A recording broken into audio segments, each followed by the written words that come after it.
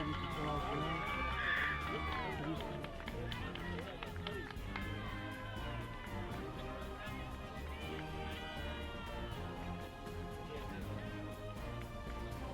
gave him the mic to students.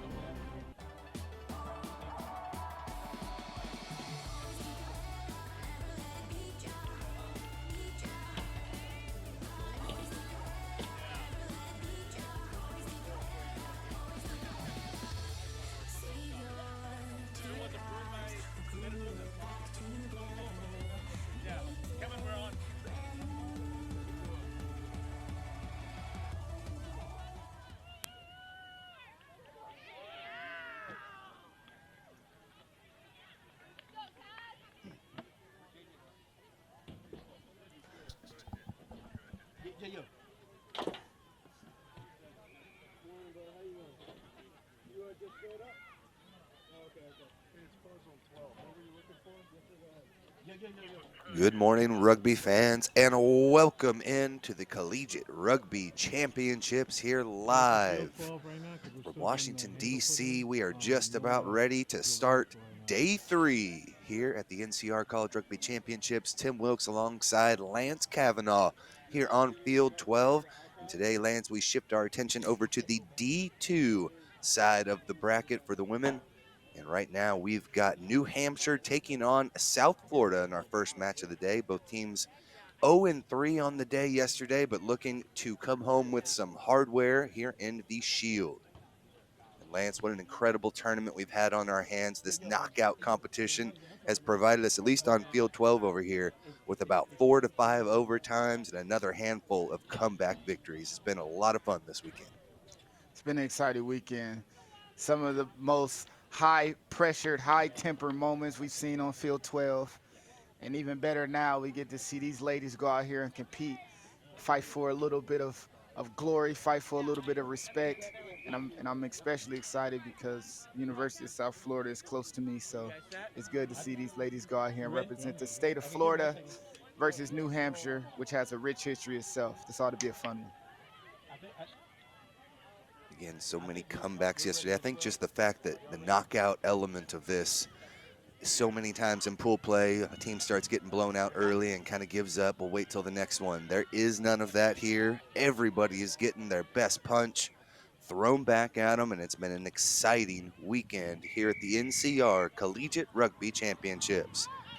Should be New Hampshire with the kickoff here, kicking to South Florida in the gold, black and gold, and the navy blue jerseys here for New Hampshire, dark navy blue. And it looks like they're going to take this one off the kickoff down the far side of the pitch and dot it down with the first try 20 seconds into this match. That didn't take long at all. A mistake by South Florida on the kickoff leads to New Hampshire having the optimal opportunity to get points early. And this is where you want to be if you're a New Hampshire side. Weekend not going so great, but starting your Sunday off with an early try and a chance to get to 7. Conversion no good, but 5 points. And now it's your turn to kick off to make sure that you can do the same thing over and over again. Good job on these New Hampshire side. It's been a tough weekend for the ladies from New Hampshire so far. 27-5, their first loss of the weekend to Grand Valley State, and then had to take on a very tough Syracuse squad. Fell 24-5. Fairfield were able to give them a good fight, 26-17. But now New Hampshire worked out the kinks yesterday, already with 5 on the board. But South Florida here and ready to charge. Tiana Davis lowers the boom there on the first run of the day. Knocked on, tried to scoop that one up. Rippon could not hang on to it, knock on, and New Hampshire now with an attacking platform just outside the 10-meter line. Yeah, University of South Florida playing a little bit more confrontational near these rucks, not playing in space as we used to seeing in this sevens game. Let's see if they can make these adjustments and stretch out this New Hampshire defensive line. Through the legs nicely, Heffron gets it over to the left-hand side, but in the ruck, it squirts out and scooped up by South Florida. Looked like they had their hands on it, but I think a navy blue jersey was able to dive on top of it, and it is New Hampshire with the ball, center of the pitch, breaking through the defense. McLaughlin sheds off another and takes it all the way through. Second try of the match coming in for Elizabeth McLaughlin. Elizabeth stepping right through, saw the line, right around the defense and splitting two defenders. They're running into each other, falling. The Florida native is happy to get one over on this Florida team. In New Hampshire, 10-0 lead with this conversion.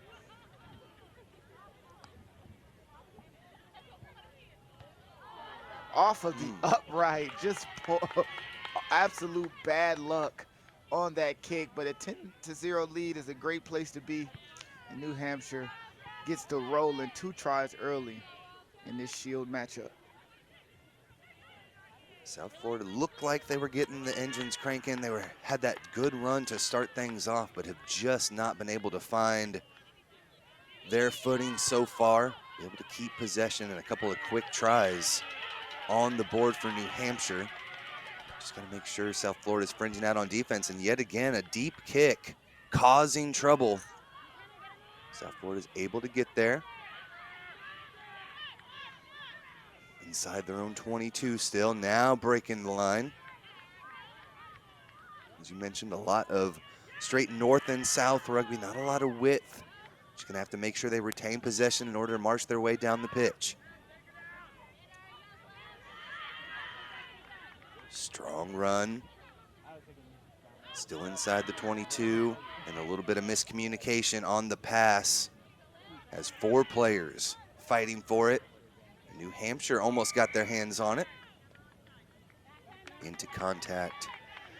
Goes down there with South Florida, and we'll bring this one back to the penalty. I believe offside's the call.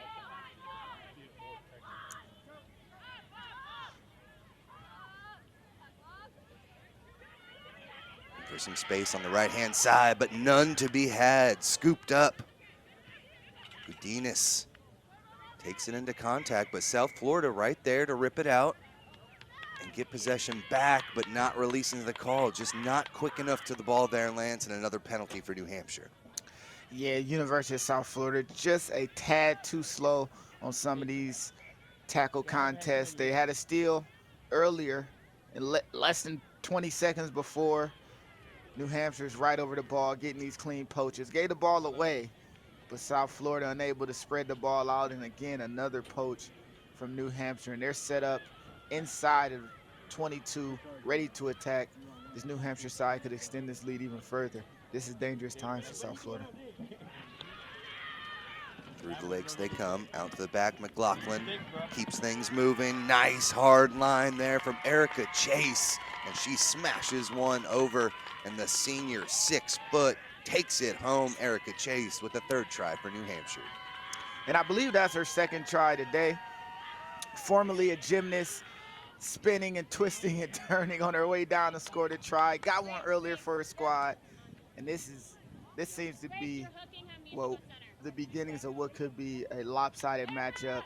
South Florida reeling right now as New Hampshire scores their 3rd try in about 4.5 minutes. Unable to get off their end of the pitch. We've really only seen ourselves on this side of the field.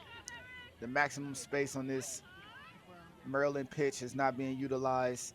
As New Hampshire extend their lead even further. Can South Florida bounce back with some kind of attack and put this New Hampshire side in danger is what's next. And we'll restart it here. 45 seconds left to play. And South Florida on the charge, able to bring it all the way up here to the 10-meter line. Bounce pass finds its target, and they're able to get it all the way here to the outside now. Around the corner they come. Beautiful little fend to get some space over the midfield stripe, and it's a foot race. Cameron Ripon with another fend, but a great chase down tackle inside the 22-meter line. South Florida support arrives. Looking to punch this one in. Put an exclamation point on this half of action, and a penalty is going to be given. Offside's the call. Quick tap. Ripon looks to finish it off herself, but she's held up 1 meter out. Knees hit the deck there. Ball seems to be covered up and held up, says the referee. So close there for South Florida, and it looks like that might be the half.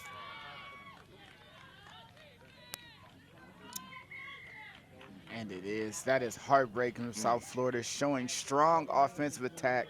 Ripon running down the touchline, unable to leg it all the way there. The American Samoan born player, but South Florida showing sparks of life. Can they get 3 tries back in the 7 minutes that's remaining in this matchup? Long day yesterday, 3 matches in the books. Gotta get the muscles loose and ready to go here on day 3 at the CRCs. We will step aside and have the second half when we return live on the Rugby Network.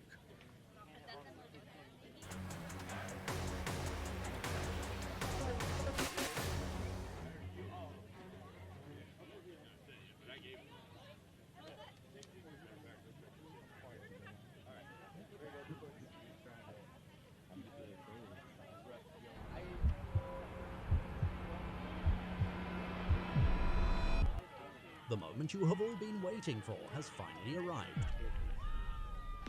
The first rugby game that allows you to play and get rewards is now live.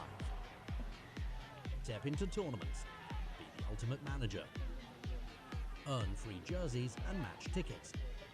It is the heart of rugby, now in digital glory. Build your strategy using real player cards.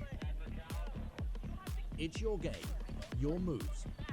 Buy, trade, play, and create your lineup.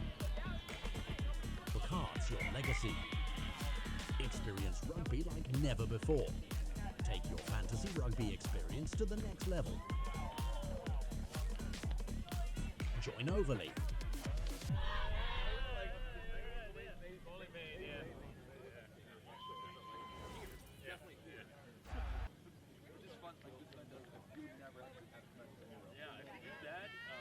Welcome back into the booth up here on our perch at Field 12. Tim Wilkes and Lance Cavanaugh taking you through the action. Lance with Great American Rugby. Check him out on any social media platform you got. And right now, we are midway through this Shield game here against South Florida and University of New Hampshire. And New Hampshire, the Wildcats, all over the pitch so far. 15-0 your score. For South Florida, got to get the engines going quickly here, Lance. Yeah, they had to find a way to compose themselves and put some offense together. Show signs of life towards the end of that first half, but defensively, can they stop this New Hampshire team? Great start there. Ripon again with a big tackle, making her name felt on the defensive end as well. Had that big break that you just spoke about. They need points and they need them quick, but here's a break for New Hampshire. Chow finds the open target here to her left. LaHoy takes it into contact and keeps things moving through McLaughlin. Passing off to the right. Urista around the side she goes, and she's going to take this one the distance. Urista takes it all the way in, and now a 20-point lead for New Hampshire. Yeah, and right here you see University of South Florida stepping up, getting back defensively after that break, but unable to space out the field. And once Misha knew where she was going, it was no stopping her. Darting around the corner, turning it up, and getting a try under the sticks. And unfortunately, this kick was also unconverted, but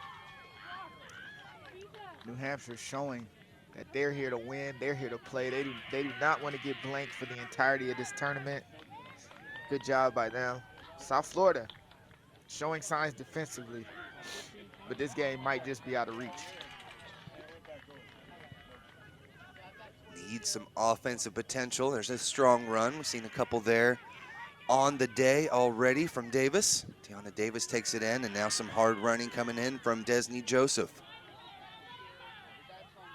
Big time counter ruck though, completely blows everything up. Penalty given. And so South Florida, the Bulls, will retain possession, and they'll take the quick tap and look to charge out of their own end. Skip pass finds its target. Second does as well, but a big time hit comes in and slows things down. Great job there from the New Hampshire defense. Bulls just have not been able to crush that line just yet. That was Elizabeth Bridie that was able to bust through and make that tackle, jarred the ball loose, and we've got a scrum down back to New Hampshire. Again, South Florida showing they can move the ball, finding a little bit of space. This New Hampshire side is sliding in complete unison, shutting down any gaps that could be there. New Hampshire defense looking impressive. Sometimes gets glossed over here in 7. Same size pitch as we use for 15s, a lot more space to cover out there. New Hampshire so far doing a pretty good job of fringing out, and now they'll look to attack straight up the gut. Into contact, there goes, I believe that was Ripon again. And a penalty gonna be given, not releasing the call, and now the Bulls, 4 minutes left to play, look to break out of their own end.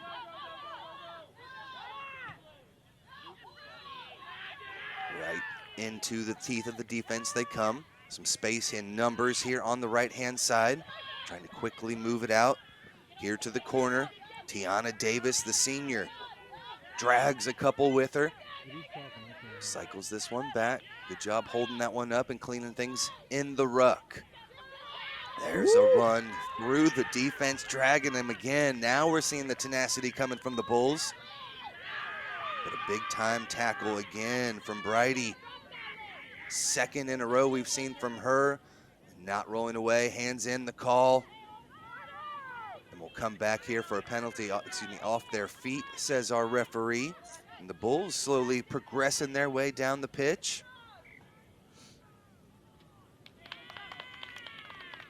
Oh no, an immediate knock on the penalty.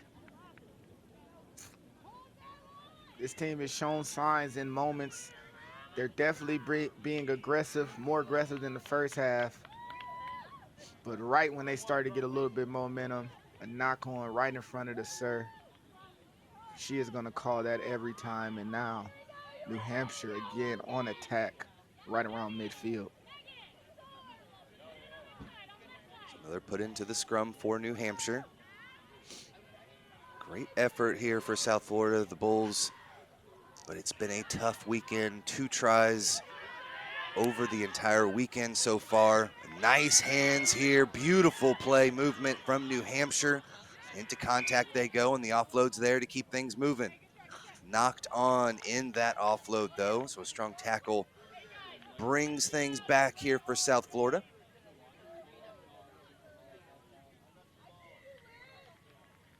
Two minutes left to play.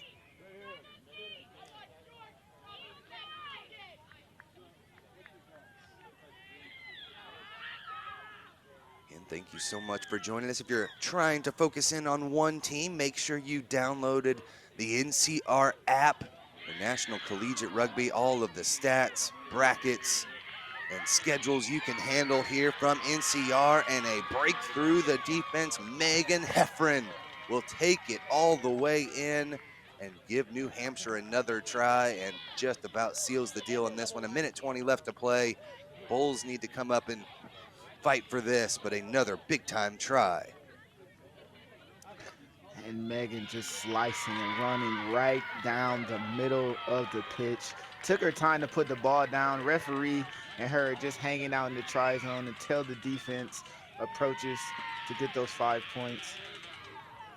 This is a bright spot for this New Hampshire side as the New York native scores to extend the lead 25-0. One thing about Megan is that she's going to study abroad in New Zealand, so she might find herself on a rugby pitch on the other side. In the Southern Hemisphere, she could come back and give New Hampshire great tips. The future for New Hampshire is looking good as this kickoff commences the ending of this matchup. Heffron, just a sophomore, and I think she might be able to learn a thing or two in her time down with the Kiwis.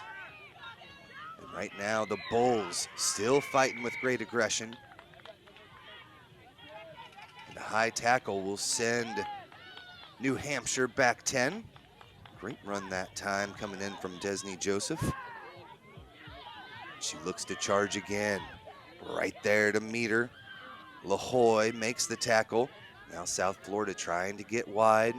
Strong fringing defense, as we've talked about before, Lance. Just too much. New Hampshire able to get their hands on it yet again, not releasing the call, and just could not have the support there close enough. Yeah, South Florida still fighting in bits and spurts. Doesn't look like a defeated team, but this New Hampshire side is taking over the game as they fired and kicked the ball off of the pitch. University of New Hampshire getting a first win of the weekend and a well-deserved victory over University of Southern Florida. Congratulations to New Hampshire.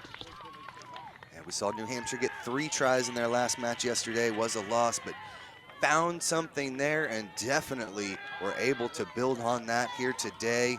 Great win. They've still got one more coming, trying to take home the shield. We'll step aside, and we've got more action from women's D2 when we return to the CRCs.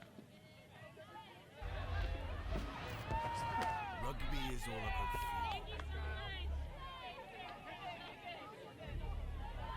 The feeling when you crutch, when you bind, when you set.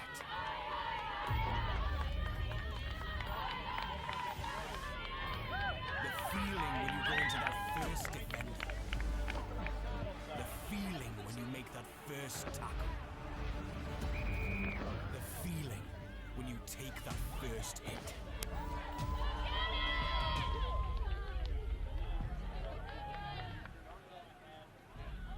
We are that feeling.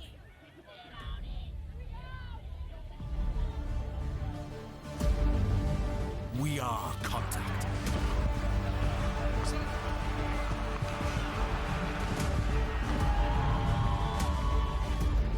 We are Rhino.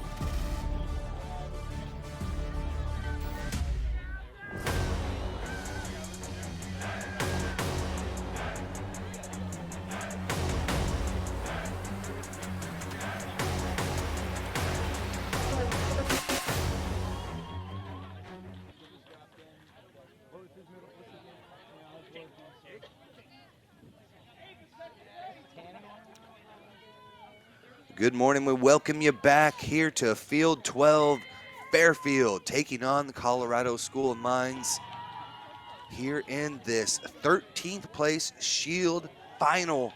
On the women's D2 side of the bracket, Tim Wilkes and Lance Kavanaugh taking you through the action here on Field 12. 10 seconds gone by. Colorado School of Mines scrambling for it in their own end, but it's Fairfield that are able to come away with it, and a high tackle will send Colorado back 10.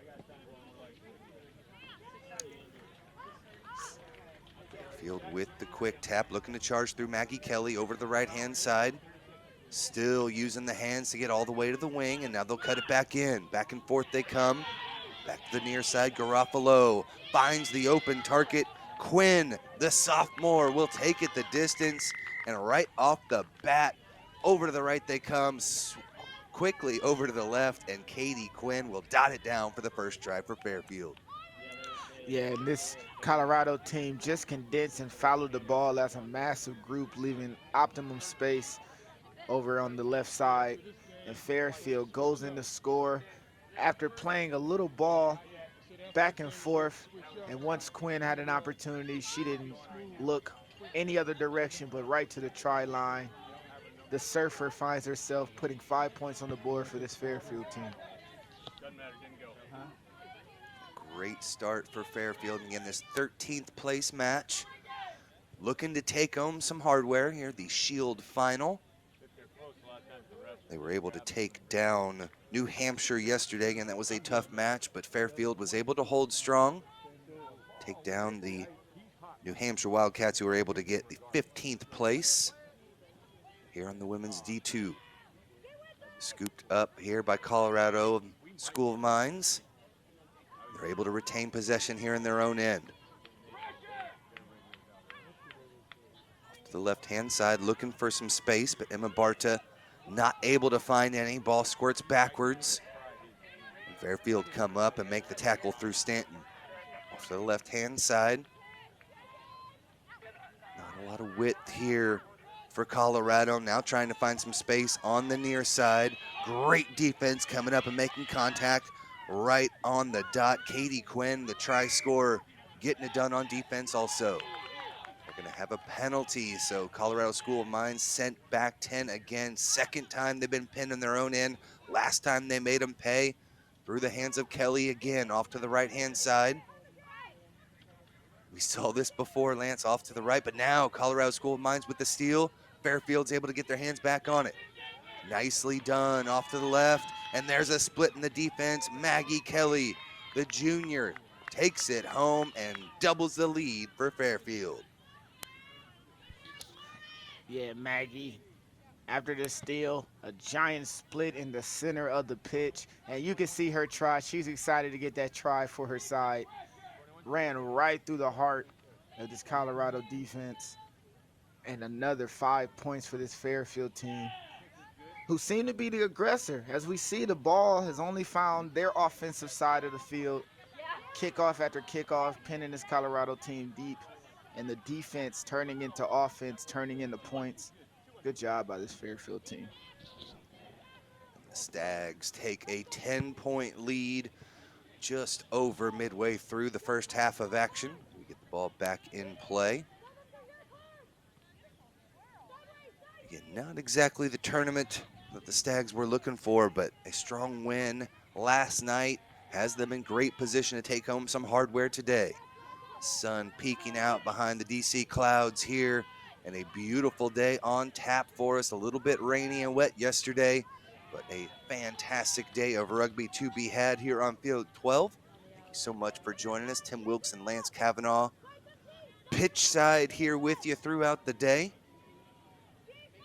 This one goes out into touch. Fairfield settling up for the line out.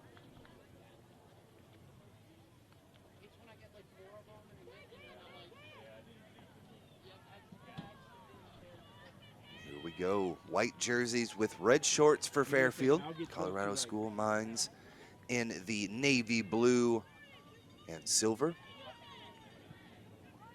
Pass a little bit low, does not go to hand, hits the deck, and Colorado School of the Mines with an opportunity off the line out. Space here on the near side, but another great tackle before the loop could actually come around. Fairfield, a fantastic job on the fringes on defense, and now they're able to take it away. Great numbers here on the outside. Can they turn it into some offense? Back over to the right they come through the hands of Heel. Just shy of the 22-meter line for Fairfield. And the Stags look to build back to the left. Pass there off to the left, finds its target, and there's the try scorer, Katie Quinn. Little shake and bake, trying to come around the corner, gets it down, and the try awarded for Fairfield. And that's an amazing try, scored on the edge, and it looks like we might have a player down. The try scorer taking a second to get up. The speed to get around the corner, the cohesion of this Fairfield side to find the space. And that's a try that you see on the professional levels where they barely get the ball in, just inside of the corner. Great job by this Fairfield group to get these points. And they're just extending their lead more and more. Defense turn to offense, turn to points, and the saga continues for this Fairfield side. So often we see in sevens how important the edges of the pitch are. Like we said, more space out there to be had. And right now, Katie Quinn is just dominating on the fringes of this pitch. Defensively, offensively, 2 tries, a couple of big tackles. Anytime Colorado School of the Mines bring it out to the wing, she's right there to make the big hit. And so far, has her team on top 15-0. Molly Mueller will get us going again. 17 seconds left to play here in the first half. Colorado School of Mines need a try to creep back into this one. Out the back, a scramble for it, and off their feet were the Stags. So Colorado School of Mines will scramble and look to charge yet again. Through the hands, but this one goes to deck. Play on, straight down, says the referee. Defense, though, relentless for the Stags, driving them backwards time and time again. Colorado School of Mines inside their own 22. And another big time tackle. Jars it loose, and Lance hit after hit here for Fairfield, and that'll take us to half. Fairfield defense is standing tall. Shutout through the first half. Offensive showcases from their defensive prowess. Good job on this Fairfield side. Colorado Schools of Mine need to lock in and figure out a way to get through and around this Fairfield team, who are being stingy with meterage in this first half. We will take the break with them, and when we return, the second half here of the Shield Final, who will take home 13th place here in the women's D2 side of the Collegiate Rugby Championships.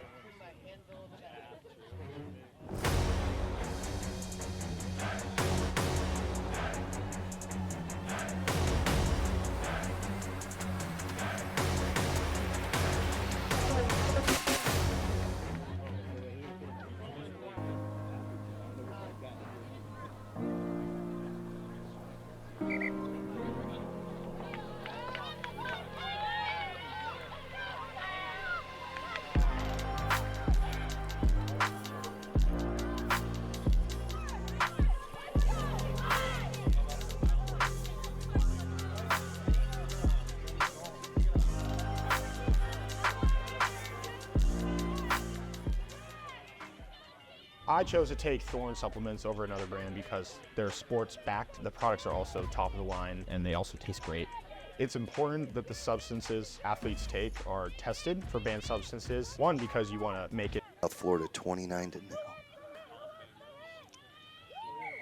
Welcome back to Field 12. Second half of action underway. Colorado School of Mines get things cranking again. Fairfield with the first possession of the second half, and a quick knock-on will bring us back to a scrum. And Lance, a 15-0 score. Colorado School of Mines have got to get things going. They put up 29 points just last night against South Florida, so they've got the offensive prowess. Let's see if they can come up with something here in this attacking scrum. It really just takes them playing a mistake-free set of phases. They have a set piece and a platform like this to make the most of it. Let's see what they can come up with. Choose to find the weak side there. Emma Barta, the senior, tries to get around the edge. Nothing happening, and now they'll come back left. Again, not a lot of width, and right there to hold the door, but it's kicked open on the near side. It looked like Quinn was going to be able to make another tackle, but a great offensive effort keeps things moving for the Colorado School of Mines. Just a few meters out now as they try to punch this one in. Couple phases at it, but still the Stags hold strong, and this one squirts out the back. Scooped up in a conversation here with our referee.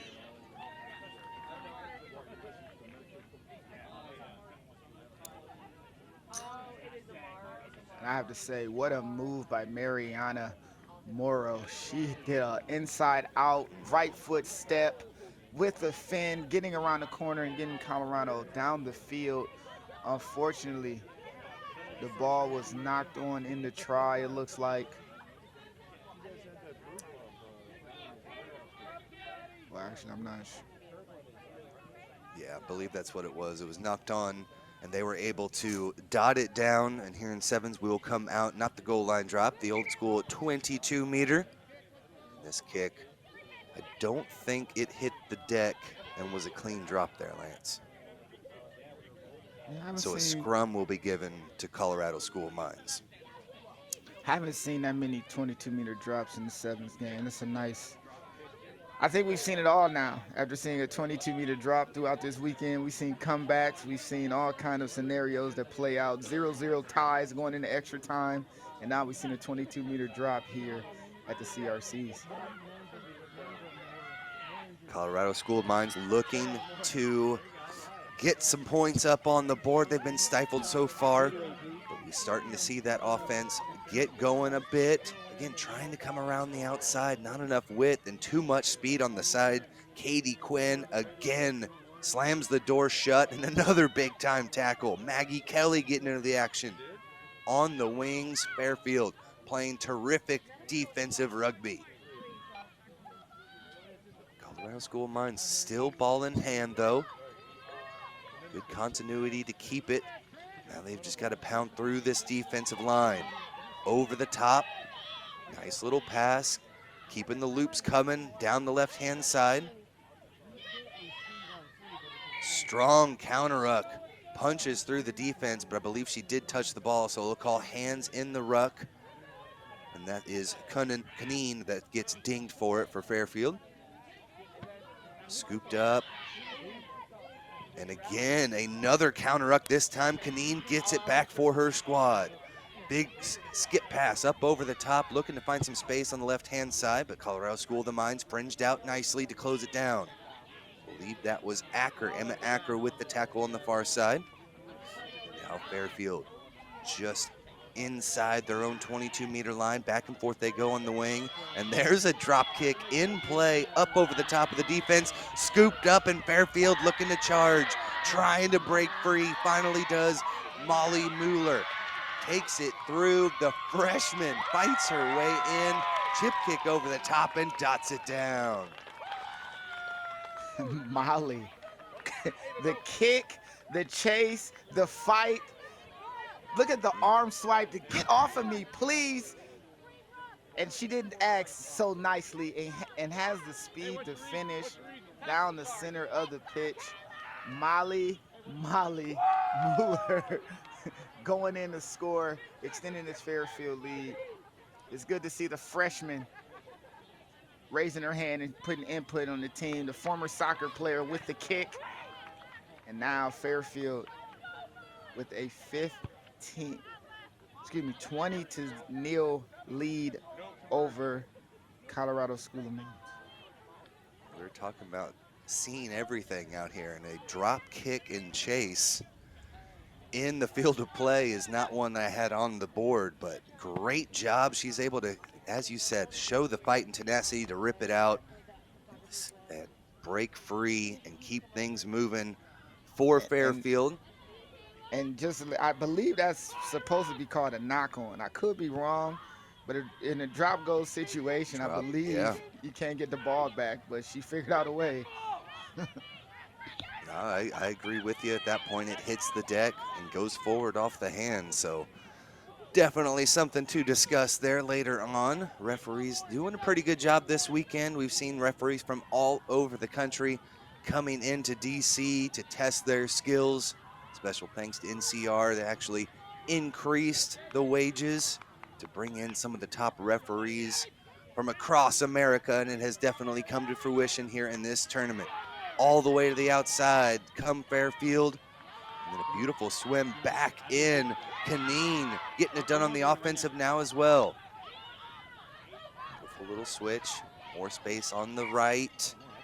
This pass a bit off the mark, ends up getting knocked on, or a forward pass to begin with. And it will be Colorado School of Mines with the scrum with just over 30 seconds left to play in the second half. 20-0 the score.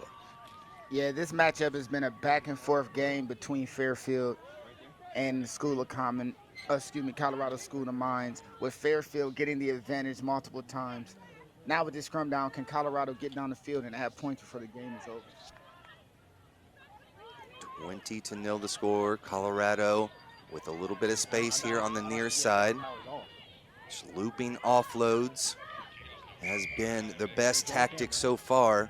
We're going to have an offsides call, which will send the Stags back 10. Quick tap coming from Colorado School of Mines. Nicely done right into the defense. The offload just before the tackle again. For the third time, a strong counter ruck from Lauren Kaneen here in the second half has made her presence felt, opens things up, gets the ball back, and the Stags take it the distance. You see Kaneen with the applause in the background. She knows that she is getting her team in terrific position. 25-0 now the score, and that should do it.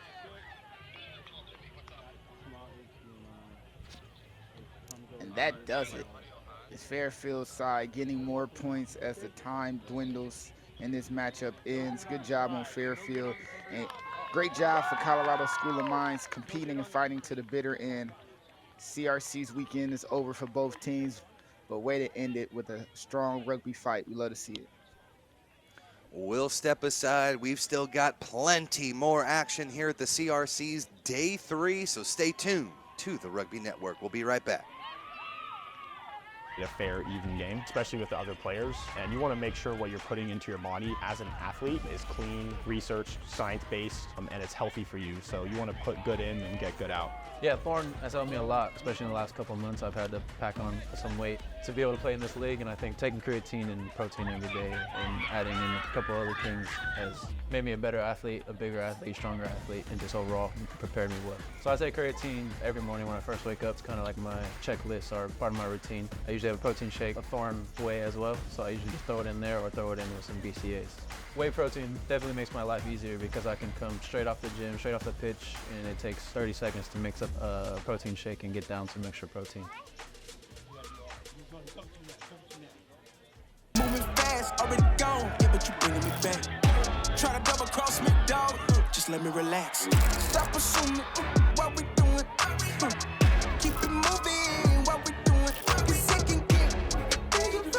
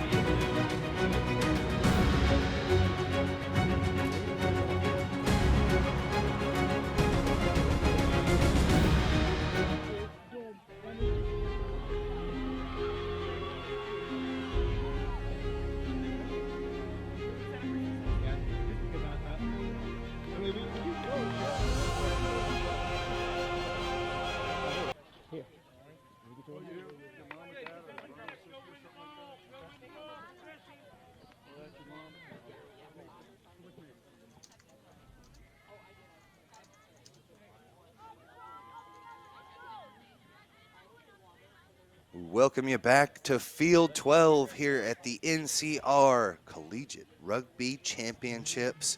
We stay here with the D2 action, and up next we've got Arkansas as the Razorbacks take on the Roadrunners from UTSA. Okay, are we ready on 12? Bold third place competition. Just about ready to get things rolling. Tim Wilkes up here in the booth, and I'm joined by my partner Lance Cavanaugh. Lance, we've seen some great rugby this weekend. Tough for the girls on here on Day 3. Get those legs cranking again. We'll see how much they've got left in the tank. Yeah, and this is one of your last games for the CRC weekend. Make a good showing of yourself. Put your team and represent your school, and we should see a good matchup between these two sides. Scooped up here by UTSA off to our left in the navy blue and orange jerseys. The Roadrunners are able to spin out of the tackle. Adriana Jennings gets things moving. Now off to the left-hand side for the ladies from San Antonio. This one does go forward, though, forward past the call, and so it'll be the Razorbacks with the first put into the scrum. Early on, we're seeing some physicality from this UT San Antonio side, running straight into the heart of this Arkansas defense. If this is going to be a physical matchup, this is exactly what I need, a little bit of rugby coffee to get me excited. So we got a long third day here at the CRCs. These ladies are revving to go. Take a look at how we got here. Arkansas last night fell to Syracuse, and UTSA fell to Towson to put themselves here in the bowl final, fighting for 11th place here on the D2 side of the CRC competition for the ladies. Put into the scrum, finds its target, and they're able to get things moving out the back. Bit of a dribbler though, but the Razorbacks are able to secure possession. And now swinging out here to the near side of the pitch, a little bit of space opening up around the corner. Speed at the edge, and Arkansas are going to take this one in. Huge collision, maybe high there at the end. I believe that was Haley Stoke that was able to take it in for the first try for the Razorbacks. Arkansas has been known to have very strong rugby. They put together different kind of groupings and coalitions. And then Arkansas University scoring early in this matchup, getting around the corners, feeding the need for speed and putting points on the board. Long conversion, unfortunately, didn't go in, but Arkansas 5-0 up here in this early morning matchup. Just goes to show again how important speed on the edges is. I mean, she caught that one just about center of the pitch, but was able to turn gears to the outside and had plenty of pace to get around the edge. Great try. Again there, Haley Stoke, just 5'2", the sophomore, able to take it around the bend. Arkansas kicking things off the way they were hoping for. Back, says the referee. They're still able to retain possession, are the Roadrunners. For some space here near side. See those red and white jerseys fringing back and forth. Back, says the referee. Big time pop, but they're able to spin out of it. Camilla Vargas with some fancy footwork, but too much of it as Arkansas are able to rip it away. Now looking for some space on the near side of the pitch. Beautiful looping run. They've got two on the edge. Nice little cutback into the defense, and Mia Balderas, the junior, takes it in. Second try and doubles up the lead for Arkansas. My Mia. What a left-footed step to get through. Arkansas finding cohesion, drawing in defenders, and they seen the space outside, and my Mia with the left-footed step, stopping on the design, and it's tried design, putting points on the board for Arkansas to extend this lead. And they look like they're running San Antonio left and right and ragged. Hopefully San Antonio can put up some defense and try to stop this fast-moving Arkansas side. Balderas had Stoke there on the outside. That's exactly what you want. Sometimes just having that support and having that defender know that they've got to cover a 2-on-1 is just enough of a look. I don't think the pass was ever going out there, Lance, as she knew that she had the speed and pace to take home that try. Yeah, and once she put her foot on the ground, it was a done deal. 2.5 minutes left to play here in the first half of action. Arkansas on top 10-0, fighting through, but they're able to rip it out of there.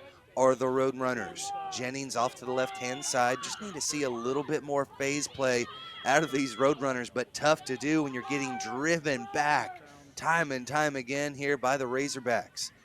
For some space on the outside, but yet again, door gets slammed shut.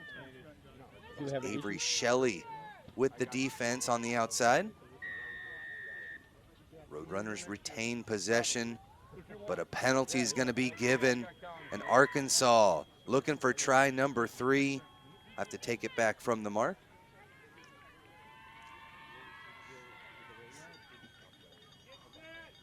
Yeah, that support went right down to the floor to try to protect that ball. Referee has to call that. And will they go back to the edge? This left side's been working for them. Oh, they have him thinking about the edge, cut back in, and then, of course, a looping runner. Great support from Arkansas, and they're able to bring it home again. Lindsey Hoffman, the junior, just knew that she had to be there in support, and it opened up around the corner again. Another left foot step, leaving 2 defenders were gone, and there was nothing but the corner after that. Arkansas are putting up points in bunches, 3 tries back to back. Well, wait, they might have caught a forward pass on that. They might have brought it back for a forward pass. So Arkansas only has 10 currently, but great break for Texas San Antonio, but they have to get points in now because this offense from this Arkansas team has been scary. Offside's going to be the call. Opposing scrum half stepped over the line before that ball came out. And so UTSA will look for some pace there on the far side of the pitch. Another strong tackle coming in from Avery Shelley, and they're able to rip it out of there. Player on the deck, play on, says the referee, and we're going to keep things moving. Lindsey Hoffman taken down, pops back to her feet, but did knock it on in the process. So UTSA will have a scrum that we'll come back to.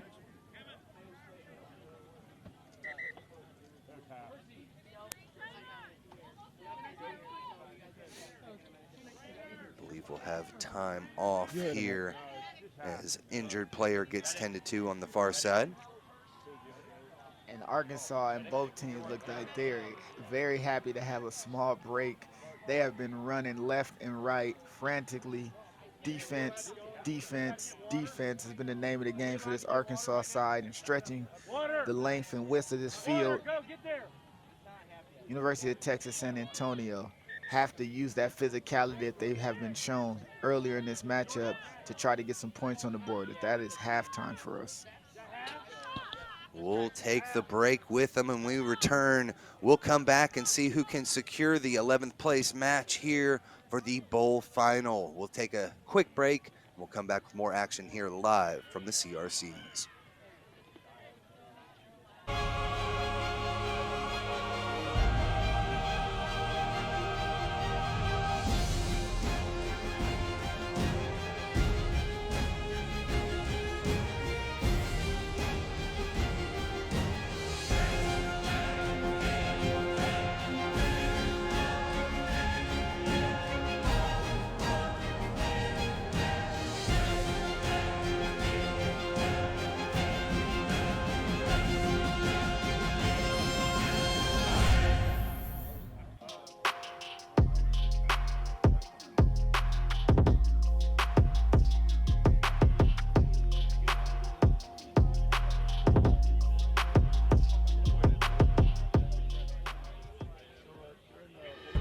In our game, we play with our hearts.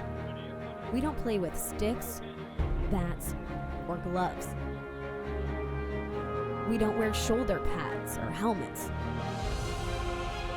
We keep playing when it hurts, and we leave everything on the field.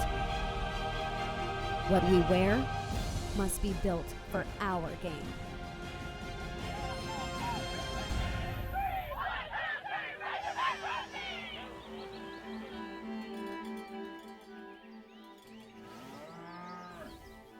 Since 1979, we've been searching for perfection. We've been thinking, sketching, and designing.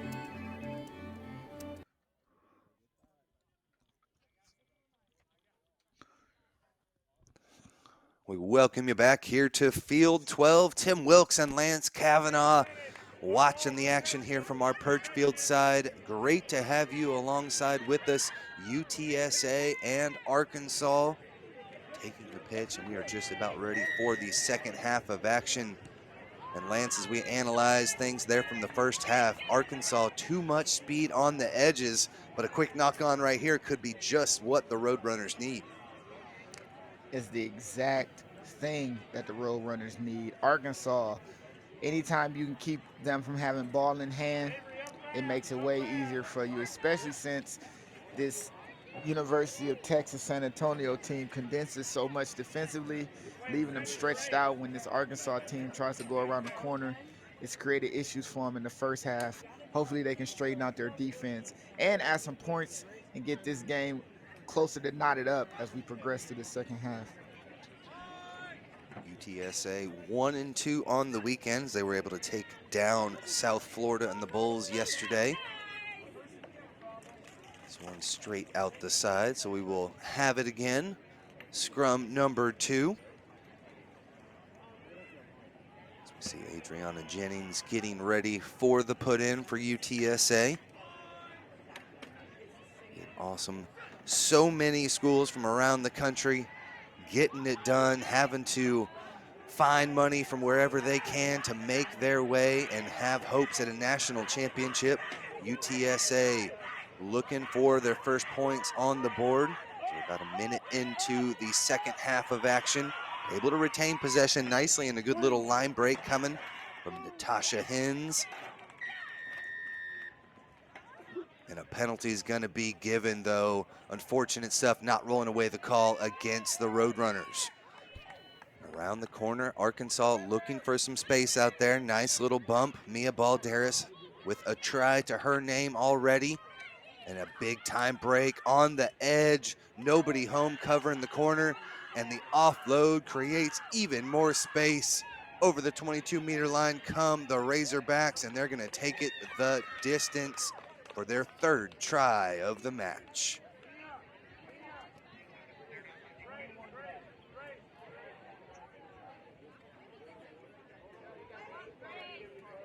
Again, Lance, this Arkansas squad just so good around the edges. Again, took it around the side, and support. That's been the main thing for me, is each time they've got a break, they've always got bodies around the ball ready for the offload, and it is pristine rugby from the Razorbacks here in the second half.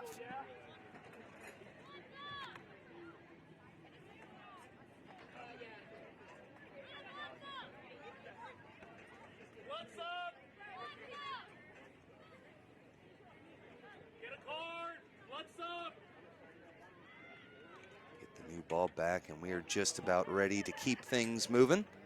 Again, Arkansas up 15-0. UTSA with a substitution as Allison Flores enters the pitch. Off and going again, off the boot of Ashton Dillard. Sends it deep, and we're able to scoop this one up, and Jennings, the scrum half, looking to play out. Taking the deck, and that defensive line pressure, so good here from the Razorbacks. Passes have got to be caught on the full speed. Can't just catch it flat-footed like they're doing. Getting driven back time and time again, looking for some space maybe on the edge, but this one goes to deck, scooped up by the Razorbacks, and they dot another try down to go up by 20. Yeah, and unfortunately, this game is starting to get away from this Roadrunner start. And the conversion off of the post, you can see the anguish on the conversion kicker, trying to add 2 points, but bank shot, no good. But yeah, this game is starting to get away from the University of Texas San Antonio. This Arkansas team has found pay dirt around the edges of this defense. Moving closer to the touch line and stretching out this defense has created multiple scoring opportunities, and they extend their lead again with an additional 5 points. I'm going to choose to believe that Ashton Dillard did that on purpose, off the post, right back to her feet. Not too often you see that ball come right back to him, but none able to get the kick to go the required 10 meters, so we'll bring it back to a free kick from midfield for the Roadrunners, trying to get those legs moving. Into contact they come. Nice little burst through the defense, and they're still going. Allison Flores, or excuse me, no, that dragging defenders with them do not have the name for that number, but the Roadrunners still in possession. Some of the best we've seen, again, trying to go east and west around the edge. Zoe Anderson takes it. Looked like she was contained, but she says, there is no stopping me. Takes it the distance and gets the first try of the match for UTSA. And look at the reaction of them scoring. They were so happy to get those points. That's something I can appreciate. This team is going to continue to fight to the bitter end. Around the corner, defenders hanging on, melting off, and she has an opportunity to finish, and she takes full advantage, scoring points underneath the post. I'm not sure if the conversion was good or not, but the Roadrunners beep beep around the corner and adding 5 to cut into this Razorbacks lead. A native of Pensacola, Florida, Zoe Anderson, just a sophomore, but boy, did she have tremendous pace to take it around the corner. And as you mentioned, the strength to just leave would-be tacklers by the wayside. UTSA will set up again. 45 seconds left to play. Again, final match of the weekend. 3 yesterday, 1 today here for 11th place. And Arkansas looks to have a stranglehold on this game. And they have speed here on the near side now as they look to put the exclamation point on it. Into contact, Ozerski takes it in, but she was tackled high. Dangerously so, and the quick tap comes, and the Razorbacks with numbers on the far side of the pitch. Pass a little bit too high and we'll bring them back. Still backwards, says the referee. And a little bit of space opening up. There's the try scorer, Zoe Anderson, coming in, flying through with the tackle to slow things down, but the Razorbacks reload. Numbers now on the near side into Avery Shelley. Final pass to the out. Dillard sends two to deck with the offload, and Shelley will take it the distance. But the hard work done by Ashton Dillard. Shelley easily in for the try, but let's take another look, Lance.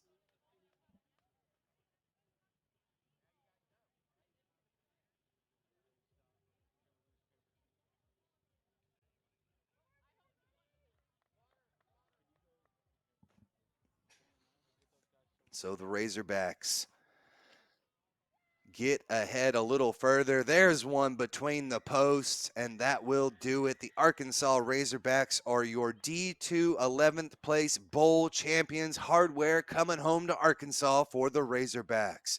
Thank you so much for joining us. Final score 27-5.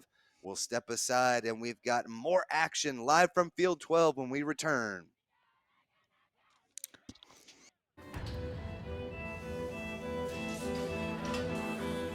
We've been building, assembling, and strengthening.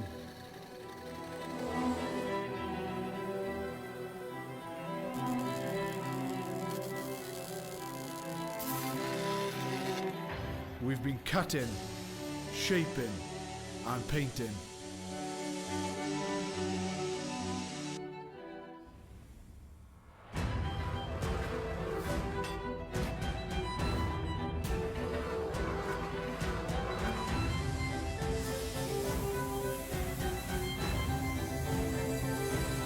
Created strength and beauty time and again. Our machines are made for one thing: the perfect hit.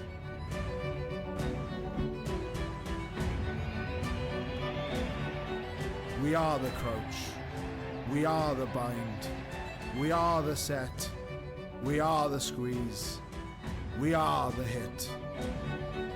We are Rhino, home of the scrum. Welcome to the Rugby Rundown on the Rugby Network. Join myself, Alex Corbacero, and Will Hooley as we bring you your weekly rugby fix. With the big news, special guests, and unparalleled access, this is your rugby show.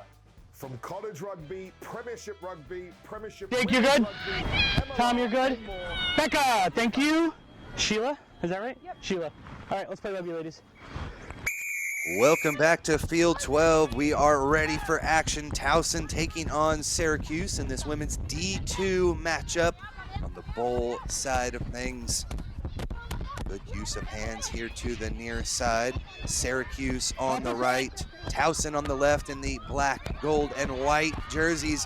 Beautiful use of the boot, dribbling it down, but unfortunately knocked it on in the end. Could not take it the distance, but a good little start there. Taylor Walthall almost broke free. Tim Wilkes taking you through the action, and I'm joined now by Nick Cummings. Ready, folks. Right here, it would be Syracuse put into the scrum. Yes, Tim, we've seen both of these teams throughout the tournament have good tournaments so far, but we're going to see Syracuse now going wide with the ball. 1 and 2 on the weekend for both of these squads. Pass goes backwards, a little bit awry, but it's scooped up by Cuse around the side. Kumpai with the strong take. She's in. Hands on it though, not releasing the call, and support did not arrive in time for Syracuse. Quick tap off the penalty here for Towson. Yes, excellent work from Towson getting their hands on that poach. Syracuse player not playing it back quick enough. And Towson now, looks like a high tackle, but we might see our first card here, Tim. It's a high tackle. For sure. Good strength in the tackle shown by Walthall, but definitely was drugged down from up high. And for the next 2 minutes, it'll be Towson with the one-player advantage. We're about a minute into the first half of action. Let's get a kick, please.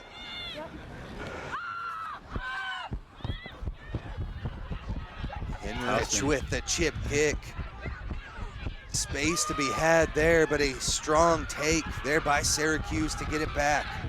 Camille Witt keeps the pace up over the midfield stripe and then just leaves would-be tacklers down on the deck. Space opening up here on the near side. Backwards, says our referee. Syracuse continues to punch. Numbers on the near side if they can get it out. Little cut back in, opens things up, and Syracuse over the 22-meter line. The chase is on. Legis Chrisman works through. It's right ripped before out. the try line. Yeah, Towson back in possession inside their own 5-meter line. Have got to find some magic to relieve a little bit of pressure here. Big, strong tackle, sends them back the other direction. Great hit from Syracuse. They're just gonna have to jot this one down to our Townsend. Great bit of defense and tenacity from Syracuse. Wow, that was just unbelievable. Syracuse, Sheila had an absolutely tremendous individual run, reaches out for the goal line as she's being tackled and unfortunately drops the ball. Towson ended up collecting, but now we're going to see a 5-meter scrum for Syracuse. Really, Towson lucky to still have this match knotted up at 0-0. A great job on the defensive end. Saw a couple of big hits coming in. Breland Redeker has the ball right now, number 21 right there inside the scrum for Syracuse, laying a couple of big hits as well. But the Orange with an opportunity here. A couple minutes gone by in the first half of action. We're able to scoop this one out the back. Legis Chrisman knocked it on at the back of the scrum, so we'll switch gears and it'll be Towson's put in. First side, sends back in. Ready, folks. Tim, it's always a tremendous pleasure for these teams to play in the national tournament. As you mentioned earlier, both teams 1 and 2 on the day, looking to get to 500 before they have to go back home. What do you expect to see from both of these teams throughout the rest of this match, Tim? So far, good tenacity, and it's going to be a free kick here. Towson, an opportunity maybe to be able to break through here in the bowl competition. Syracuse and Towson trying to take home 9th place final, both with a couple of victories yesterday. And now some space on the far side of the pitch for Fairfield. Good job just holding possession. Dangerous position here, pinned inside their own half still. Here's your tackle, Roper. Strong take. Coming in, I believe that was Sky Reagan. Defensive pressure from Syracuse, not leaving too many gaps there. Midway through the first half of action, 0-0. Syracuse, the only real threat of scoring so far.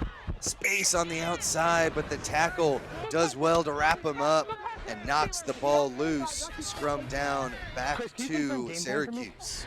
Just making sure my watch Yeah, is we've right. seen Syracuse with heavy pressure the entire match, even being down a player for 2 minutes in this one. But excellent job by Syracuse. Have had all the pressure, have had all territory on Towson's side of the pitch. Fine. Good call there. It's been an excellent show of fringing defense there for the Orange, as now they've got possession, I believe, back to full strength at this point. That card came early on. Syracuse, believe, off their feet. No, not releasing going to be the call, and so they'll get sent back 10.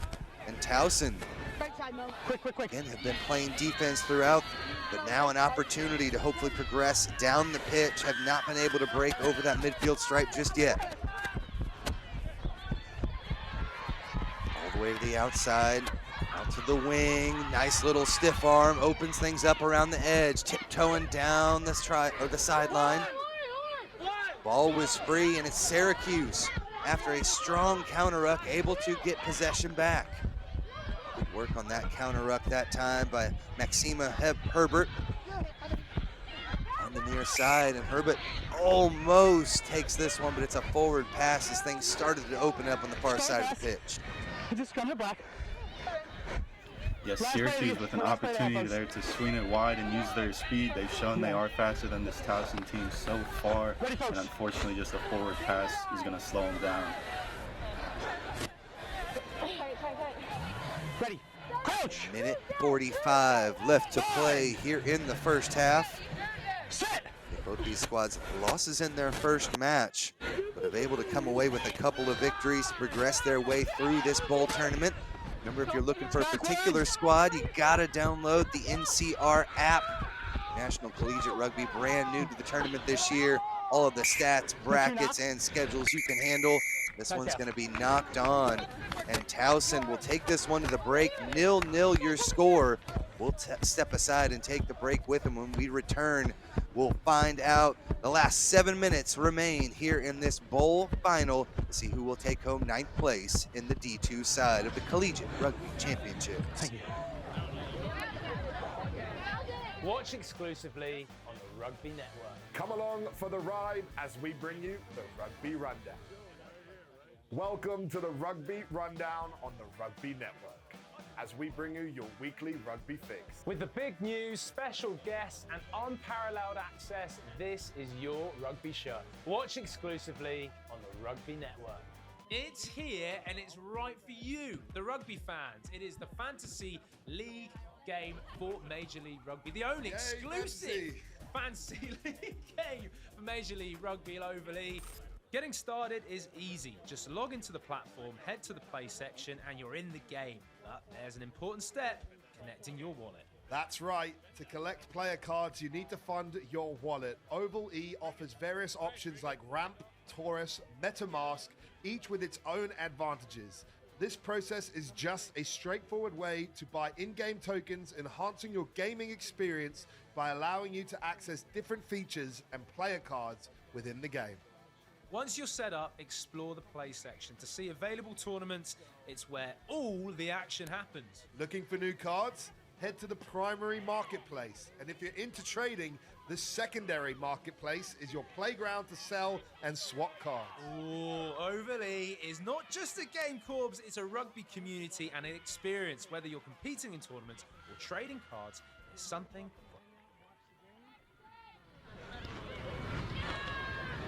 Okay, Tom looks good, or Jake looks good, Tom looks good.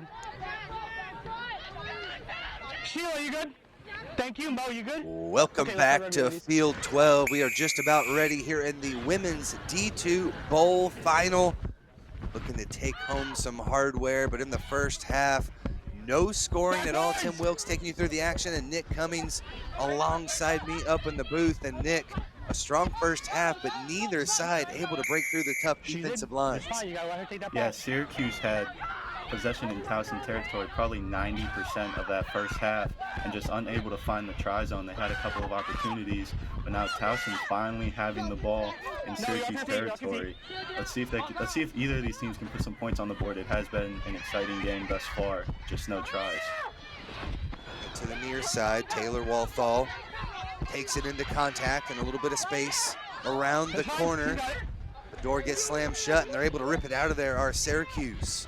Syracuse, a great job. Camille Witt, the big number 8, 5'10", getting it done there for the Orange. They've got possession still pinned in their own half.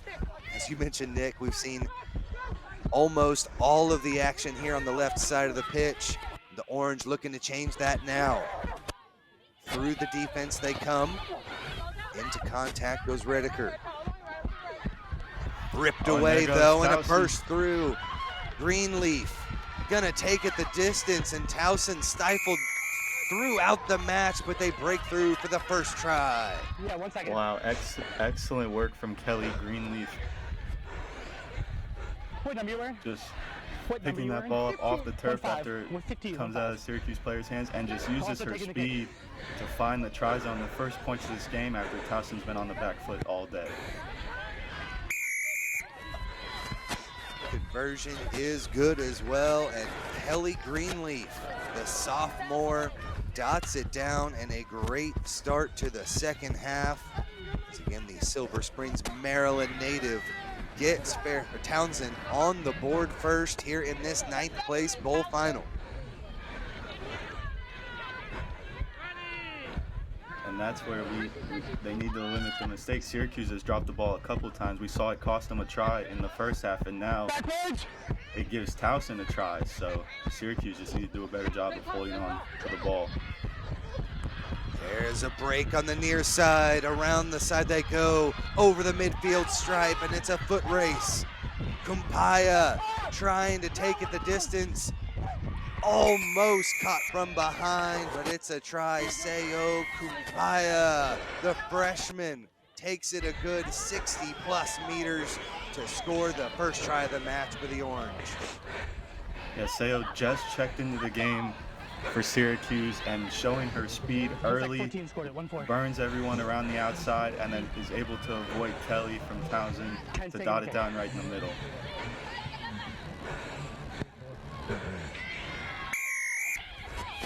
Conversion is good as well, so no points in the first half, but here in the first 2 minutes of the second, both teams are able to break through, and we are knotted up at 7 apiece. Great try coming from Shayo Kumpaya, the freshman out of Middleton, New York. Division II Sevens qualifier MVP this year. Showing off, as you said, just making her presence felt as she enters the pitch. And a good kick gets us going again. Into contact. Go Towson. Through Walthall. Knocked forward though, and turnover ball back to Syracuse. Not 10 the call, and they'll have to retreat yet again. The Orange, we're down by 7 in a quick try. Tied it up, and now an opportunity to take the lead. Sheila Legis-Chrisman off to the left, through the hands, up high above the target, and they're having to scramble now to keep things moving. Around the corner they come. Reuter has it ripped away, and it's knocked forward. Fairfield with a strong defensive stand.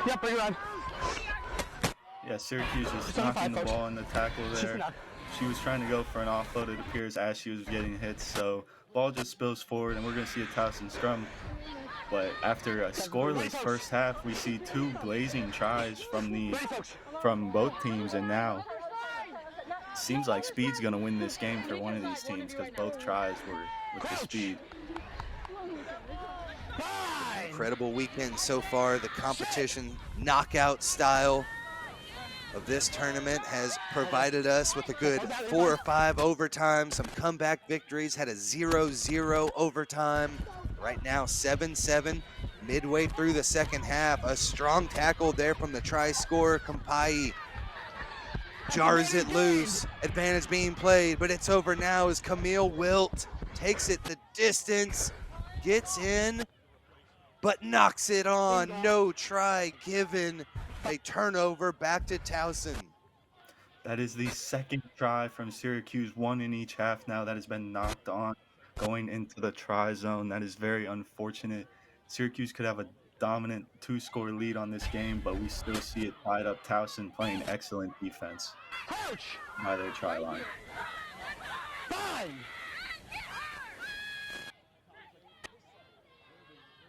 Not out of the woods yet, though, for Towson. No, Syracuse is going to be applying some big-time pressure. We'll have to try and take this one weak. Barely out of their own try zone. And into touch they go. Great defensive pressure from Syracuse, and they've earned themselves the throw in to the line out. 4 blue. Both teams now looks like they're going to make some substitutions, get some more players out on the field. Checking in for Syracuse, number 15, Nadia Gatan. And unfortunately, I did not see who checked in for Towson, but trying to get these players some experience here late in this tournament. Great tap back to the target. Redeker scoops it up, takes it in, but another knock on in goal. The 3rd time we have seen that, Nick. And that one is dotted down in goal by Towson, so we'll come back to the 22-meter drop. A 3rd time, Syracuse having all the pressure, but unfortunately unable to put it down, and It's a 22 drop. It's got to be dropped over the line. It did not. It's a scrum to blue. Ladies, it's scrum to blue. unfortunately Towson thought they had the penalty, but it was supposed to be a 22-meter drop, so we're going to see a scrum for Syracuse.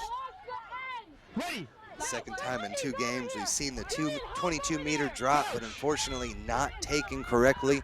The result is a scrum, and Syracuse, with 30 seconds left, an opportunity to secure the bowl championship here and the 9th place final. Huge stiff arm from Braylon Redeker, gets things moving off to the left-hand side. Camille Wilt just knocked one on a minute ago, but doesn't have it happen again. Dots it down with authority and gives Syracuse the 5-point lead. Yeah, and Camille just using her speed around the outside. We saw it earlier for her try that she knocked on, but this time she was able to dot it down, and Syracuse taking the lead now with less than 30 seconds in this game. You got 10 seconds on the kick.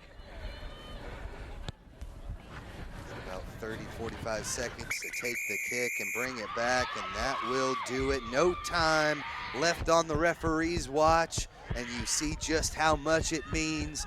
Hardware coming home to New York for the Orange. A big-time 12-7 victory with the try in the dying moments, and Syracuse take down Towson. Nick, what an incredible match here for the bowl final. Tremendous defensively from both sides. Congratulations to both of these teams to making the tournament, and best of luck to them in next year. So we're going to switch gears here, step aside, but we've got plenty of action remaining here on day 3 at the CRCs from Field 12. Come back and join us. We'll be back in a few. Oh, hold on. Yep. Exactly. So log in, set up your wallet, and start your manager's journey in Oval E. It's easy, fun, and the rewards are just waiting for you. In our game, we play with our hearts. We don't play with sticks, bats, or gloves. We don't wear shoulder pads or helmets. We keep playing when it hurts. And we leave everything on the field. What we wear must be built for our game.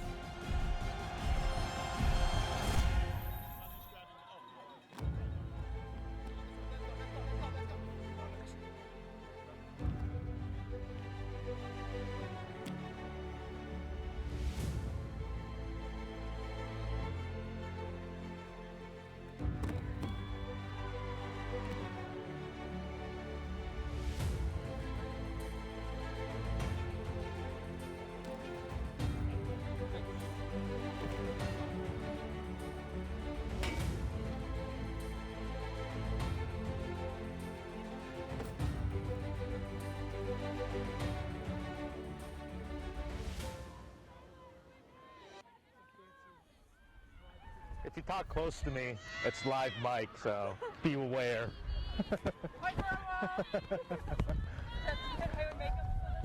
Live mics all around the pitch here, Field 12. Referees mic'd up, and so are we. Tim Wilkes alongside Nick Cummings, the Florida native, and we are ready for action here in the women's D2 third place bowl final here between Grand Valley State University and UNC Charlotte.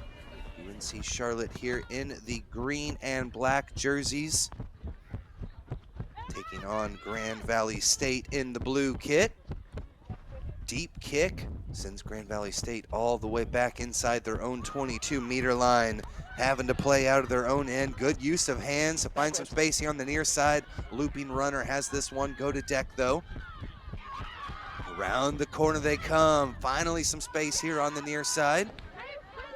Into contact. First ruck of the day.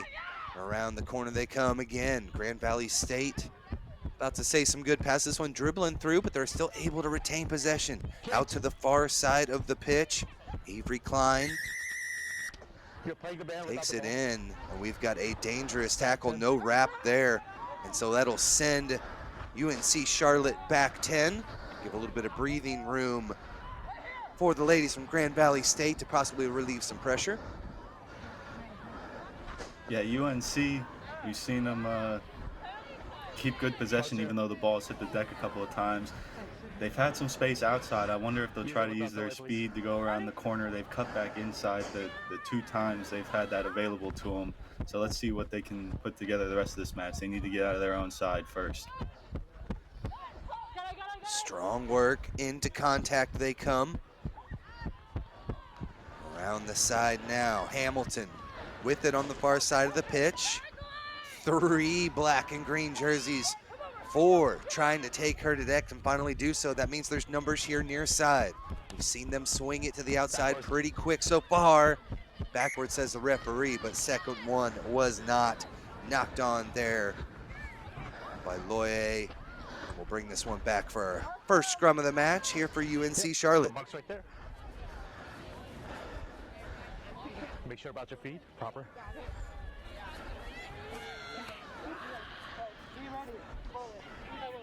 Crouch. Bind. This will finally see what they can do with ball in possession. They've been playing defense the first 2 minutes of this match. But finally with possession, we'll see. The 49ers take this one down the near side. Beautiful offload, hits the target. And UNC Charlotte on the board for first. The 49ers with a great run down the near side. That was Ruby Chambers with the offload behind her back, eyes in the back of her head with the assist, and gets the Niners on the board first. Over. Behind the kicker. Yes, excellent work. Ball was a little rough coming out of the scrum, but able to clean it up and then took it around the corner herself and put it down for the first points of this match. Jessica Stanley there, number 4, the senior, missing the kick, but great job being that support line, dotting down the first try of the match. 5-0 your score with UNC Charlotte on top.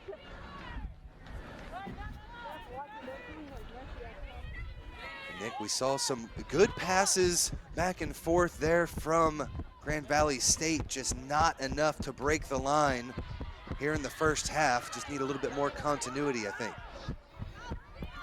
Yeah, Grand Valley State, and here goes up the sideline. We just saw a big hit from one of the UNC Charlotte players. But now Grand Valley State has some space to work with around the rights, around our far side. Another good use of the hands. Looping run, coming back and getting it again. Avery Klein. Number 15, and back and forth we come. Testing the fringes of this defense here, but so far so good. Here for UNC Charlotte, up by 5, and there's the show and go. Around the corner they come. Burst of speed and a beautiful cutback, set him up. Samantha Walquist into contact, support arrives in time. Rachel takes it in, and a beautiful response there from Grand Valley State as we take another look, Nick. Yeah, excellent work. Back. Excellent work from Samantha Walquist coming around the outside. Unfortunately for her, it gets dragged down short of the try line, but her teammate, Leigh Rachel, right there to clean it up and to tie this match, bring it back to 5-5. Excellent work. Rachel out of Hunterton, Indiana. Carroll Girls Rugby. She takes it down, but again, great pursuit there in support. And that is enough here in the game of 7 sometimes. Just being around the ball gets you points up on the board. Right now, it's a 7-5 lead for Grand Valley State as they come back and take this one off the good conversion kick. Without delay, let's go. Yeah, excellent conversion kick. Not the easiest one, and she was able to put it through with a good boot. Collected nicely here on the near side. Hull with it for UNC Charlotte. Great counter ruck, pushes them back and leaves the ball available. Tried to pass it back, went forwards. Knock first. And so we will come back here for a knock on, and it will be UNC Charlotte put into the scrum. 1.5 left to play. Let's go. Marcia. Yeah, both teams using their speed early, using the space given to them. and being able to put points on the board. But Grand Valley State able to add that conversion. We'll see if it makes a difference at the end of the game.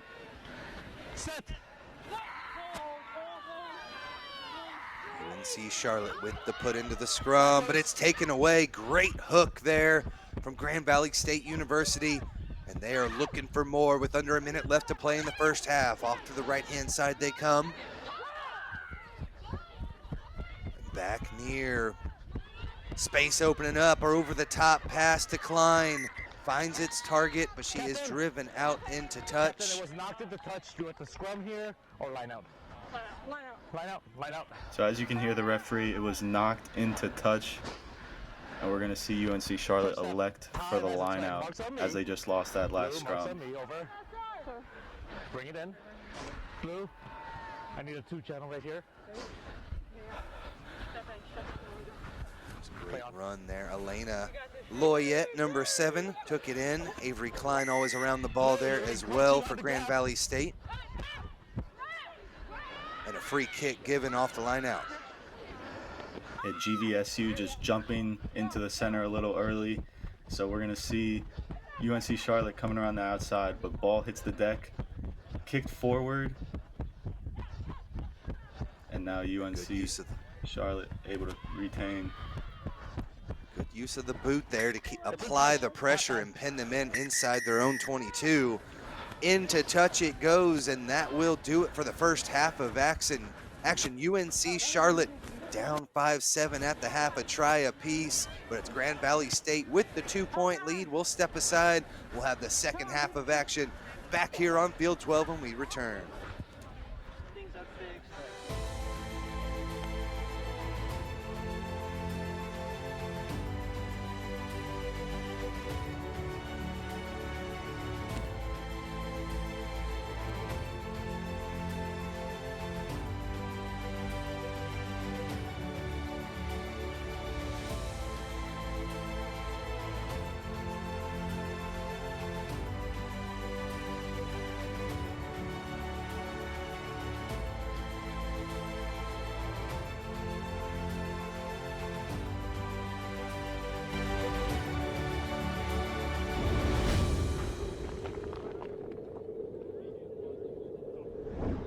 I have to say my favorite Thorn product is creatine, white protein, vitamin D, super EPA, fish oil pills. I chose to take Thorn supplements over another brand because they're sports backed. We know it's tested and it's safe to use. There's a wide variety of benefits that range from sport performance to neurological benefits. I know it helps me increase my lifting capacity. That they're third-party tested, that they're NSF certified. And they also taste great, so that's why I choose Thorn.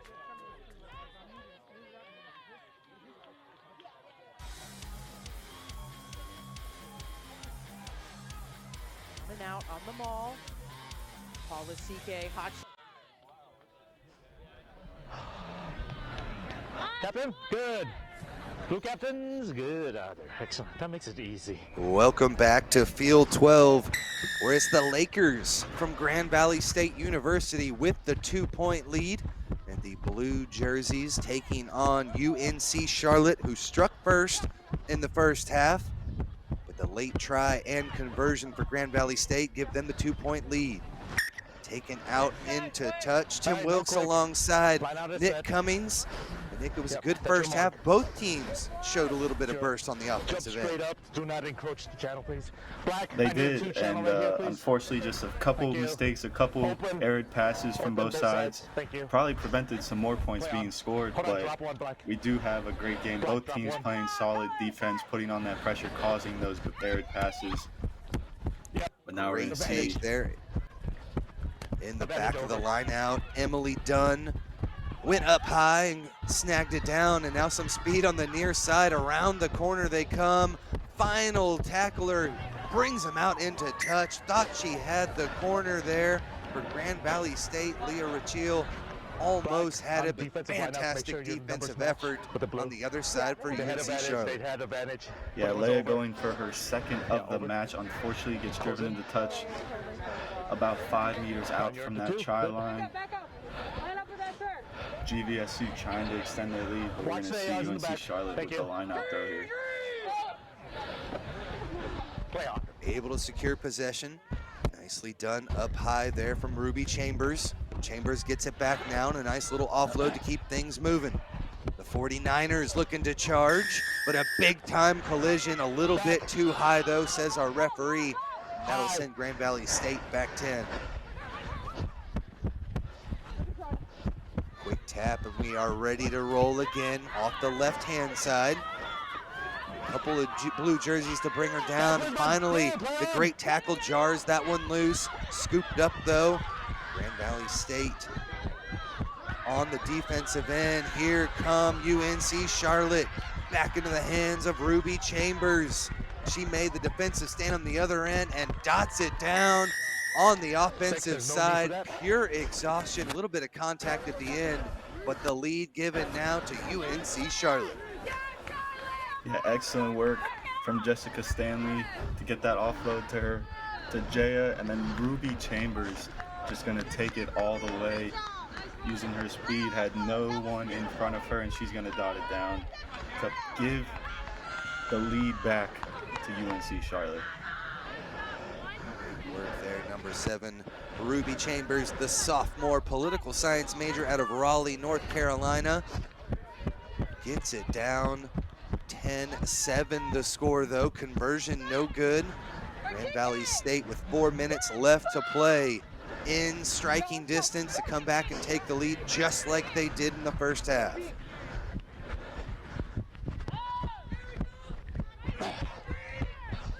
Coming from Charlotte, covered nicely, Samantha Walquist. Fakes to the outside, high tackle, and that'll send Charlotte back 10. It's off me. Gonna restart as a scrum. Referee getting in the way a little bit there, Nick. Scrum back to Grand Valley State University. Yeah, GVSU just trying to go quick. Unfortunately, quick tap went right into the referee's chest, so referee says we're just going to start with the scrum for you guys. And remember, these ladies are playing for 3rd place here in this national championship tournament. So definitely a lot of emotions flowing with about 3 minutes left to go in this one. Yeah, just leave a spacing between your shoulders. Crouch, bind, set. Here are the final words from our referee. Backwards. Excellent to have so many quality refs from all over the country, from Florida to Texas to New York to California. Everybody getting involved. Special thanks to National Collegiate Rugby, even increasing the pay for a lot of these referees, bringing in top talent, and right now it's a 10-7 match. Grand Valley State University trying to come back yet again. They did it in the first half with the late try. Do they have enough in the tank here on day 3 to make it happen? This one's knocked on, but we were playing advantage. Not releasing is going to be the call. And back 10, go Grand Valley State and UNC Charlotte, ready to get those gears churning. There's the quick tap. They'll take this one into contact. Harding has it in. Not 10 going to be the call, and another penalty.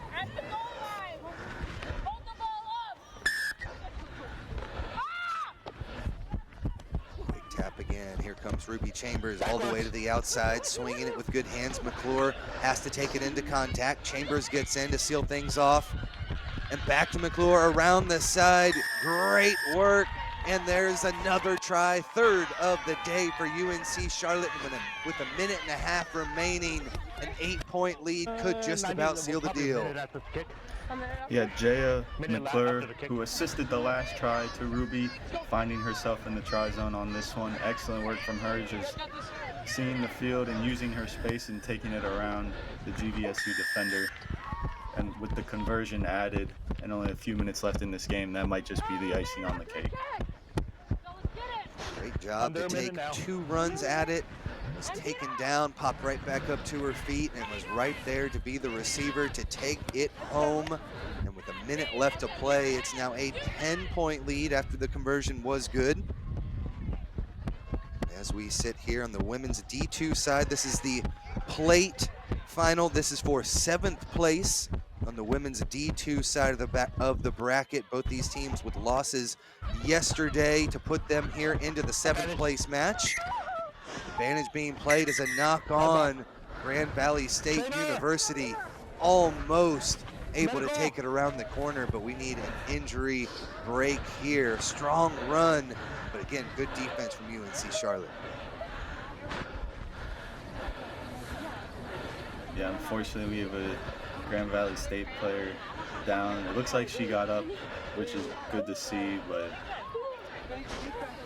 excellent chase down defense from that UNC Charlotte team Rookie incident, so nothing on that. to prevent the It was long just a try. knock on and then it just came through. Yeah, she grabs her high on the back of the jersey and then lowers.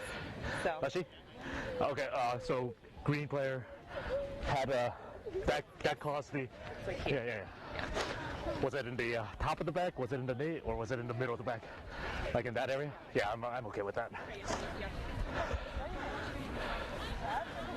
We see our experienced ARs and our referee with great communication. Possible high tackle there, but good job again by our referee talking it through, making the correct decision. Does look like we've got a substitution coming on here for Grand Valley State University. Great toughness and effort shown by all these ladies out on the pitch.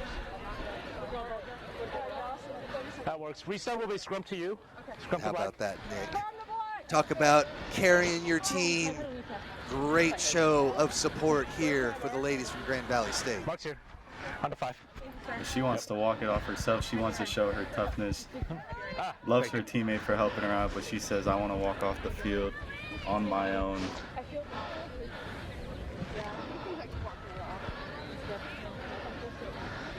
Again, our clock showing no time left, but referee's watch is what we've got to look for. Definitely should be close to the final play within the last minute of action here.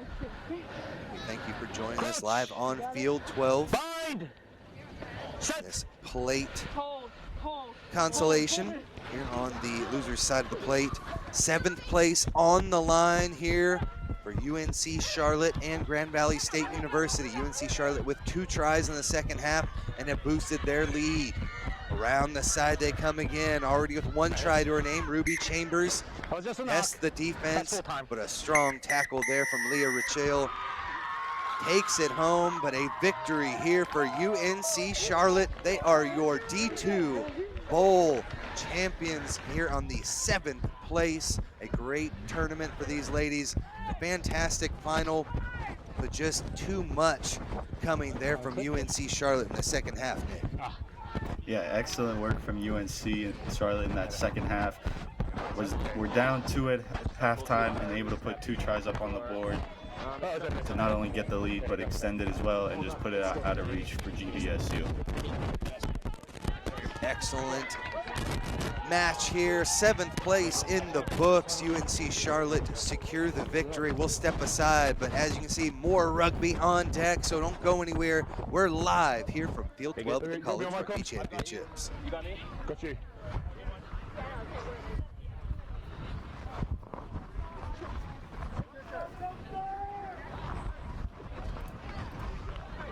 Don't mess up. Neither do. On the loop. Out to the fullback. He's looking strong again. Michael Manson. And into his hands. What a play that is. He's going to cross the line for the Warriors. What a display of individual play there.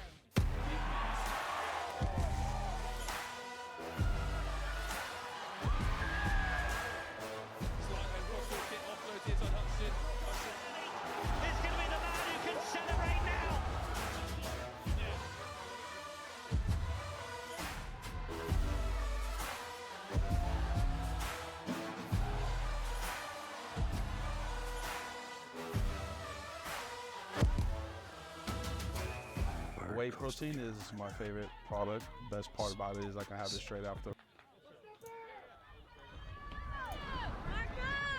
Welcome back. Coastal Carolina taking on the Coast Guard here. The women's do D2 Plate. And a burst of speed coming through right off the bat for the Coast Guard. And they're going to take this one the distance. Anna Green starts it off with a bang. 20 seconds into the match. And already Coast Guard on top 5-0.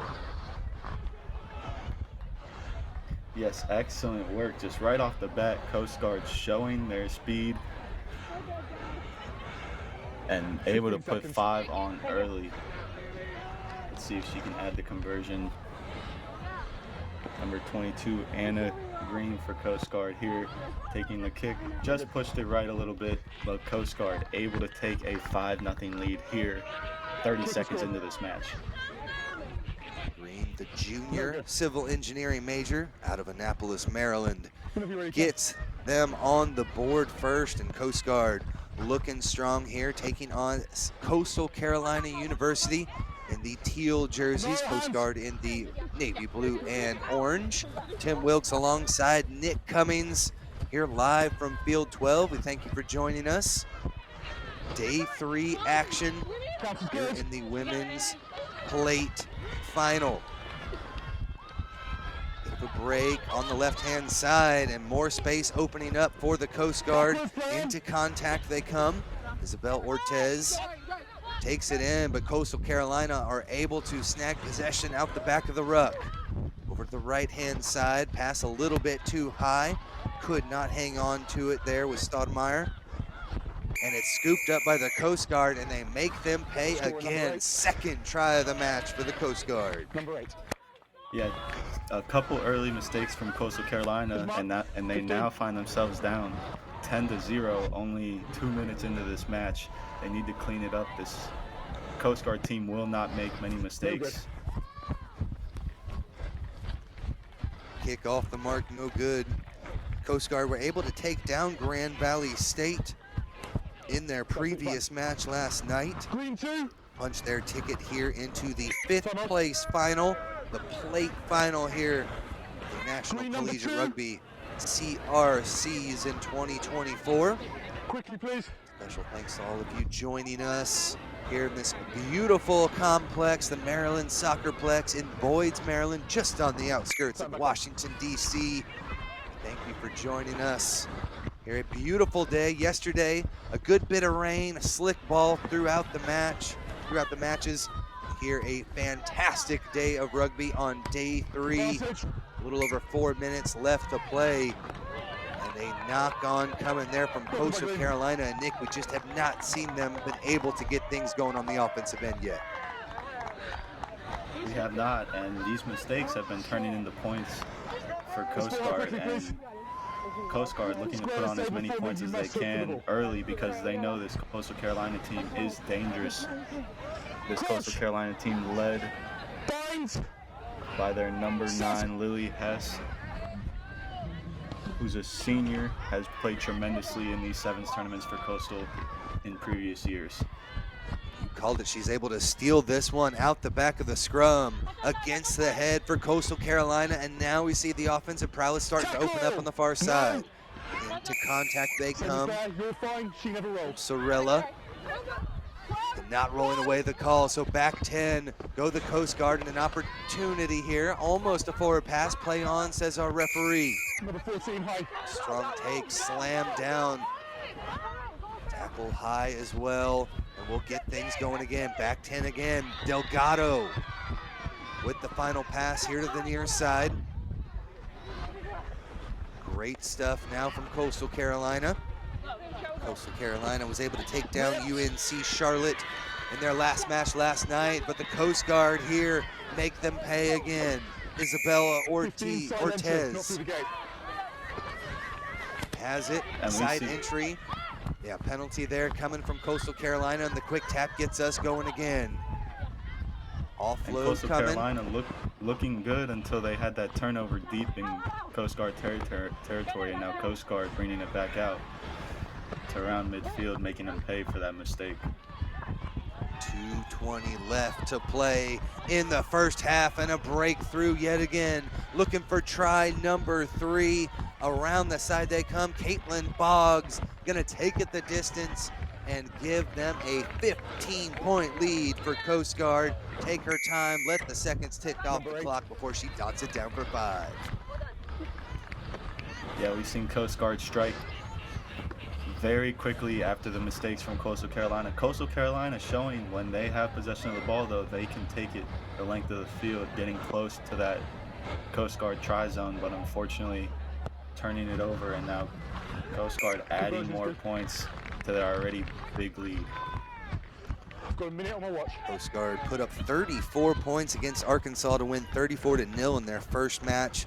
Only loss of the weekend coming against Temple in the second round, 17-7, and then a huge 36-5 victory last night to punch their ticket in the 5th place Plate final here in D2. Coastal Carolina just having to lick their wounds now, need a spark before halftime, and they're looking to find something down here on the near side. Great job by the defense to slam that door shut from the Coast Guard. Anna Green makes the strong tackle. A solid run. Kariah Scott, though, brings them over the midfield stripe, and the ladies in teal, Coastal Carolina, starting to get a spark here on the offensive end. Into the hands now, trying to play it out through Fowler.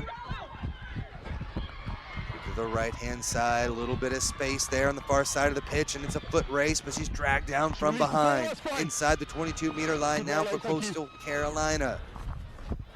Good job in support, able to retain possession. The defense now driving them back close to 10 meters. Now Coastal Carolina will recycle this one. Pass a little bit high. Kariah Scott falls on top of it.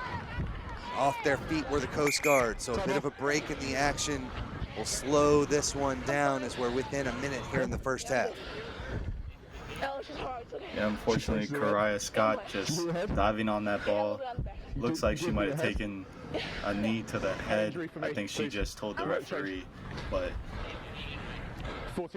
we saw her speed around the outside. Looked like she had some space there, but unfortunately the ball hitting the deck and unable to get it cleanly. Head injury for me. She stayed down. She's done. She's done? She's done for the game. She can't get checked out? She's done for the game. Sir, come on. Again, safety is paramount here in rugby. Yeah, Nick, good job on, I feel, like I said, possible head injury. She even said that she just kind of dinged her head a little bit. She wasn't able to get off the deck, and the referee's standing right on top of her. You can look into the eyes, you can kind of see, and if they have any bit of dizziness or wooziness, smartly done there by the referee to end her day, make sure she can get checked out. We're not at the top level. They can't come back in after an assessment, so I think that's the right call. Okay, perfect.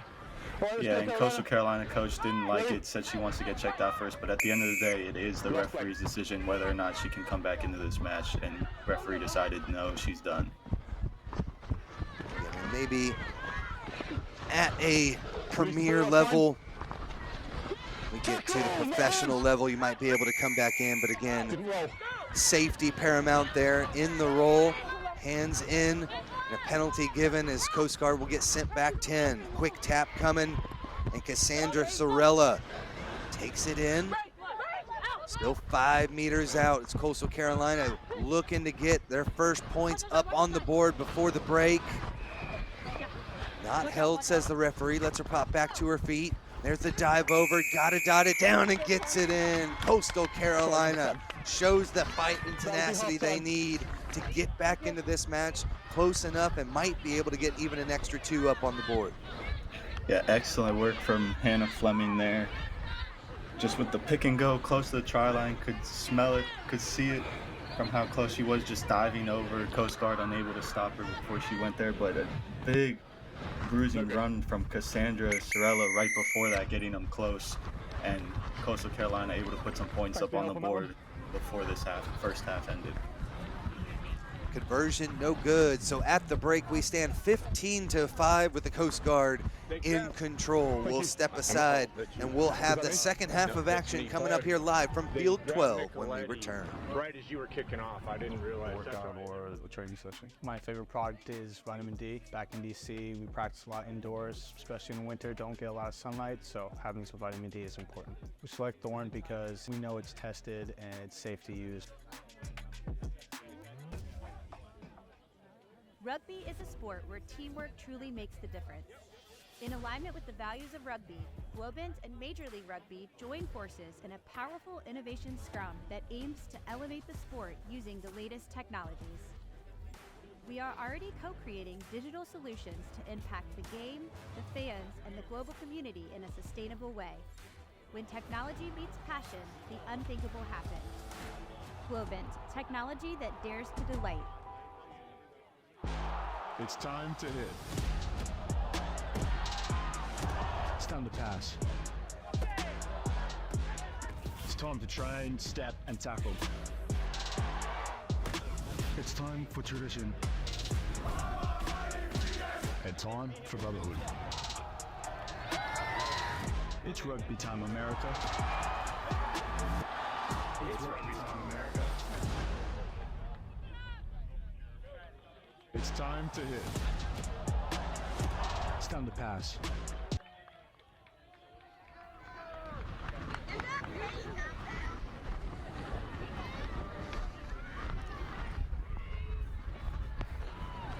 Welcome back to the second half of action here as we look to crown the 5th place champion here in D2 action on the women's side.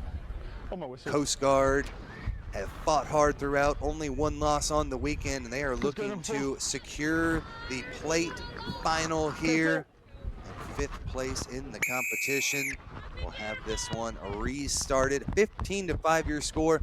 Tim Wilkes and Nick Cummings taking you through the action. And a good first half, Nick, but too much coming from the Coast Guard so far. Yeah, Coast Guard able to put some points up on the board after some Coastal Carolina miscues and all those points early. But Coastal Carolina is showing when they have possession of the ball and they can keep it, they can get close to that try line and put points on the board. There's the overload and the offload as things open up, and Coastal Carolina ready to make a statement here in the second half. Lily Hess, the senior, only 4'11", but plenty of speed to get around the corner and dot it down between the posts. An opportunity to cut this one down to a 3-point lead. Yeah, Lily Hess just showing her speed. She has been all game, had a couple chase down tackles early, but here she does it with the ball in her hand and able to get her team within one score of this Coast Guard team who have not been able to play good defense when Coastal Carolina doesn't give up the ball easily. Now, yeah, we chalk it up. So now we have an interesting game on our hands, only 1 minute into the second half, a one-score game. Did hear from our referee there. Score in his book is 17-10. So a 7-point lead for the Coast Guard with 5.5 minutes left to play. But as you mentioned, Nick, right before the first half was over, we saw a couple of different opportunities for Coastal Carolina, and they have continued that here into the second half. Yeah, right away getting the ball into their leader's hand. Lily Hess going around the outside, showing her speed, getting them within a score, but that conversion, we saw just a miss from Coastal Carolina right under the post, so they might need 2 more tries here to take this lead. This one's gonna go forward. We'll bring it back for the scrum. And as we mentioned, 3 unanswered tries in the first half for the Coast Guard, but in the waning moments, Coastal Carolina got on the board and have continued that in the second half, only down by 7, 2 tries in a row for themselves. Somebody get nice and square for me. Now with the scrum right behind midfield, we're gonna see Coastal Carolina if they can put another try on the board and either tie this game or get it closer. Hess out of Dillon, Colorado, pulls it out the back of the scrum and gets Coastal Carolina moving yet again. Nice hard line coming in. Cassandra Sorella gets her team close to that midfield stripe. Tackle now, release. Strong fight for it. Coastal Carolina on the front foot again, looking for their 3rd try in a row, but knocked it on and trying to pull it out of there. And a turnover back to Coast Guard. Lost ball at the base.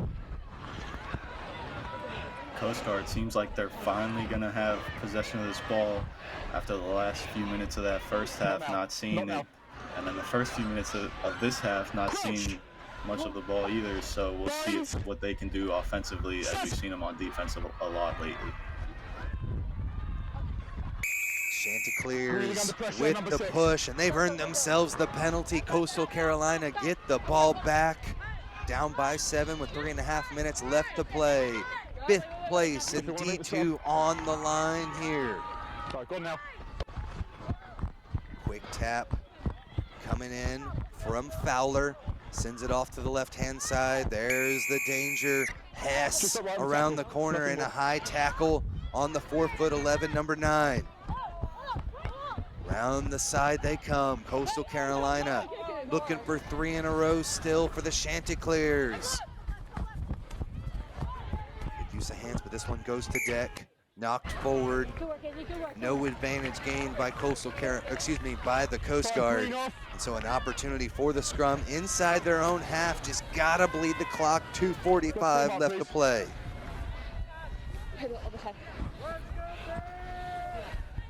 Coast Guard needs to fix their scrum and fix it now. We saw them get driven back for a penalty on the last one, and you can't do that. You're now about 30 meters out from your own try line. They need to get this one out cleanly. Hazel Mitrick, the sophomore, gets it in, and they're able to get moving down the near side. Strong tackle coming. Coast Guard finding a bit of a gap. Over the midfield stripe they come, and it's a chase for it. Beautiful cut back. Nicely done by Mitrick. Stifled there at the 22-meter line, but they're able to retain possession. Good support, and a huge counter up leaves the ball available. Hess scoops it up. Coastal Carolina down by 7. A little over 2 minutes left to play in this plate final. Number 5 position on the line.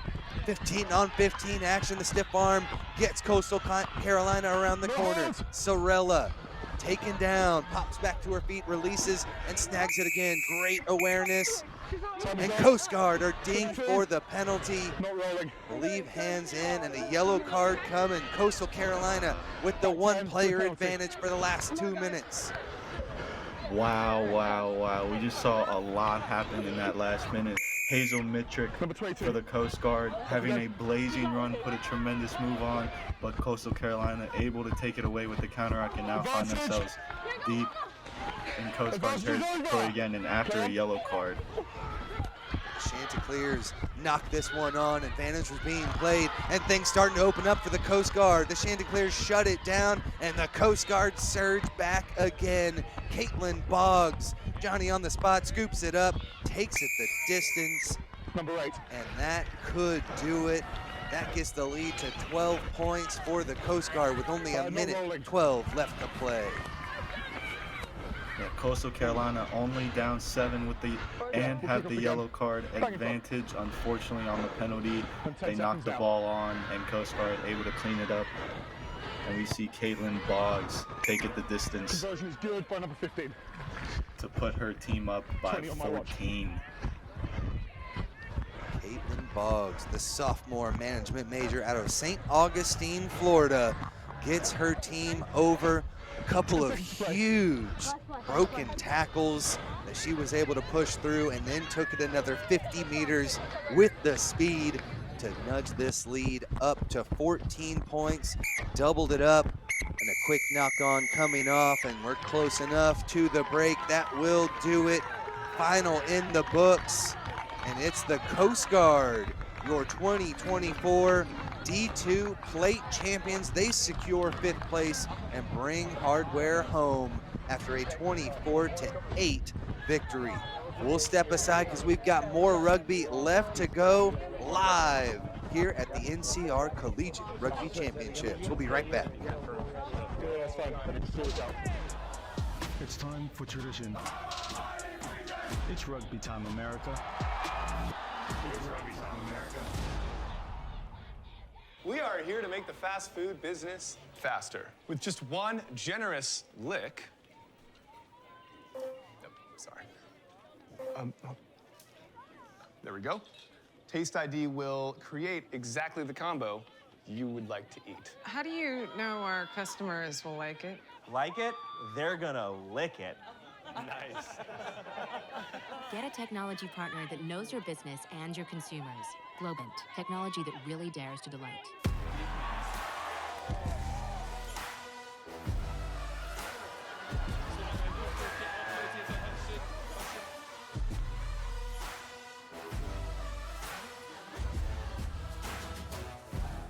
Let's get ready. Major League Rugby is now. This is the moment we waited for.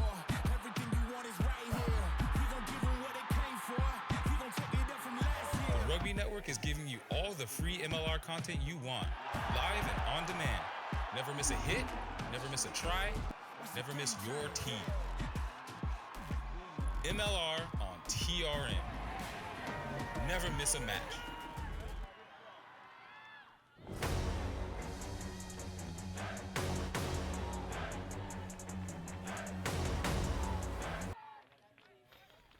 Time on.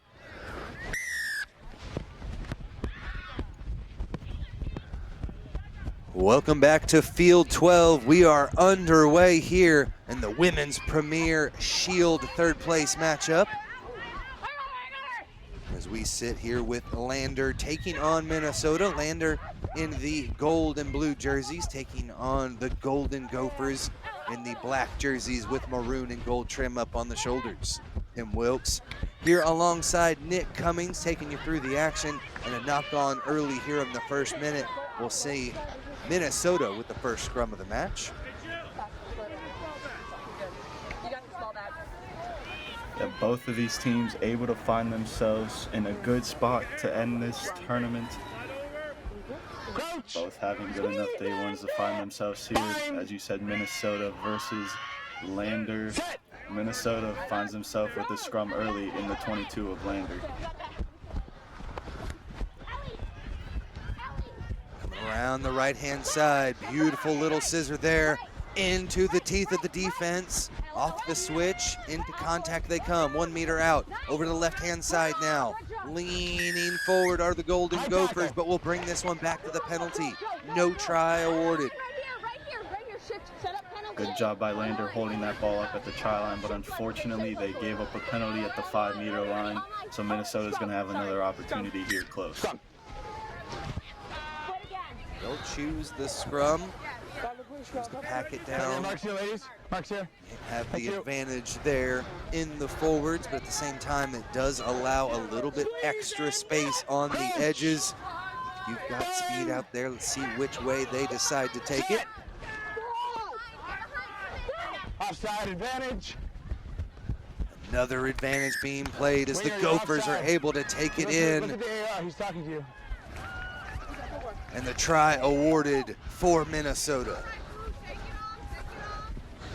Yes, Minnesota deciding to go to their short side after that scrum. Liked the one-on-one opportunity with their player, and they were able to dot it down, put some first points on the board here, taking a 5-0 lead with the kick still to come.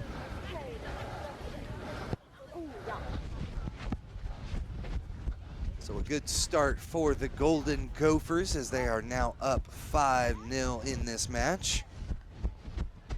Strong start. Minnesota on the weekend 0-3 so far. They're just trying to do the best they can. Final match of the day. It's been a tough one so far. Lost to New Haven 29-5 earlier. But already on top here. Back in the action, Lander takes this one into contact. They'll swing it over to the far side of the pitch, through the hands nicely, all the way out to the wing they go. Scramble for it, but Lander able to secure possession and keep things moving. Midway through the first half of action, it's Minnesota on top 5-0, and Lander looking to break. Close to midfield as they're able to secure possession again. A good 5-6 phases into this possession for Lander. Back and forth they go again through the defense. Nice run that time by Jill Stewart, the junior, getting into the action for Lander. Right back center of the pitch. Might be out at that point, but they're able to slow things down a bit. Casey Reynoso over to the left again, into the hands of Stewart. Strong tackle, Sophia Sana with the tackle. Landers still down by 5. Back and forth they go. A good 8-9 phases, Nick, but just couldn't make anything out of it. Yeah, Landers was doing an excellent job keeping possession there until the knock-on. As you said, going side to side, using the whole length of the field to their advantage, tiring out that Minnesota defense. You see some hands on hips for Minnesota, but unfortunately for Lander, unable to get the ball into the Minnesota half, unable to keep possession, put some points on the board. Good shove there from the Bearcats from Lander University. Able to push them back a little bit, but it's the Golden Gophers securing possession out the back of the scrum. This rumbling run takes them about 35 meters from the try line.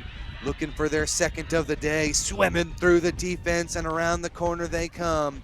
Maya Yurchek takes it home, and number 10 dots it down. The freshman doubles the lead for the Golden Gophers.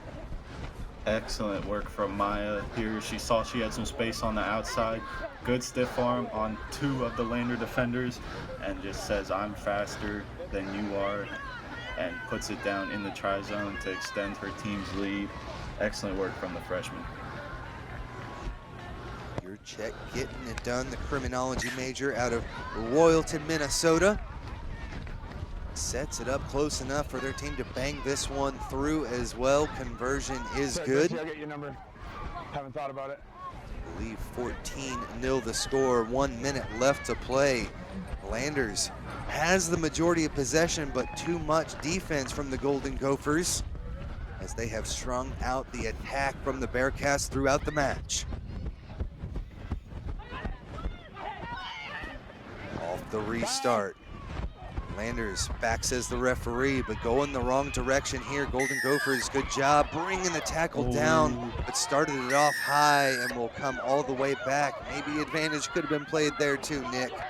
Yeah, Lander coaching staff and sideline, you can hear them saying the referee, play advantage, play advantage. Our player was gone possibly for a try up the sideline, but referee thought she was going to be tackled, so came back for the high tackle. But now Lander with possession at midfield. Strong run into the teeth of the defense, but lost it eventually, and now it's going to be the Golden Gophers back with it. Good job stringing all the way to the right-hand side of the pitch. Around the corner they come, just outside the 22-meter line. Landers offsides on the defensive end, so the quick tap comes. And right back at it again are the Golden Gophers. Zek, number 11, took it into contact, ripped away by Landers, but knocked on, and that will take us to the break. A strong first half from Minnesota sees them up by 12, looking for their first victory of the tournament. We'll come back and see the finale here when we return to the National Sevens Collegiate Rugby Championships.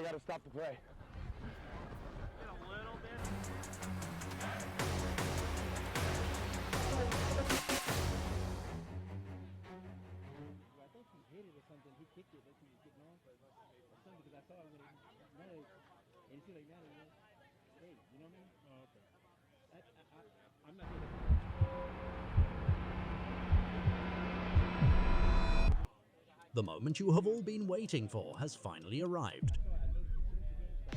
The first rugby game that allows you to play and get rewards is now live. Step into tournaments, be the ultimate manager, earn free jerseys and match tickets. It is the heart of rugby, now in digital glory. Build your strategy using real player cards. It's your game, your moves. Buy, trade, play, and create your lineup. For cards, your legacy. Experience rugby like never before. Take your fantasy rugby experience to the next level. Join Overlay.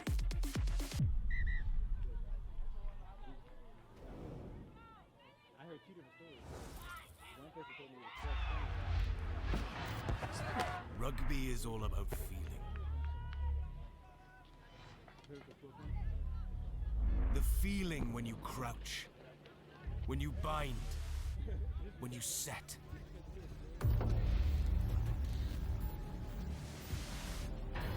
The feeling when you go into that first defender. Gold kicking that one.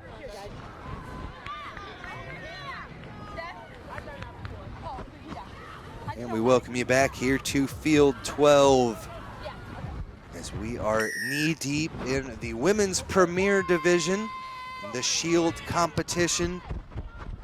0-3 on the day, or excuse me, on the tournament for both these squads, looking for their first victory and securing the Shield third place, which comes down to 15th place here in the Women's Premier Division. Counter-ruck's good. Strong counter ruck, leaves that ball available, and a penalty is going to be called. Good call, not rolling away, the call on the Golden Gophers. Couldn't get out of there quick enough, and the quick tap coming from Landers. The Bearcats looking for some space here on the near side of the pitch, but a strong tackle slows it down. Lander for the first time this game finding themselves deep in Minnesota territory. They need to put some points on the board to get back into this game. Just a 2-try lead for Minnesota. There's another break over the 22-meter line come the Bearcats. Off to the left they come. Landers looking for some support. Anhalt gets it to the outside, and it's taken in. Stephanie Esmond gets them 5 meters out. Strong defense from the Gophers, repels them again. 3v2 on the far side. They'll try to take it in with that first carrier. Now Hands trying to get it all the way out. Starting to open up. Collision right near the goal line. A struggle for it, but Landers get it down. The Bearcats get their first try of the match. Try's given. Good work from Landers finding that 3v2. Unfortunately, their player who scored the try is down, as well as a Minnesota player. I think they hit heads. They both grabbing their heads. So unfortunate from both of them.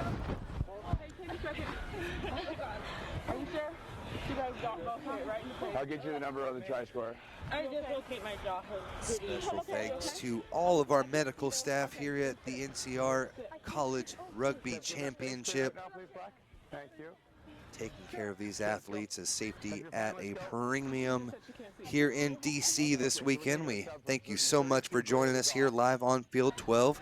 Tim Wilkes and Nick Cummings, the Florida native, taking you through all of the action. A little over 5 minutes left to play. And Nick will take a second look here at the first half. It was a 12-5 lead. Landers finally started to get things going. Minnesota have looked like the better team to start. Minnesota did. They had all the possession territory. Landers seems like they couldn't get the ball out of their half in the first half of this match, but an early try here for them gets them back in this game. Exactly what they needed. Conversion pending. A good shot at it, but just off to the right-hand side. We'll keep our score here 12-5. I do believe both conversions for Minnesota were good. Might be 14-5. We'll double check here with the refs. To our left down on the sideline. As this kick does go the required 10, a low one, as this one's gonna roll all the way out into touch. It'll be a Golden Gopher line out. Gold, look at the touch, Judge. This is your mark. Lander trying to find some space on that restart, and they did find it, but unfortunately the ball trickled into touch before they could recover it, so we're gonna see a Minnesota line out.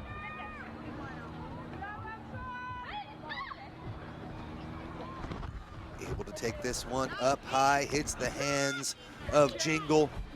They bring it to deck and get things going for the Golden Gophers. Offload in the tackle, springs the players off to the right-hand side. Nice little inside pass in the tackle, gets the Golden Gophers moving. Show and go, they've got space here on the near side, numbers out there. They'll take it into contact over the 10-meter stripe. A little bit stranded though, off the pick and go, and great job by Lander to get their mitts on it. He'll go with the quick tap, not 10 the call, and a yellow card possibly coming here. I think that one's going to be dinged there on number 1. Naban will exit the pitch, and it'll be a one-player advantage here for the next 2 minutes for Lander, down by 7 with a huge opportunity now. Lucky to see that one go backwards towards their own goal line, but Minnesota flying up, maybe leaving some space on the far side. Around the corner comes Lander. Jill Stewart takes this one into contact, but they lost the ball. Possession back to Minnesota. Landers got back on top of it, but side entry is going to be the call as they get sent back 10. Yeah, excellent work defensively from Minnesota, even though they're down a player for the next 2 minutes, and just Lander needed to get something going. They only have about 3 minutes left in this game, and you're going to play most of that with a one-player advantage, but Minnesota is going to slow it down now and kick the touch and go for a line-out. Right here. Get a ton of territory on it, but up by 7. 2.5 minutes left, and only 6 players on the pitch. Need to bleed that clock as much as possible. Saw Megan Jingle go up last time. This time up high, it's Zek. Brings it down. Great use of the lineouts here for the Golden Gophers throughout the match. A well-coached side by Amity Biner, the head coach, and a penalty coming here. Big time collision and a yellow card coming. The Golden Gophers down to 5. And Lander has an athlete down, but Minnesota will now play the next probably minute with 7 on 5. I'm not sure. How much time on the first yellow, guys? Percy, how much time on the first yellow, please? Asking the same question we are. Should be just about. Ooh, only 10 seconds left on that first yellow. So will be one final play here for Lander, as they will have an opportunity to go 7v5 until the next stoppage. But I do believe that second yellow card will be for the remainder of the second half. So at least a little bit of an advantage.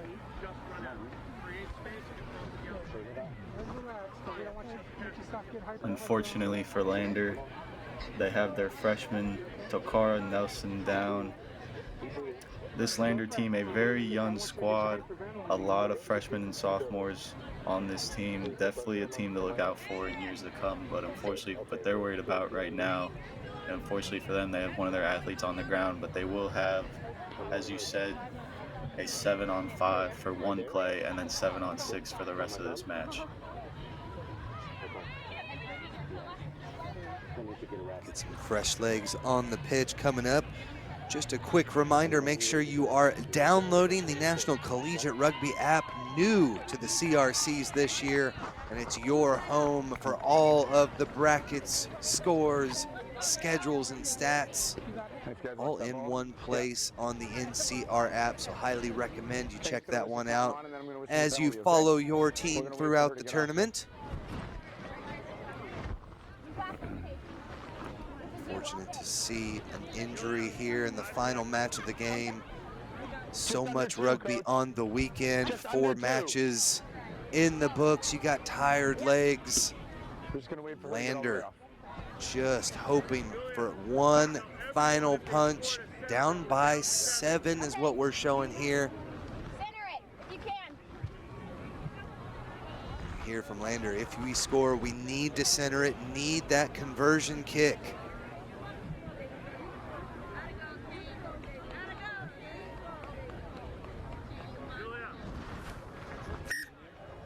We are ready to go yet again. Lander with the substitution on the pitch, and the Bearcats look to charge, but it's knocked on. And there goes the one-player advantage. I do believe that will allow, the 2-player advantage, that'll allow Minnesota to bring one on. And that was Lander's opportunity to put one in. They had 2-player advantage, and Minnesota was playing 4 up with a sweeper back, and unfortunately Lander with the knock on with the draw pass and able to get it, but now they retain possession off the Minnesota put in scrum. Opportunity for Lander, still a 1-player advantage. Stiff arms coming out and a great support run. Around the left-hand side comes Lander. Sinatra over the line, but can't get it down. Held up. Referee's gonna get a little bit of a conversation here with our AR. No reason. And Lander with the opportunity to put the ball down, but Liz Sinatra wanted to offload it to her teammate to center it, but the ball still, after a discussion with the AR, the referee decides that it is Number 4. a try, and Lander not even going to go for the conversion as it was close to the sideline. They're just going to go back for the restart to try and get this ball back. There's 2 balls. We're Extra gonna redo ball the on the field, though. Cannot take the restart at that point, so we'll get that ball off. A little right idea, though. You want to get things moving as quick as possible. We are under 1 minute left to play. Lander down by 2 points.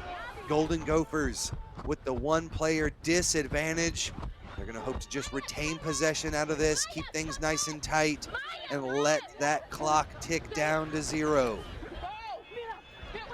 Run coming in from the yellow-carded player from earlier. Amina Nabhan takes it into contact, not releasing the call. Penalty here. The Bearcats send the Golden Gophers back 10 with 20 seconds left to play.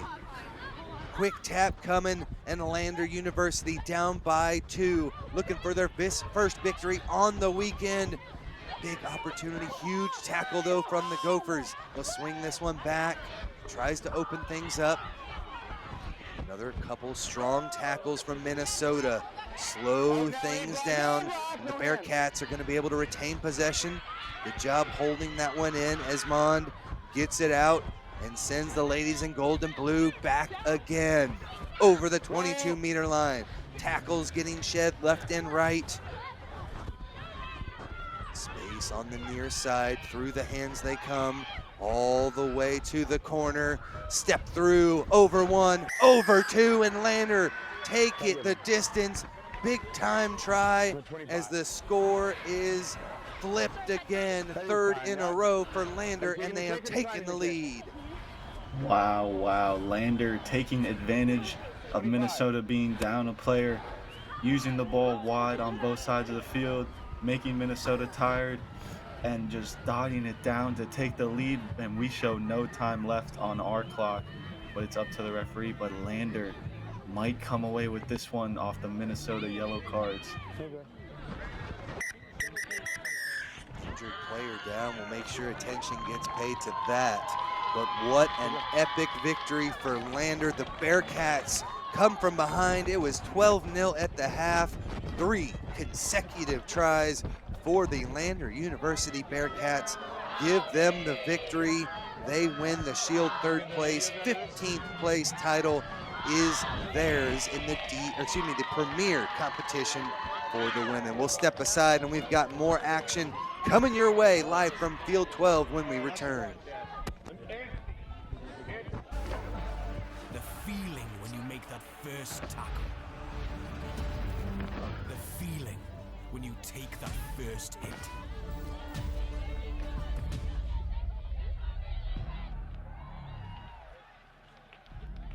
We are that feeling.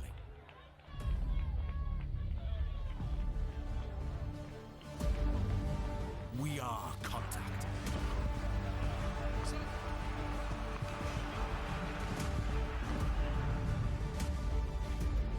We are Rhino.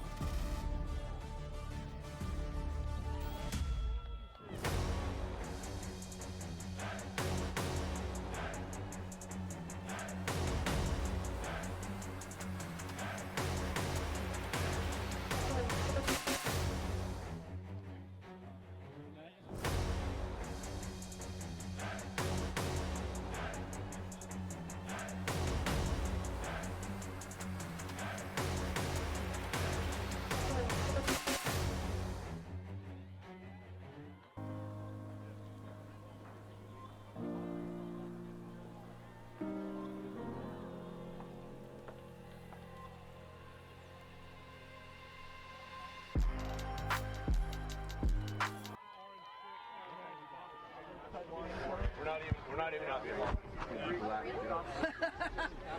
you're ready to go for the next match. Does it look all right back there? Yeah. Good? There you go. Okay. We're ready whenever you are. Good to go. There you go. Thanks a lot.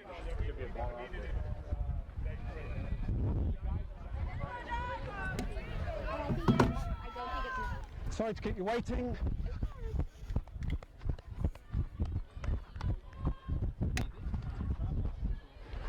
Welcome back to Field 12. We shift our focus again to the Women's Premier Division, the Bowl Final coming up next, live from Field 12. We thank you for joining us. Okay, guys, time your Just run, about please. ready to get underway. Virginia Tech in the mainly white jerseys, taking on Northeastern University in the red and black. Virginia Tech take this one off the top here in the opening kick and bring it all the way back to midfield, still on their feet and rumbling through. There's the offload, continuing the charge for the Hokies. A little too high on that last tackle. Will send Northeastern back 10. Quick tap comes for the Hokies, and they look to charge. Nice use of hands. All the way out to the wing they come. The hands of Bayshon. Bayshon all the way around the corner. Gets it off to Watford, and Wofford dots it down for the first try of the match for the Virginia Tech Hokies. Yeah, excellent run on the outside from Chandler. Wofford, great stiff arm to get the defender off her and puts the first points on the board for her team. Give Virginia Tech a 5-0 lead here early with the kick still to come. Virginia Tech victors over New Haven yesterday. This morning fell to Southern Nazarene University. Moved themselves down here into the 11th place match.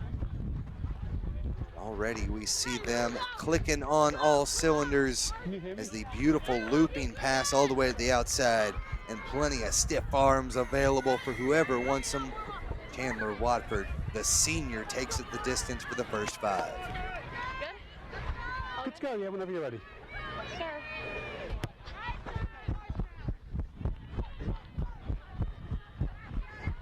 Both of these teams with losses in their first match. Northeastern here with the break over the 22-meter line, one to beat. Foot race for it, and she's dragged down from the side. Not held, back to her feet, pops up, slams it home, and a huge response for Northeastern as they tie it up at 5. Excellent individual effort. Catches the restart and takes it all the way down the sideline by herself. Didn't even give her teammates an opportunity to get into this play. Tackled short of the try line, but realized she wasn't held down. Gets up and dots it down in the corner.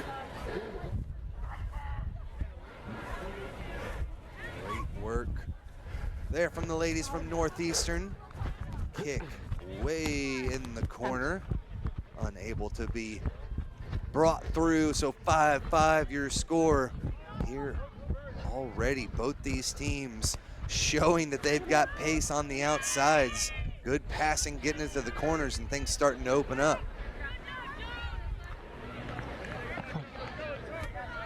Yeah, 2 quick tries here, 1 from each team. Still 4 minutes left to go in this first half. We've seen good defensive games all day so far on this field. Will we see a barn burner here in this one? Virginia Tech going to take this one into contact. There goes Elia Royster. Now off to the right-hand side. Virginia Tech looking for some space out there. Beautiful offload to the looping target, and they are around the corner over the 22, and they're going to take it the distance. Back and forth we go. Try for the Hokies, try for Northeastern, and the Hokies respond yet again to take another 5-point lead. Both teams using that space to their advantage. That's the second try now for Virginia Tech on that loop pass, catching Northeastern off guard. But as I said, both teams using their speed on the outside, able to find the try zone, and that might be the difference in this game. That is Kayla Kane. It was Jolene Russo with that offload to Kane. The junior gets the lead back for the Hokies. Kane scoops this one up, and she'll look to punch it down and get the restart moving here. For Northeastern, a loss in their first match sent them down here into the bowl. A win over Lander last night had them progressing, but they were knocked off earlier this morning by Mount St. Mary's. Put them here into this 11th place match with Virginia Tech. Looking to respond yet again, did so well the first time. Ball comes out, but Northeastern able to get their hands on it. In from the side where the Hokies got to come through the gate. They did not, so a penalty back to Northeastern.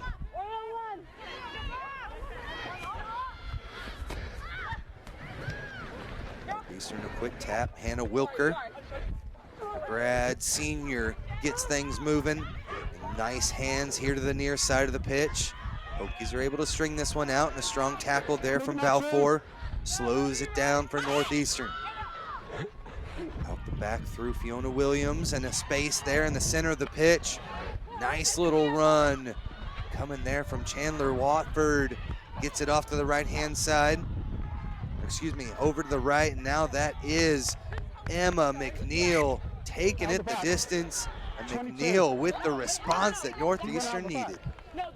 Yes, great run up the middle. Realized she was held down and no players there to ruck her, so she puts it down, picks it up herself, and gives it off to Emma McNeil.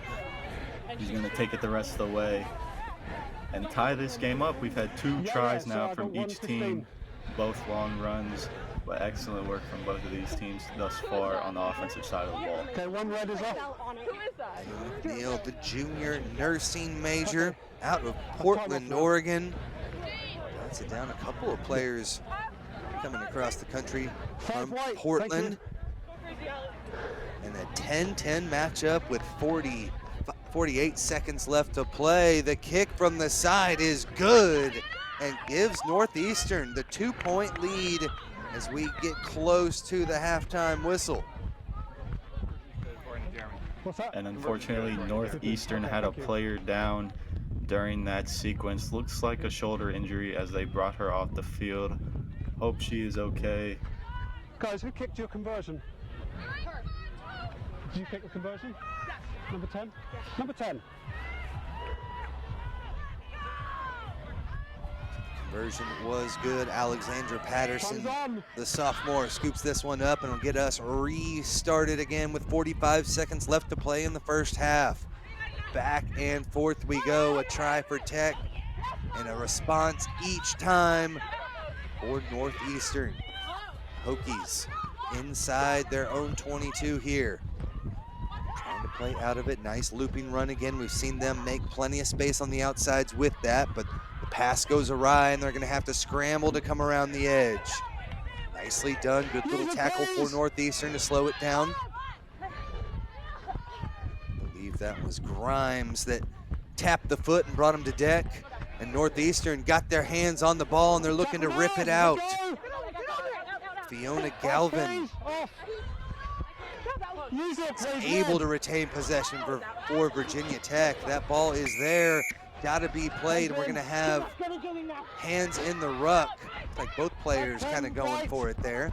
But they get dinged to the Hokies, and Northeastern will look to extend the lead. Around the corner they come, and they're in for their third try of the second half and extend their lead 17-10 over the Hokies. Yeah, I believe that was number 8, Jolene Russo, who ended up finding the try line for Northeastern. But like you said, tussle for the ball here between the two teams. I thought it was Virginia Tech. Referee thought it was Northeastern, and Northeastern just getting it wide to where there were no Hokies in front of their players, and Jolene ends up dotting it down in the corner to extend the lead for Northeastern. That's actually half, thank you. Half, guys. No time left on the referee's watch. First 7 minutes are completed, and it's Northeastern with 3 tries, 3-2, and they have the 7-point lead. We'll take that into the break. We'll step aside and have the second half. When we return, women's premier action live from Field 12. Offsides, like, because it was an offsides call. No, it was hands in the ruck. I went like that.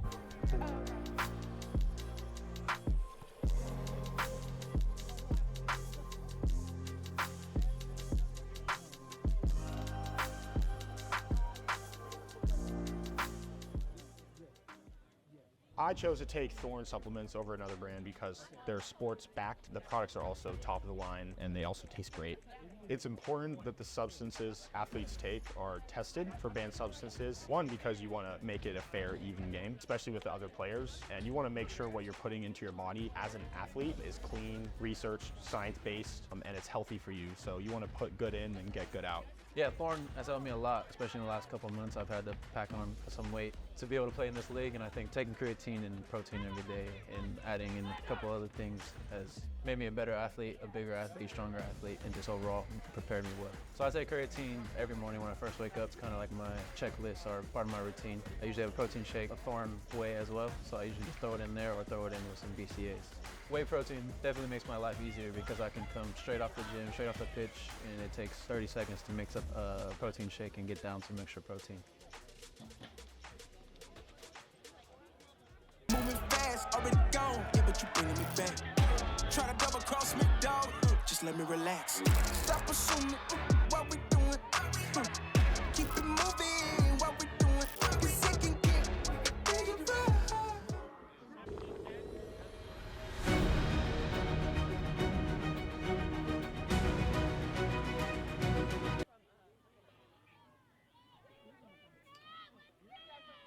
Welcome back to Field 12 as we are just about ready to get underway. Second half action just about here. Northeastern with 3 tries in the first half. They were down for majority of it, but a late try sees them on top by 7. It's a good use of hands to get things moving here. Off to the right-hand side. A little bit of space out there, but a strong tackle from the Hokies slows it down. Back in now. Big time hit coming from Virginia Tech. Almost got their hands on it, but Northeastern able to recycle the ball. Not a lot of width here. Knocked on, penalty possible advantage coming. I think it wasn't intentional. Tried to snag that one, but either way, it's the Hokies in possession. Ripped out, just a knock-on advantage. Advantage was gained, and Northeastern are able to get their hands on it. Back on the offensive end, up by 7, 6 minutes left to play in the second half. Tiptoeing across the sideline, didn't land on that white line, able to keep things moving. It's Northeastern with a great little run there. Jolene Rousseau down the near side, and now they'll look to work it all the way back to the right. A little bit of space, and that's all they need. Over the 22-meter line, and in for the try come Northeastern. Another for Emma McNeil. Yeah, good work from Emma McNeil, showing off her speed once again, putting down her second of the day. We saw a back and forth battle in the first half, but the last 2 tries have gone to Northeastern, and now their lead is up to 12 with the kick to possibly make it 14. But excellent work from Northeastern all around, using the entire field to their advantage. And kick was no good, but Emma McNeil putting 5 more points on the board for her side. Yeah, they were able to again streak down the field here on the near side, and that opened it up on the width to the far side of the pitch. And it was actually the Hokies that were up 10-5. And now a huge opportunity, 22-10 the score. 3 unanswered tries for Northeastern have them on top here in this 11th place match in the women's premier division, but the Hokies look to strike right back. Nice little dash. Looked like she was coming inside, faked it in, kept the speed on the outside, and Virginia Tech have gotten themselves right back into the match. 22-15 the score. A one-on-one with a defender. Just a little inside move to slow the defender down. Excellent to get around and dot it down under the post. These converted tries are important being down. Conversion was good, so now Virginia Tech right back in it. Both teams able to score at will, it seems like, and Virginia Tech needing to do so to regain this lead. Now only a 5-point game with about 4 minutes left in this one. I believe that was Fiona Williams that was able to race down the sideline and show off the speed a bit. 22-17 the score, and you mentioned it, a huge conversion that gives them the opportunity now. Down the sideline they come. Elia Royster picks that one off, but unfortunately gets driven into touch. Virginia Tech, non-stop action here in the second half, midway through. A couple of tries for each squad, or excuse me, a try for each squad has us in a great spot. Northeastern with the line out throw.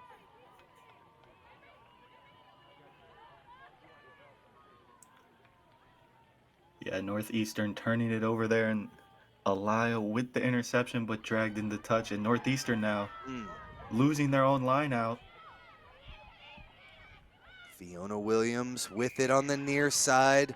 Beautifully done, left it there for her team before she got driven out. Northeastern couldn't do the same, so great work there for Fiona Williams and gives her team an opportunity to punch this one in, only about 10 meters away from the try line.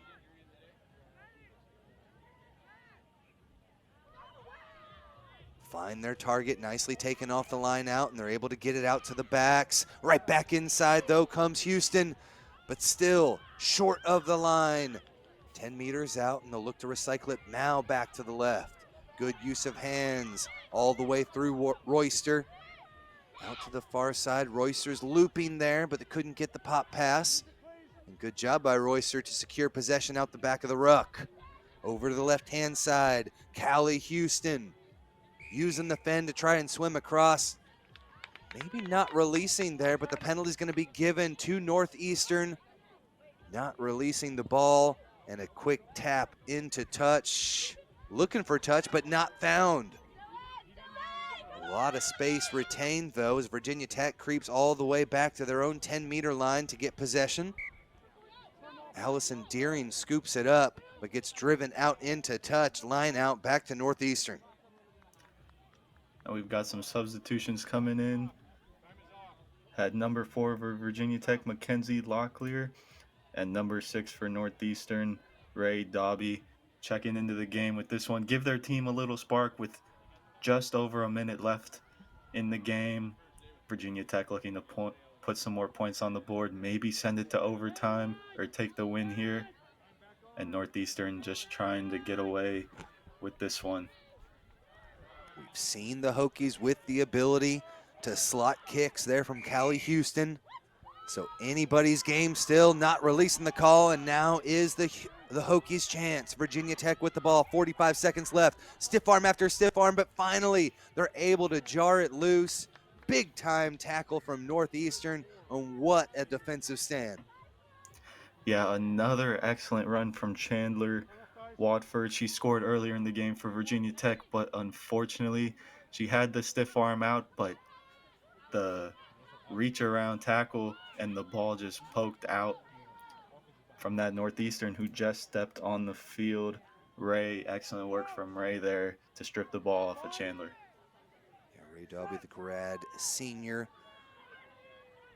gets it done on the defensive end, now doing the hard work inside the scrum. We're going to have this one again as the ball came back out the tunnel. Got to make sure it's hooked back one side or the other, so good call from our referee, and we'll have it over again. No time left on our clock. Northeastern with the 5-point lead. Got to secure possession off the back here. Great pressure from the opposing scrum half, and a no-wrap tackle the call. No time on the clock. Northeastern just need to tap this one out into touch. Critical moments there, Nick. I believe the referee had some time left on his clock, telling Northeastern because they are going to play, but just need to keep possession here for what you think would be only less than 30 seconds before they have to get rid of it in the touch. Over the midfield stripe come Northeastern, still up by 5. Ball in hand, looking for some space on the near side. Just going to take it into the defense, and a beautiful offload in the tackle. Looked for one more, had a player here on the near side, but they'll recycle possession and look to charge on the right-hand flank. There is that new sub back in action, Ray Dobby again, progressing her way down the pitch.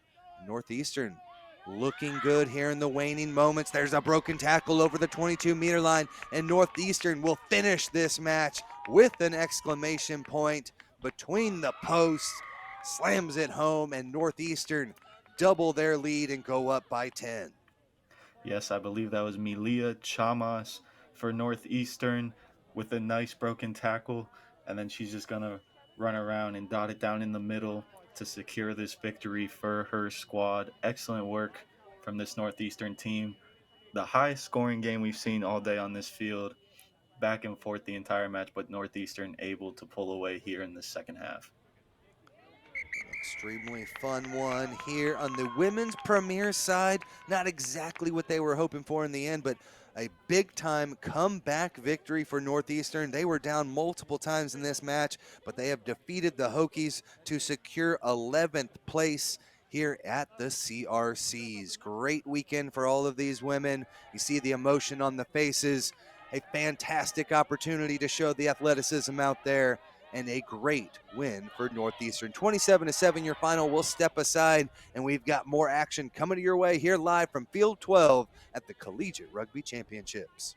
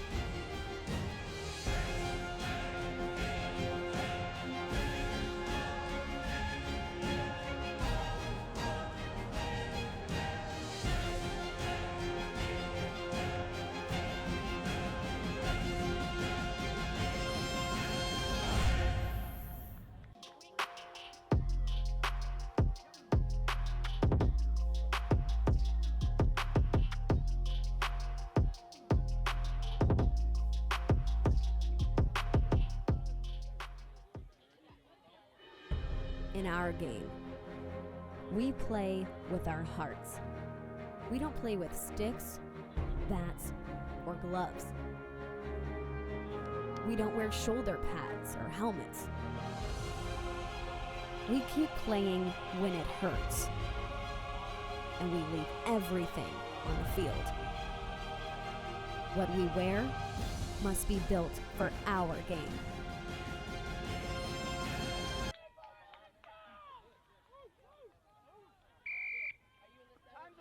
Welcome back to Field 12.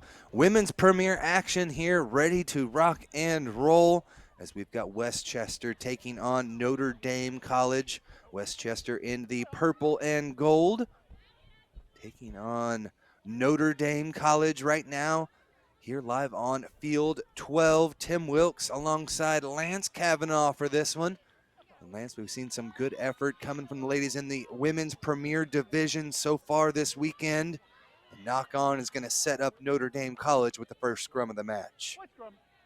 And the best part is I had the pleasure of actually commentating the matches that both of these teams played right before this one. And I got to see a few things from both sides that really will help, that really can be illustrated about the success. Both teams played against stifling defenses, and being able to reinvent themselves and be able to find positive attack will be the key for both teams in this third place matchup. Referee's going to ding them with the free kick given, and a little bit of a pass up over the top, not 10, so advantage still being played. They're able to rip it out of there, but we're going to come back to the penalty. No, we're going to have just a free kick. Never 10, no, on the line, on the goal line.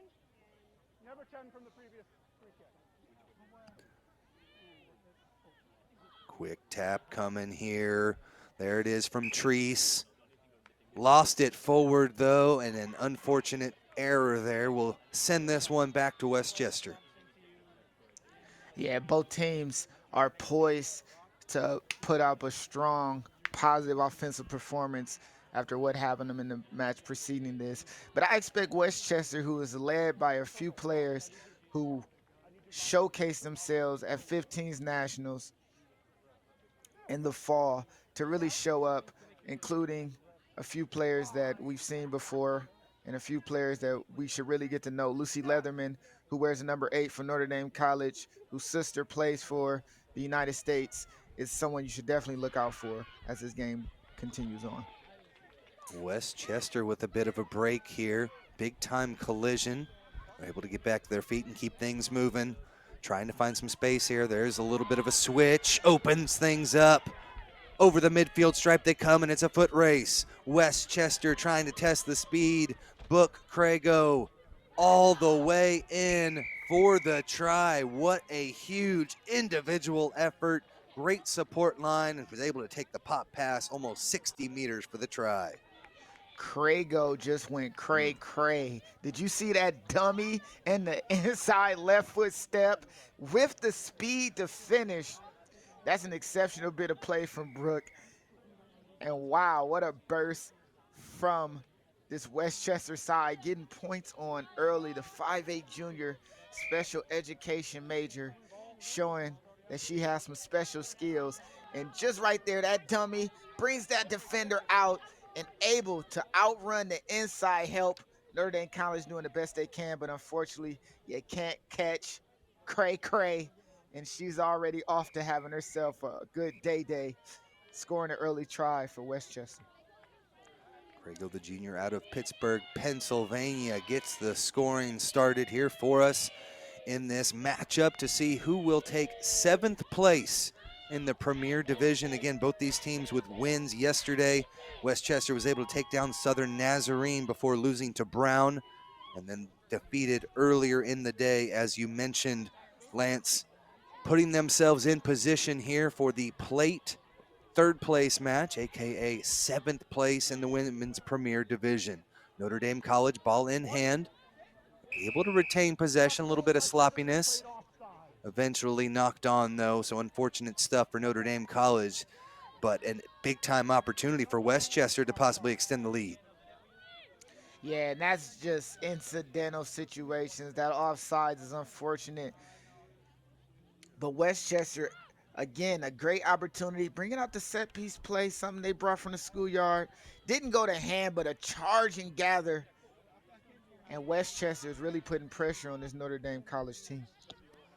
Cameron Snow, the freshman, with the pick and go into contact, but left herself a little bit stranded there. Not releasing is the call, and Notre Dame College with the quick tap to try and get themselves on the board. 2:20 left to play, and a card's going to be given here. Westchester will play just about the rest of the half with 1 player disadvantage. She will be sent off with the yellow. It's unfortunate, but if you're not back 10, you're off to the bin. Most referees will hit you over the head with that yellow card. Now Notre Dame with the 1 player advantage. See if they try to use the width. They'll cut it back in and take it into the teeth of the defense. There's the offload. Should open things up here on the near side. Bit of an errant pass, but they're able to keep things together.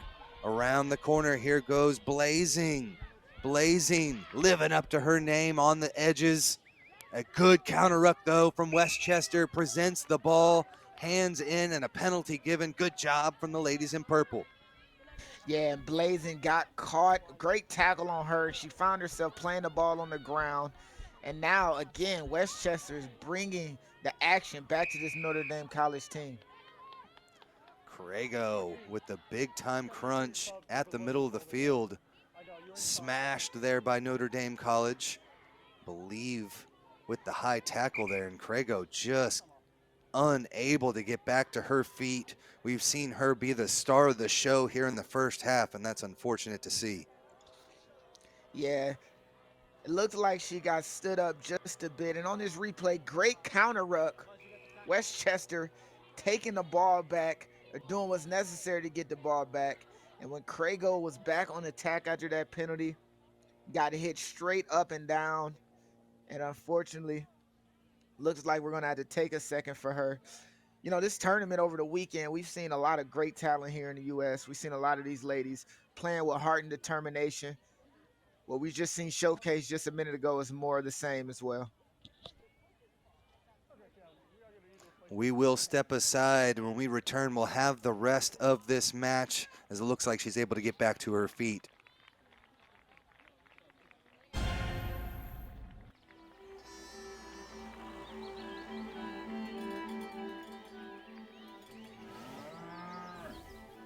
Since 1979, we've been searching for perfection. We've been thinking, sketching, and designing.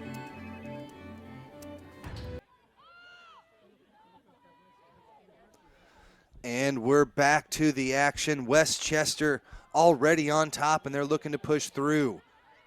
Good job by Brooke Crago, able to walk off the pitch under her own power. Great to see that. She had a fantastic game and has put her squad in great position to come away with 7th place in the Women's Premier Division. Up by 7 now, trying to test the speed here on the near side. Couldn't make anything happen through Lozano.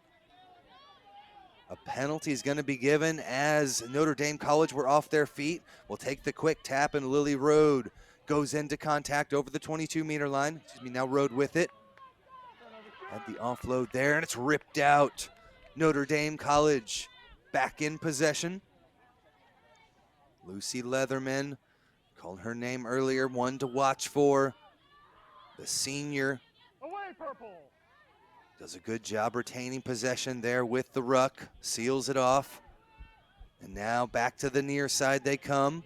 Stepping around 1, 2, into contact again. Good little run that time though by Dickerson. Well, you're playing it back with your feet. Hands in the ruck, gonna be the call, and Westchester ready to rock and roll again off the penalty. Yeah, Abby did a great move, got herself a little bit of space, but once that counter ruck started to persist and started to hang over her, she did just a little bit too extra to get the ball to her team side. Referee right on top of it. And both teams are really being stingy in these breakdowns, stealing the ball back and forth from each other. Defense is at a premium right now.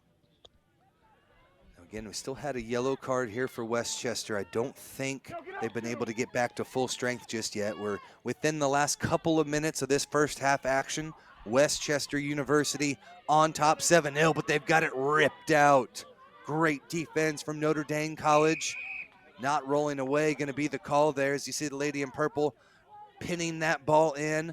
They'll take the quick tap and just gonna send this one out into touch. They're down by 7 at the break, and we'll take a quick one with them as well. We'll have the second half of this 7th place final when we return.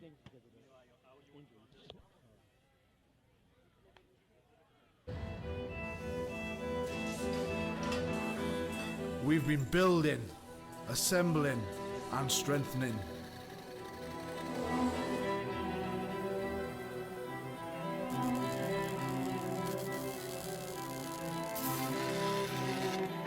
We've been cutting, shaping, and painting.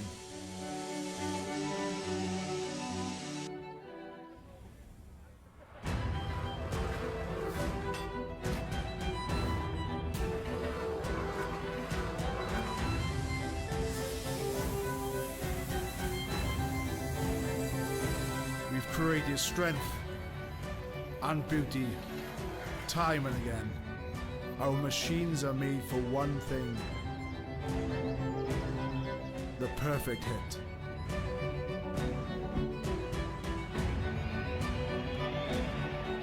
We are the crouch. We are the bind. We are the set. We are the squeeze. We are the hit. We are Rhino, home of the scrum. Welcome to the Rugby Rundown on the Rugby Network. Join myself, Alex Corbicero, and Will Hooley as we bring you your weekly rugby fix. With the big news, special guests, and unparalleled access, this is your rugby show. From college rugby, Premiership Women's Rugby, MLR, and more, we've got you covered.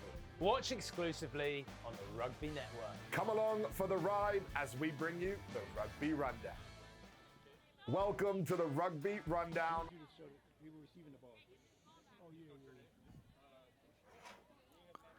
Welcome back to the Women's Premier Division here in the Plate, looking for the third place plate, aka seventh place in the tournament. Westchester looking good in the first half. Tim Wilkes alongside Lance Kavanaugh from Great American Rugby. Catch him on all social media platforms. And Lance, a great first half. Notre Dame College just couldn't get the things cranking that they needed to. They couldn't. And, you know, a lot of that had to do with this stifling defense that Westchester has been given. But also, it's just these little small errors as we see the knock on early on. The defensive lapse that led to the 60-plus meter try that happened in the first half by Westchester. Notre Dame College definitely has the players to really show up and showcase what they can do, but you got to be able to put it all together when the time is right, and they've been struggling with that, especially over last game, and it carried a little bit into this one as well. Put into the scrum here, the ladies in purple from Westchester University. Nicely done, through the legs it comes, back to Cameron Snow. Snow just gonna take this one into contact. A little bit of space here on the right-hand side. Two Notre Dame College players making the tackle. Bop pops out. It's Westchester under control, and they'll look to spin it all the way to the near side through the hands of Snow. Out there to Welsh. All the way knocked on, though, just couldn't bring that one to hands. Lozano drops that one. The sophomore will give the scrum back to Notre Dame College. And when you have these scoring opportunities, this is where you have to maximize complete efficiency. Held the defender, gave her outside attacker a real opportunity to get around the corner, but unfortunately couldn't handle the ball. Sophia Lasonia. And unfortunately now this is scrum down Notre Dame. But Notre Dame needs this. They need to find a way to maximize the circumstances and at least bare minimum get from this half of the field and get themselves something to attack with. Great to see some of the new jerseys. We saw yesterday some team, Indiana, I believe, had all of their former alumni on their jerseys. Good job here by Westchester. They've got the names on the back, and right now showing off down the sideline is Faith Morley, and she dots it down. The senior brings her team up yet again, 12-0 the score. In order to have anything come true in life, you must have faith. Westchester has faith. Ball knocked on, and from there, she uses that left-hand fin multiple times to get into the try zone for Westchester. They seem to have a lead that with the way they've been playing defense throughout this second half and in the first half, they might be able to take this one home if they continue to play at the clip that they have. Faith Morley, the senior graphics design major out of Downingtown, Pennsylvania, shows her strength. Also a yoga instructor as well, but she leaves that piece on the wayside and rams her way right through for the second try of the match.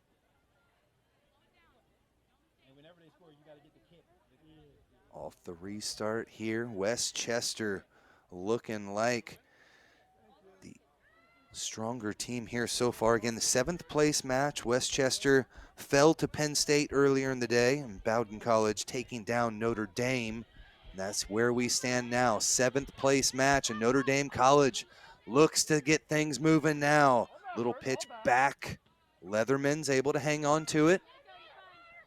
Offload and get Notre Dame College moving yet again. Support arrives just in time. Leatherman keeps it moving off to the right-hand side now. There's the offload, tried the little backhanded pass, but Soprik ended up losing it forward, and will come back to a Westchester scrum down. And these are the mistakes that they have to put it into. That was a situation where the ball was just a little bit unpredictable. The line was good. Maybe if they can find a way to get it there sooner or get it to her sooner. But a bit of a forward pass, a bit of a knock on, and then a double knock gives Westchester a scrum. You called it. That was number 11, Kylie Mixter, that had the nice running line, but just could not hang on to it. And now back to the other side. Cameron Snow with a huge fend at midfield against the number 19 defender there, and she takes it the distance, the power, the strength, and another try for Westchester. The set piece works off again. And if there is no place to go, the offload is there, and let it snow, let it snow, let it snow. The undecided major decides that she wants to put 5 points on the board for her team from Westchester, Pennsylvania herself, and she's repping the town and the school, adding 5 points on the board. And a converted try makes it 7, and simple as it is, just moving the fly half around, running a loop line from her scrum half position, and sticking to that fin. Notre Dame College couldn't get a grapple on her. Abby couldn't get a hand on her, and the foot race commenced, and Snow takes it all the way in. Westchester are rolling right now over Notre Dame College. Got to give a big shout out to number 2, Faith Morley. She started that attack with the beautiful offload, took the contact, and then made that one final pass, which they were able to take it the distance. This one's going to trickle all the way back out the end. In goal, and we'll bring it back to a free kick from midfield for Notre Dame College. And what a start for Westchester. They have not let up a single bit and shown just how good they can be, dominating here in this 7th place matchup. But Leatherman Beautiful has something move. to say about it. She sure does, able to keep things going, but yet again, Lance, a little knock on each time they're able to bring something out of the bag and get things moving, just unable to get the continuity they need. Leatherman giving all she can out there as we see her again dragging defenders with her. Yeah, and this is just that is a microcosm of maybe the entire day for Notre Dame College. The handling errors are at an absolute maximum for Notre Dame College. They've had great opportunities to score, put pressure on teams, but if you can't handle the ball, there's no future for you as far as moving the ball down the field against good teams. Nicely done getting out that one out the back of the scrum. Good shove from Notre Dame College, and a scramble here for Westchester. Whistler slammed to deck, but they're able to keep things moving, and there comes Morley. Morley lost it forward, so Notre Dame will have the scrum.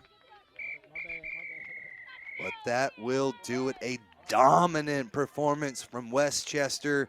A big-time victory for them, and they are your 2024 Women's Premier 7th place champions here. What a great weekend for them. Not exactly what they wanted, but they're able to bring home a title as well, and a great tournament for both of these squads. We'll take a quick break because we've got more rugby on the way. Stay tuned here to the Rugby Network.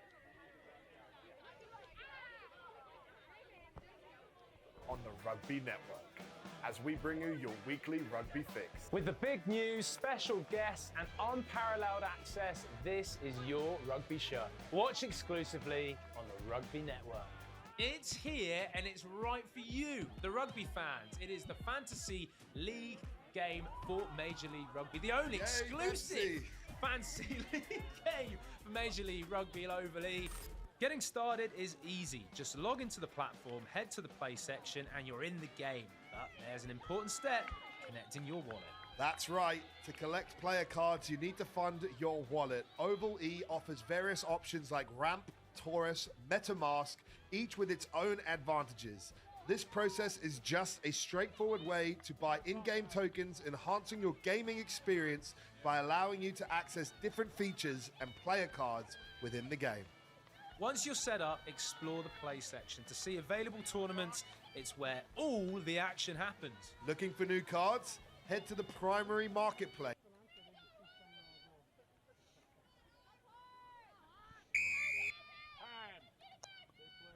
Welcome back to Field 12.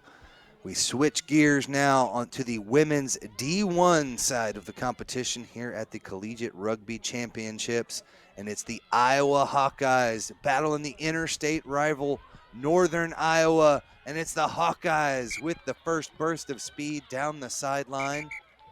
I believe stepped out into touch. Tim Wilkes and Lance Cavanaugh taking you through all the action here live on Field 12. Yeah, this is going to be a good matchup. I wonder how often these two teams played each other during the process of a year, and now they find themselves playing each other in D.C.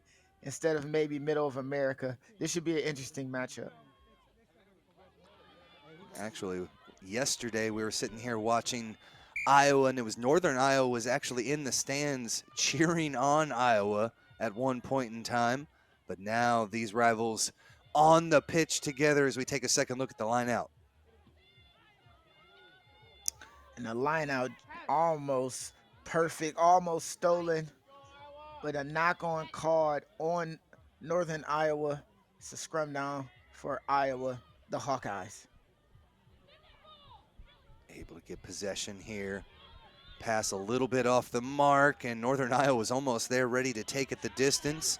They're able to finally scoop this one up, but did knock it on in the process. So a bit of sloppy play here in the first minute and a half. Iowa's put into the scrum. And this Iowa side has to show a little bit more offensive prowess. They got to hold on to this ball. Got to be able to attack with some width. Maybe they can run this Northern Iowa team left and right to help them. But the scrum is stolen. Good job to get the possession back over the 10-meter line. They're able to take this one. Dragon defenders finally brought to deck, and support arrives in time. Good job by Northern Iowa. Keep it in tight. Into contact they go. Believe that was Keely Downey. Taking it in. Big time pop. Jars the ball loose. Northern Iowa was able to hang on to it and keep progressing down the pitch. There's a stab kick through. Trying to create a little space of her own. Off the knee to keep it moving. Scoops it up and scores. What an individual try, and Northern Iowa are on the board first. The fact that everybody was prepared to protect that ruck. You got a kick, a kick down the field, a re-kick, a bobble, a dash, a grab. Everything was working, and Morgan Link gets in. What an incredible try for her, and what an incredible try for this team to get points in a way that's so unique. The double kick around the sideline, but resourcing that ruck, keeping Iowa from really getting in and getting that steal. And from there, the bounce was perfect. The re-kick, staying on her feet. Morgan putting the try down and getting 5 points for this University of Northern Iowa side. Morgan Link, the sophomore, getting it done, and Northern Iowa not finished yet as they're able to get this one off the restart. A penalty is going to be given, though. Believe a bit of a, no, not rolling away the call. And an opportunity here for Northern Iowa. Off to the right-hand side they come, bursting through, little offload, and the second try of the match coming quickly now for Northern Iowa. And Link is there again, linking up after this penalty. Iowa not getting back in time, not having enough players to play proper defense, and going right through, bashing through. It's number 13, Hannah Roth, and getting the link up inside offload to Morgan Link, and Morgan Link gets 2 in quick succession for this Northern Iowa team. Iowa defensively needs to find their structure and play a little bit more discipline so they don't find themselves giving away unnecessary penalties. But you got right inside, and no one was there to stop her, and Link goes in to score. 10-0 Northern Iowa over Iowa. You called it great field awareness there by Hannah Roth, 13. She has shown to be dangerous so far in this first half as well. Restart did not go the required 10 meters, so 7 style will come back to a free kick from midfield. Big time depth there from Iowa in the attack. Unable to come up and make the reception, but they're able to keep possession. Over the 22-meter line they come. Space here on the near side, but repelled yet again.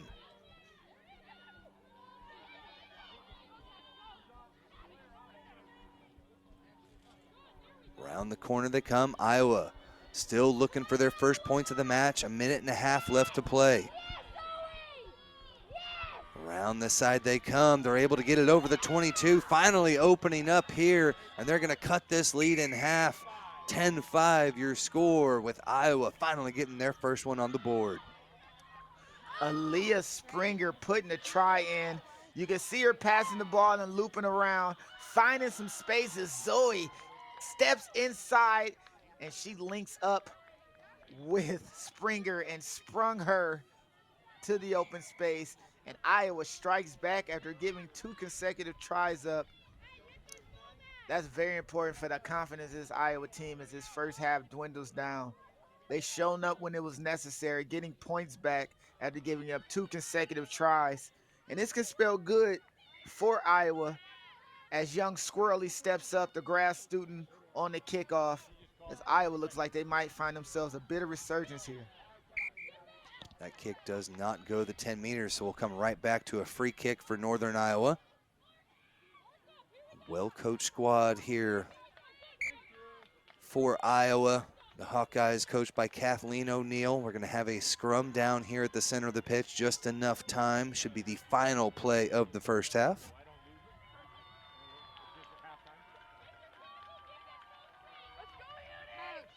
Thank you for joining us. If you're trying to get more information about your squad, make sure you download that National Collegiate Rugby app, NCR app. All of the bracket statistics and schedules you need. Strong tackle there from the Hawkeyes. Jars this one loose. Advantage being played and none found. And that knock-on will take us to the half. 10-5 your score. Northern Iowa on top at the break, but the Hawkeyes just cut it in half and look to charge here in the second. We'll step aside and we'll have that second half action when we return live on the Rugby Network.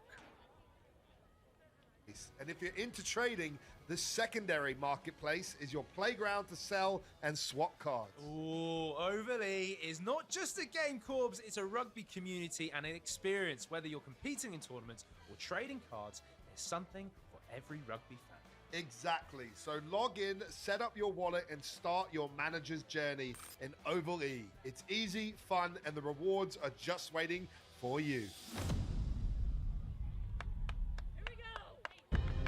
In our game, we play with our hearts. We don't play with sticks, bats, or gloves.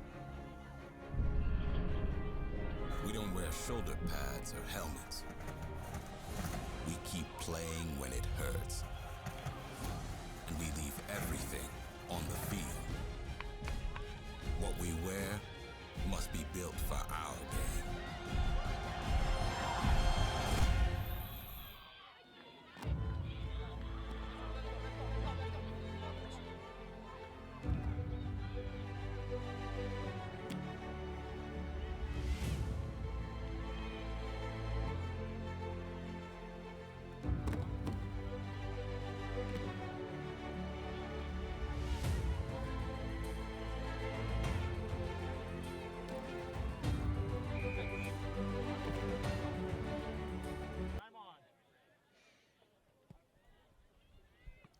Welcome back to Field 12. We start off the second half here between Iowa and Iowa State with the knock-on off the kick. There by Northern Iowa in the black jerseys with purple numerals, taking on their interstate rival, the Iowa Hawkeyes, in the gray jerseys and black numerals. Tim Wilkes alongside Lance Kavanaugh. Lance, we had a great first half and a good little burst there by Iowa to get back into it. Yeah, they definitely have the players that can get them over the top, get them some success. They just got to find some continuity and work together. Their only try today was them really linking together and finding ways to include each other in the offense. In the McCray took one down the far side of the pitch there, but now pressure is on. Zoe Charlton did a good job to get this one off to the near side. A little bit of space to be had out here. Pop back up to her feet, not held the call. Great job. Good effort there from Bailey Sherman. Off the quick tap, they look to make them pay. Elizabeth Langlois takes it the distance, dots it down. She's the star for her squad and finally starting to shine in the second half.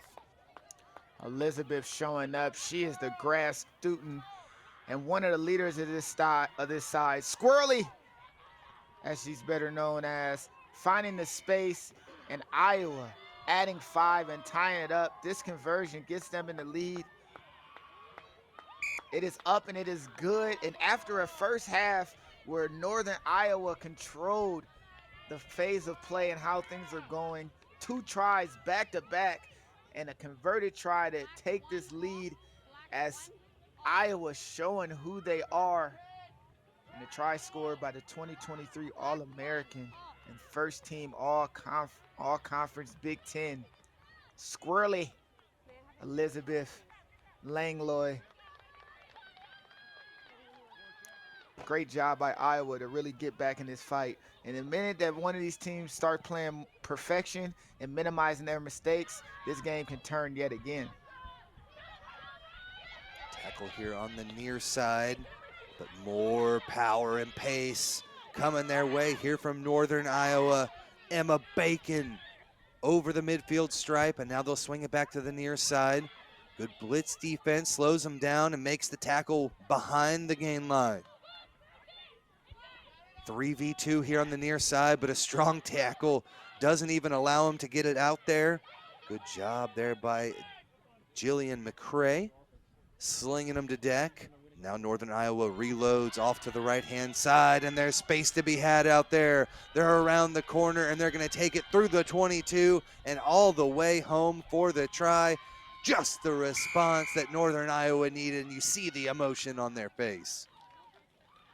Annie, are you okay? Are you okay, Annie? Getting around the corner, and young Henderson will not be denied. And the enthusiasm on the try, you got to appreciate it. U23 Midwest Thunderbird, 2 taps on the chest, a kiss, a point to the sky. The former All-Star putting on a show as Northern Iowa gets the converted try. Before she was playing rugby, she was a cheerleader. And you can see she definitely is leading the cheer as Northern Iowa scores back to stop the consecutive try streak from Iowa. And this game is turning into quite a back and forth battle. Sure is. Iowa looked like they could be the aggressor here in the second half, and a deep kick sends Langlois all the way back inside her own 5-meter line. But a couple of numbers here on the near side, pass a little bit too high. They're able to retain possession out of it, and support arrives in time. Good job there, Bailey Sherman, able to retain possession. She was the one that was able to set up that last try for Langlois. But now they've got to find some continuity, still inside their own 5-meter line. Off to the left they come. Try to step through Zoe Charlton, fighting her way through. Big time counter ruck blows this one up. No need for the penalty though. Possible hands in, but Northern Iowa have taken it back. Over here to the near side, into the hands of Morgan Link. Link slammed to deck, pops back up to her feet. Good job releasing it and continuing the charge. Off the head there, backwards says the referee. Northern Iowa is just gonna have to scramble to get this one. Offsides, the call, his advantage was on. Iowa needs to wake up. This Northern Iowa team is gonna quick tap and go right back at them. Already up by 5, over the line. They have to recycle this one back, and now they dot it down. Good job. They knew they were over. Just see the ball get thrown back in, and they convert and get another try. And you can see the Iowa leadership is yelling, get back, get there, get here. They seen that Northern Iowa were going to go right back at them. And the frustrating is mounting for Iowa, who gave up 2 consecutive tries early on, scored 2 consecutive tries themselves to get back and take the lead, and then in turn giving up 2 immediate consecutive tries right back. On this replay, just right there, Jesse Inman seeing the line, going right forward in the try zone, but flicks it back outside the try zone just to find Emma Hastings right outside, who picks it up, steps through and puts the ball down. Northern Iowa, after losing control of this game, took it right back with stingy defense. And the team that plays with the least amount of mistakes seems to be controlling the day. Northern Iowa squad looked to possibly be down and out with 2 tries going against them, but a well-coached squad by Megan Flanagan has them in a fantastic position. A 2-try lead with 40 seconds left to play in the second half. That kick does go all the way out, back through end goal. And so we'll have a free kick at midfield for Iowa. Have got to score 2 tries in the last 24 seconds as the hope's starting to dwindle with that last try from Northern Iowa. Yeah, their time is running out, and it seems like the referee is signifying that this is the last play. Iowa's season coming to an end after this phase of play, and they will not quit. Look at them go. Well, not just the try scorer here, as it's going to be Jillian McCrae taking it in, but Squirrel Langlois with the tap took a shot, as we'll take another look here. What an offload. Hey, you got to put your body on the line to get your team forward. Someone has to lay across the barbed wire so that we all can walk across. And Squirrely taking a hit so that Iowa speedster can run down the center of the pitch. They get 7 back at the very end. Not enough to take back the lead of this game, but enough to show that they had fight through the bitter end. Congratulations to both teams from the state of Iowa. Middle of America represented very well as Northern Iowa takes the game 24-15.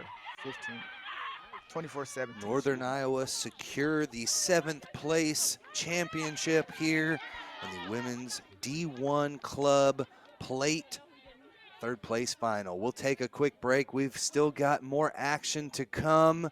Looks like we may have a little bit of a break here on Field 12. Make sure you check out the stadium feed as well for all of the live action here from the Collegiate Rugby Championships National Sevens.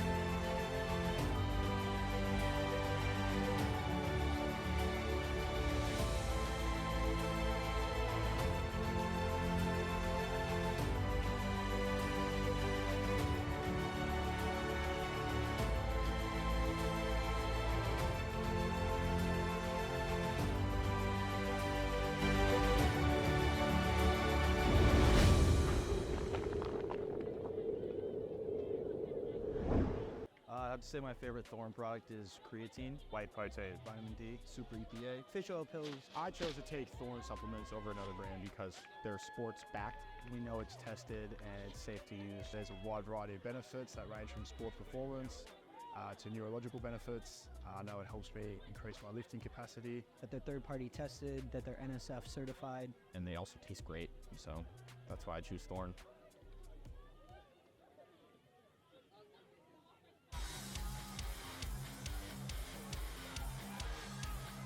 And out on the maul. Paula CK Hodgson on the loop. Out to the fullback, he's looking strong again. Michael Manson, and into his hands, what a play that is! He's gonna cross the line for the Warriors. What a display of individual play there.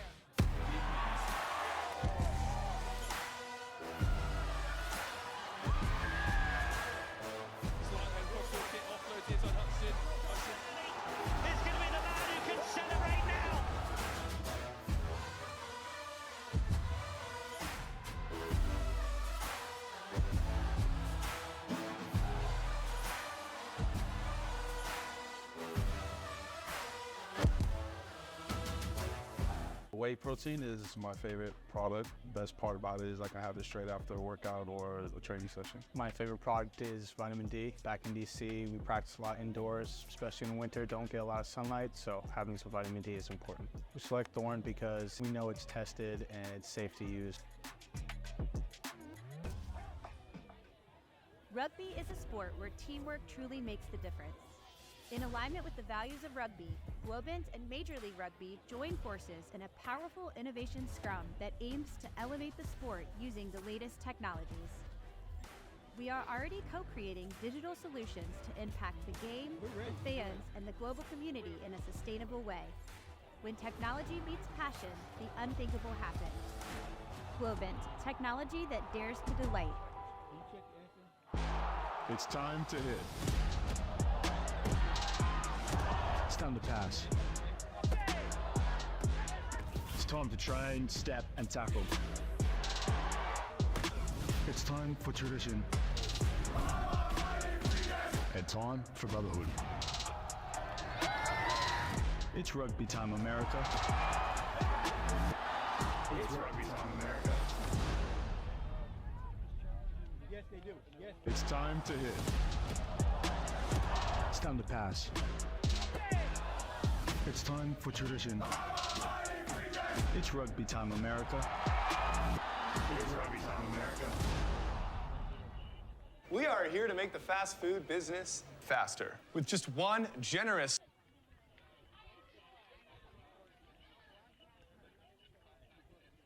Hello again, here live from Field 12. We are just about ready for more action here. Boise State taking on UConn. Women's D1 action. We've got the plate final on our hands here for 5th place in the Women's D1 Collegiate Rugby Championships here. Live from Boyd, Maryland. Maryland Soccerplex, our home this weekend. Multiple fields, and right now a break in the action. The UConn Huskies looking to get the first points up on the board.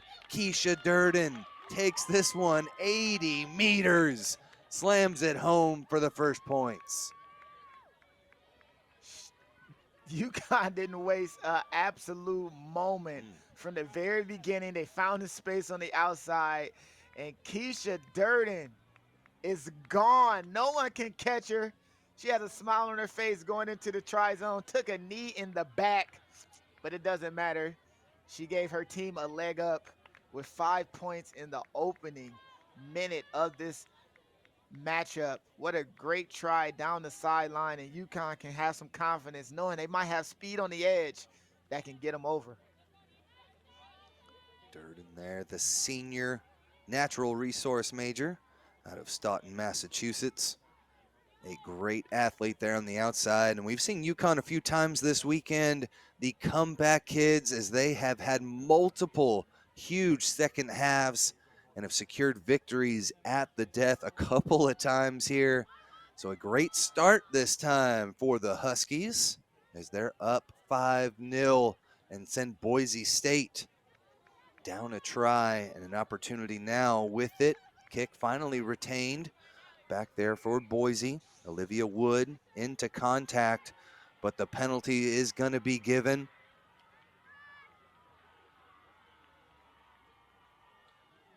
Referee a little bit concerned there, a sub coming in, as it looks like maybe Olivia Wood may have taken a knock to the head there.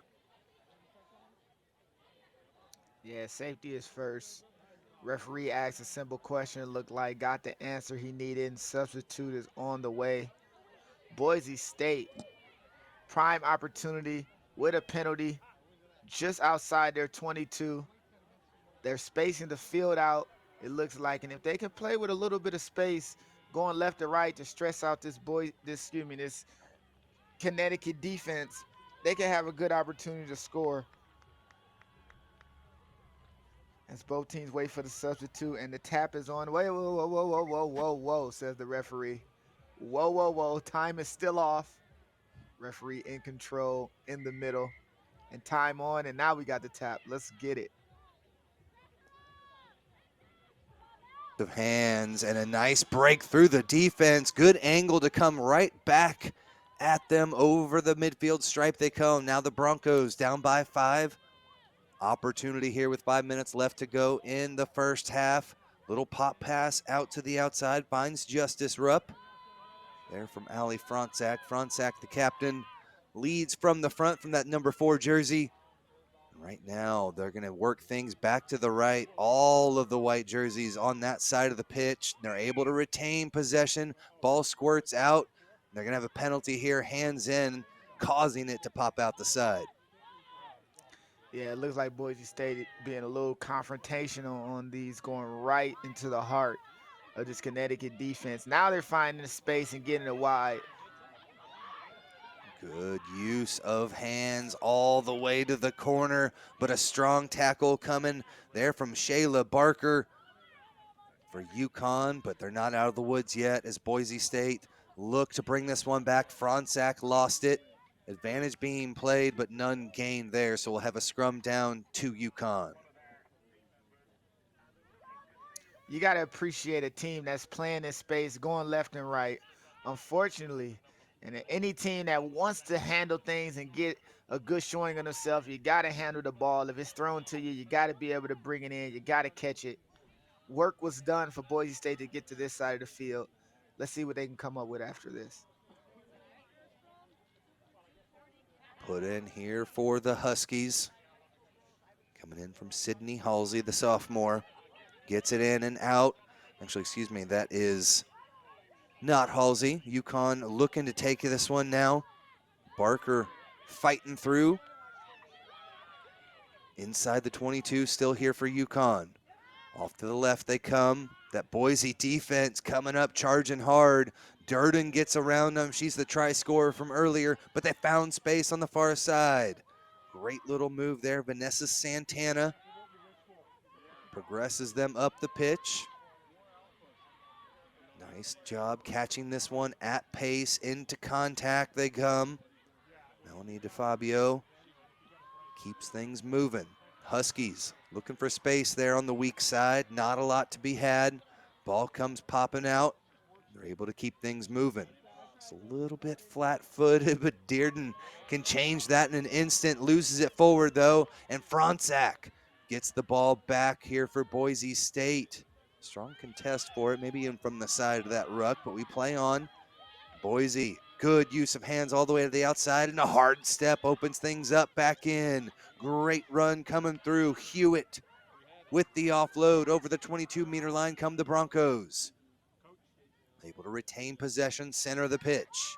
Down by 5, minute 52 left to play in the first half. Over to the right-hand side, another tough run. Kylie Nelson gets in. Boise off their feet a little bit, but no real contest, no harm, no foul. Fronczak charges her way in, but the Huskies prevent her from getting any closer. Around the side they come. There's the looping run. Justice Rupp is over the line, throws the defender to the deck and dots it down for Boise's first try of the match. Justice, justice, justice. Let's look at the way that Boise State were able to keep the ball moving into space, communication on the loop, letting her teammate know she's there. And it looks like that Connecticut defender was trying to keep her from grounding the ball, but she wasn't ready to ground it just yet. Uses the fin, goes back inside, and Justice erupts this for a 5-pointer for Boise State, getting this team back into this game. Conversion up. And I always love a smaller player with a scrum cap. Those are my favorite people on earth. So good job by Justice getting a 5-pointer for her team. But she's pointing, go there, go there. Sees the loop, communicating, hands up and ready. Makes the catch, and from that close in, she will not be denied. Fending off in the try zone and adding 5 for her team. It really just goes to show how effective that loop can be, because you're still catching that one at pace. Even though you're kind of going more east and west, it really allows you to open things up, and Rupp did so beautifully there. Used that space to perfection, and now give Boise State a 2-point lead. UConn had that first try through Dearden in the first 30 seconds. Haven't seen a lot of offense since, but now they're able to get the engines going. Anna Griffiths on the right-hand side keeps things moving into the hands of DeFabio. Counter ruck coming there from Boise, but they're able to secure possession and they'll keep it weak here. Shellman, the senior, into contact. No time left on our clock. Around the side they come. Griffiths tries the fend again. Makes another 5 meters. Good use of hands. Nice little step through from Dearden, and she's able to part the seas and make it the distance. A brace there for Dearden. 2 tries on the day, and the Huskies take the lead in the dying moments of the first half. Yeah, you kind of just finding ways to maximize space. That left-footed step again, right-footed step away from the help defense, and another left-footed step to get completely away from these Boise State defenders. Durden with 2 of them things early in the first half, setting their team up with a lead. And Connecticut doing exactly what's necessary to get points on the board as we go into halftime. Great job there from UConn with the response in the dying moments. They have had tremendous second halves, and we've got a great one on deck for us when we return. A tight matchup here in the bowl final, or excuse me, the plate final. We'll come back with the second half when we return. Lick. Sorry. There we go. Taste ID will create exactly the combo you would like to eat. How do you know our customers will like it? Like it? They're gonna lick it. Nice. Get a technology partner that knows your business and your consumers. Globant, technology that really dares to delight.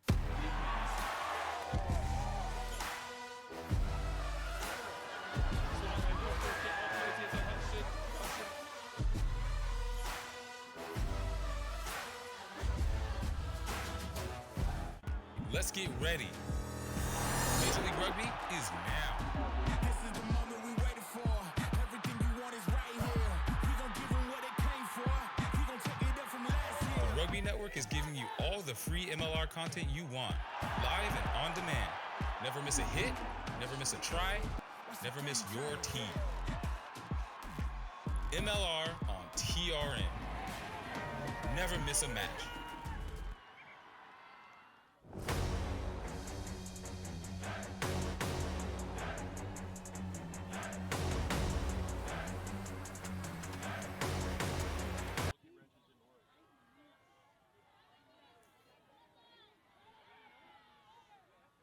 Welcome back to the action here on Field 12. Tim Wilkes and Lance Kavanaugh from Great American Rugby taking you through all the action. And Lance, we have seen some tremendous athleticism on display this weekend, but Keisha Durden maybe topping that list here on the women's side with 2 tries in the first half to give UConn the lead. Yeah, and this UConn team seems to be poised. They're getting breakaway tries, playing stout defense. And unfortunately, that kick did not go 10. No worries, it happens to the best of us. As Boise State now has a free kick at center field with a chance to attack. Every once in a while, tough to get that en blanc ball to drop and bounce the way you need it to. Good fends. Here coming in from Justice Rupp, the try scorer, to settle things down and give the Broncos an opportunity to charge. Good blitz defense, though. Makes the tackle, and now they're able to take it away in the interception. Over the right-hand side they come. UConn with the opportunity. Parker Preddy gets slowed down, but illegally so with the high tackle.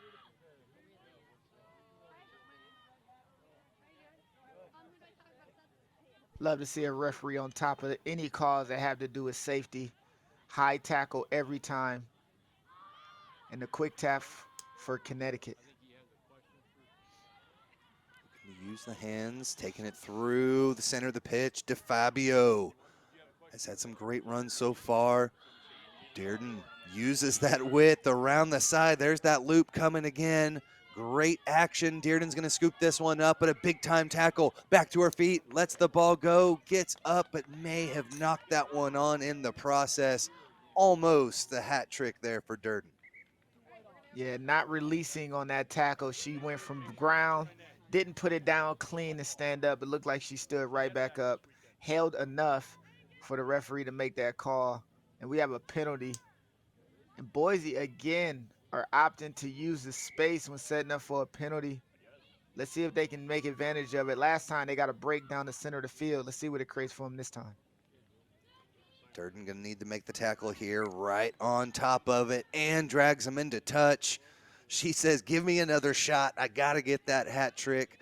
UConn up by 3 here with about 5 minutes left to play and an opportunity to strike from the line out.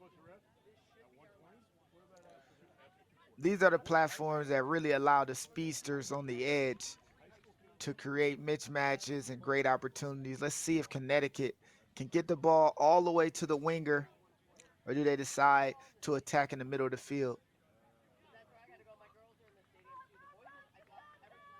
4:30 left to play. Line out, up and down. Well done. They'll swing this one back out to the right-hand side through Parker Preddy. Here comes Durden. Keisha held up center of the pitch. Back to the near side to Preddy. Good tackles from this Boise State squad, though. They are not giving up, only down by 3. As we progress our way through this match, definite high tackle. Gotta be a card coming here, as Franczak, one of the leaders of this squad, may have to leave here for at least a little bit, maybe the rest of the match. Yeah, this is just to decide, is it red or is it yellow? And a yellow card given. That was a WWE sidewalk slam almost, bringing that defender down from around her neck. I'm glad she's back to her feet and this game can continue. My goodness. Yeah, lucky to maybe not get the red there, because you called it first the high tackle and the slam in combination with it. Makes it dangerous, but the danger is coming here from UConn. Right through the defense they come, and Anna Griffiths extends the lead for the Huskies now 15-7. And it is just hard to compensate for a team that has an absolute blazer on the outside and you're short a player. It just makes it really hard. And UConn, who's been using this offload tactic of going into contact, getting the ball away, now with a extra defender off the field, the middle of the pitch opened up. And before you know it, they were underneath the sticks with a converted try, 17-7, as Boise State still has more time on that yellow card, and the clock ticking away as their opportunity to take this game back dwindles. Parker Preddy nails that one through. Here, final match of the weekend on the D1 side of the competition. Been a great one throughout. UConn with some come-from-behind victories. But Keisha Durden, with 2 tries to her name, has put up more points than the entire Boise State squad combined so far. Boise with the knock-on to slow things down yet again. Yellow card still with about 30 seconds to a minute left, as it'll be UConn's put into the scrum. And UConn playing a game with the least amount of mistakes, forcing this Boise team to really try to find a way through. And with a shortage of a player, it gets tougher and tougher with each seconds. Your legs are heavy. This is after a weekend of games. This is game 5 or 6 for these teams. And now they're down a player with minimal time. Put in here, fighting for 5th place on the line. There's the pick and go around the back of the scrum. Shayla Barker with the speed, brings it home for the try. Just like that, UConn stretch the legs and stretch the score, now 22-7. That try was from Parker Pretty, and that try was absolutely pretty. Picking the ball up on the back of the scrum, using the legs to get around the corner, and that's 5 points, as pretty as it can be. As UConn extends this lead, Boise State are reeling after giving up multiple tries, including 2 with a yellow card. It's not a way that you can win this game with players off the field. Great job by UConn finding the advantage and stretching this lead that they already had to seem insurmountable. Pretty's conversion, no good. And Shayla Barker, the senior out of Beverly, Massachusetts, goes from behind the scrum, picks that one up and takes it the distance herself. 22-7 the score as Boise State, final 24 seconds of action, looking for a little bit of a spark just to end the weekend. It's been a tremendous tournament for them. Great win earlier in the day to punch their ticket to this 5th place match, but UConn just too tough here throughout early on. It looked like Boise was going to be able to get back into it, but a late try in the first half put UConn back in front, and they have not looked away since. Good run through the middle of the defense there from Kylie Nelson. Recycles the ball back to the left-hand side. Big time pop. UConn still ferocious on the defensive end. Good little run there for coming in. Boise State still with an opportunity though. Looking to get the final try of the match. 60+ meters to go though. Working through the hands. Back to the right-hand side they come. Dearden in perfect position there on the outside. Into contact they go. Boise State back to full strength here, but down by 15. Playing for pride at this point. They're going to keep fighting, dragging defenders with them. Space here on the right. Not the deepest line there. They're able to find some, create their own here off of the looping run. That one an easy call for the forward pass, and that should do it. UConn win 22-7 over Boise State, and too much there from the Huskies, Lance. Yeah, that was just an incredible performance by UConn, using their team dynamics, playing to their strengths, offloading the ball, finding someone close. The yellow card doesn't help. The excessive speed on the outside from Keisha Durden didn't help Boise State chances. And though they fought to the bitter end, UConn takes the win. Congratulations to both teams, and good job by UConn. So University of Connecticut secure 5th place here in the women's D1 side of the bracket. A terrific tournament for them, come from behind victories, and then a dominant performance to seal the deal. For Lance Cavanaugh, I'm Tim Wilkes. We've got a little bit of a break here coming on Field 12, but we have more action left to go. Check over to the stadium as some of the championship rugby continues here on day 3 of the National Collegiate Rugby College Rugby Championships.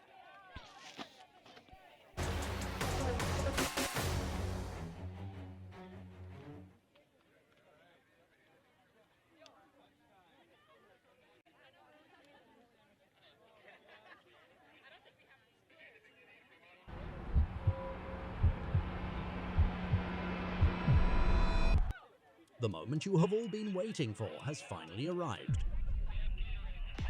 The first rugby game that allows you to play and get rewards is now live. Step into tournaments, be the ultimate manager, earn free jerseys and match tickets. It is the heart of rugby, now in digital glory. Build your strategy using real player cards. It's your game, your moves.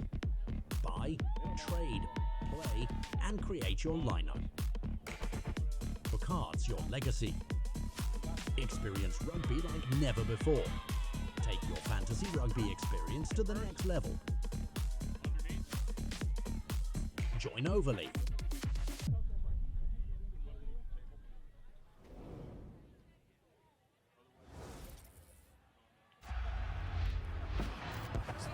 Rugby is all about feeling.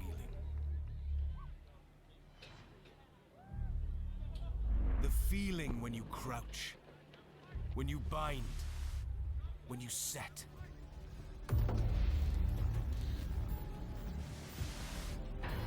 The feeling when you go into that first defender. The feeling when you make that first tackle. The feeling when you take that first hit.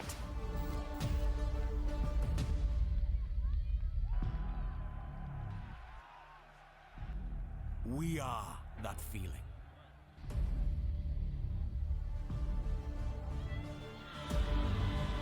We are contact.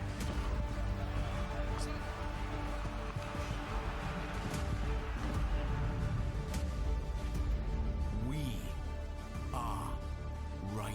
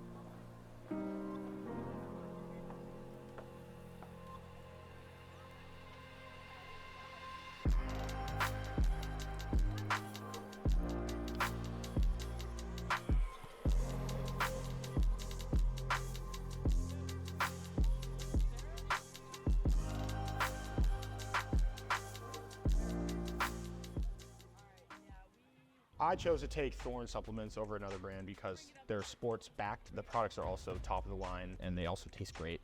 It's important that the substances athletes take are tested for banned substances. One, because you want to make it a fair, even game, especially with the other players. And you want to make sure what you're putting into your body as an athlete is clean, researched, science-based, and it's healthy for you. So you want to put good in and get good out. Yeah, Thorne has helped me a lot, especially in the last couple of months. I've had to pack on some weight to be able to play in this league, and I think taking creatine and protein every day and adding in a couple other things has made me a better athlete, a bigger athlete, stronger athlete, and just overall prepared me well. So I take creatine every morning when I first wake up. It's kind of like my checklist or part of my routine. I usually have a protein shake, a Thorne whey as well, so I usually just throw it in there or throw it in with some BCAAs.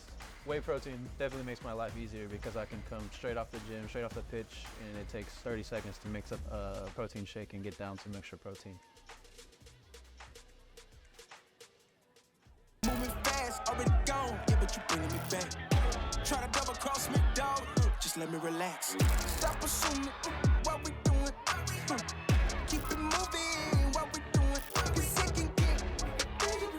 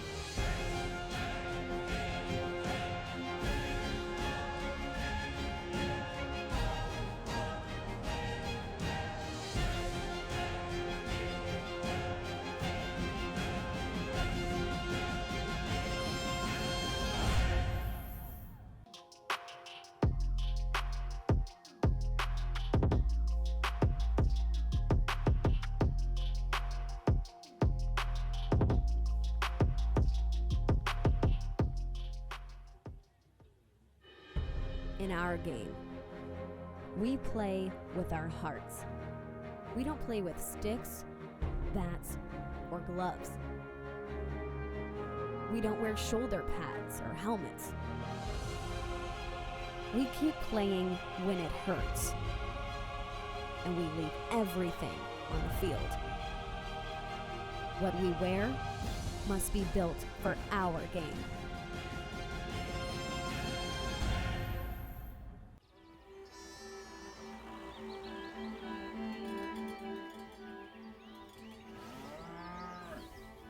Since 1979, we've been searching for perfection. We've been thinking, sketching, and designing.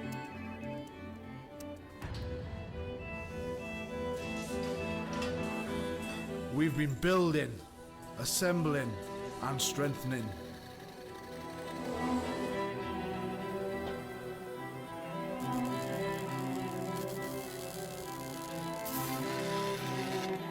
We've been cutting, shaping, and painting.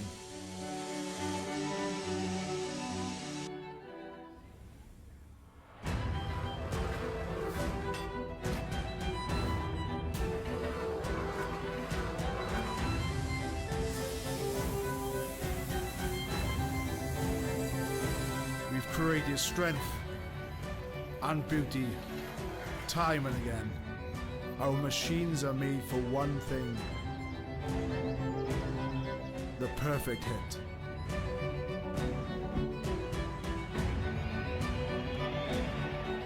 We are the crouch.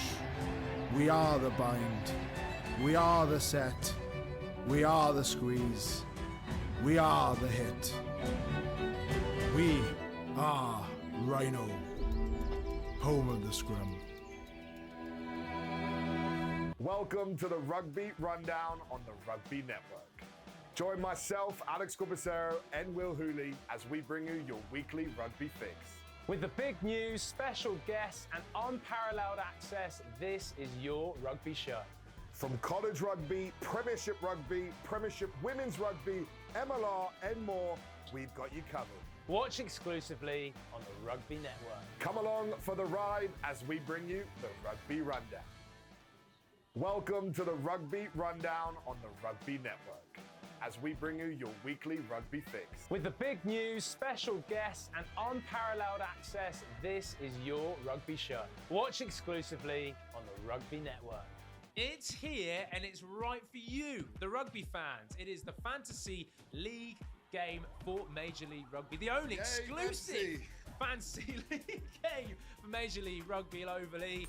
Getting started is easy. Just log into the platform, head to the play section, and you're in the game. But there's an important step: connecting your wallet. That's right. To collect player cards, you need to fund your wallet. Oval E offers various options like Ramp, Taurus, MetaMask, each with its own advantages.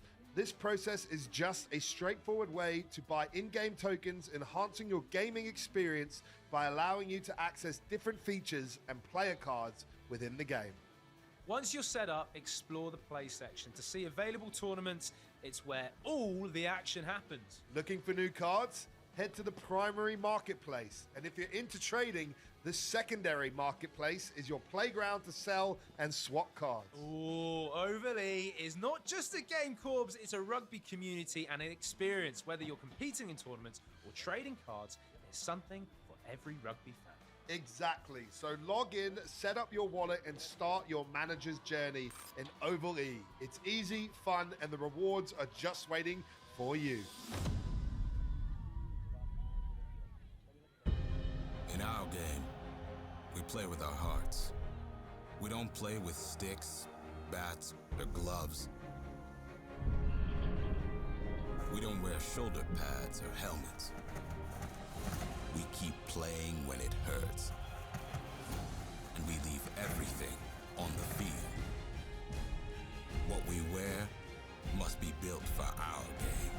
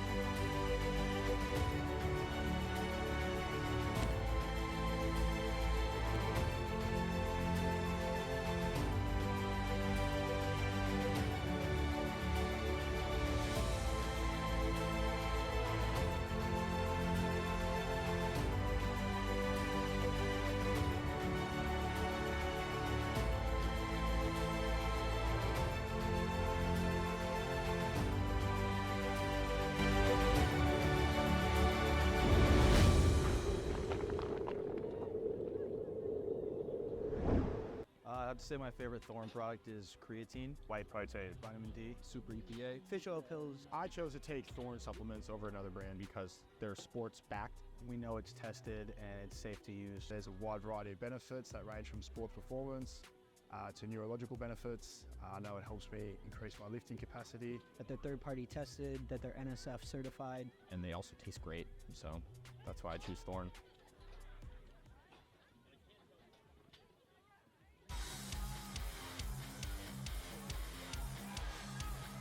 And out on the maul. Paulasike Hodgson on the loop. Out to the fullback, he's looking strong again. Michael Manson, into his hands, what a play that is! He's gonna cross the line for the Warriors. What a display of individual play there.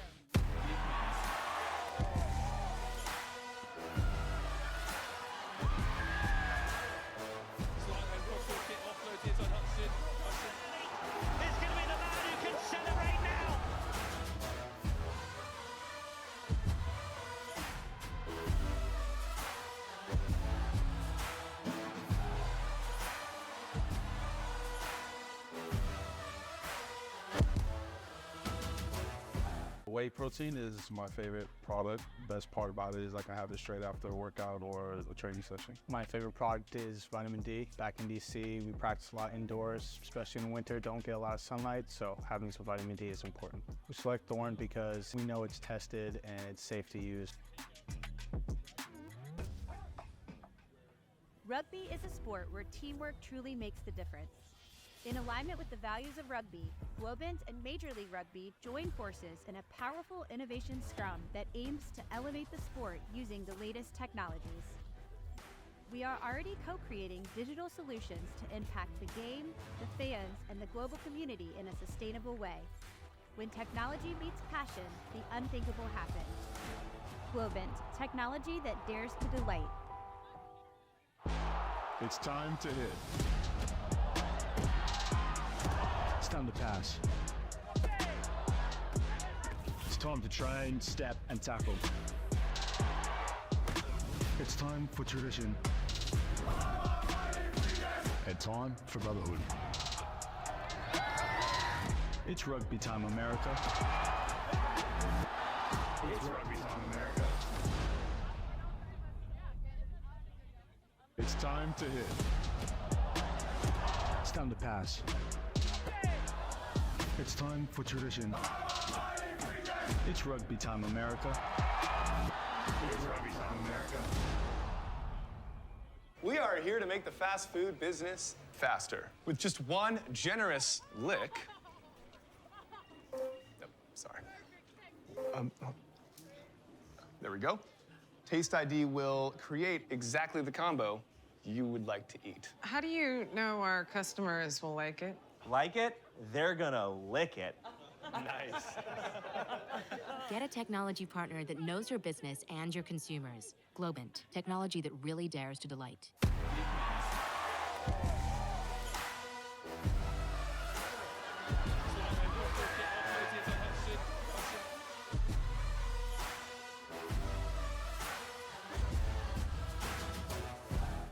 Let's get ready. Major League Rugby is now. This is the moment we waited for. Everything you want is right here. We gon' give them what they came for. We gon' take it up from last year. The Rugby Network is giving you all the free MLR content you want, live and on demand. Never miss a hit, never miss a try, never miss your team. MLR on TRN. Never miss a match.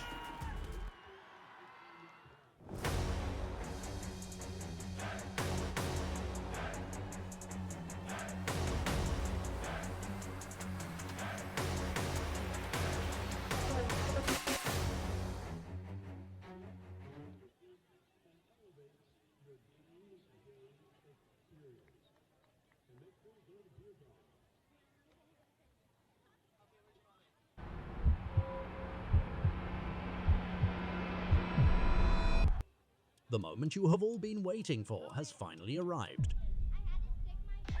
The first rugby game that allows you to play and get rewards is now live. Step into tournaments, be the ultimate manager, Earn free jerseys and match tickets. It is the heart of rugby, now in digital glory.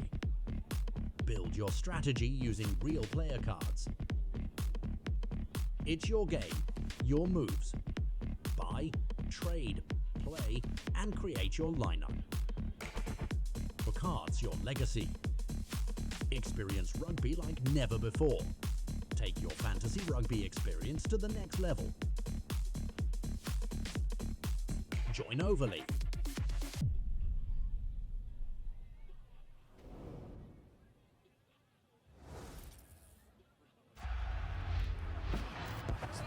Rugby is all about feeling. The feeling when you crouch, when you bind, when you set.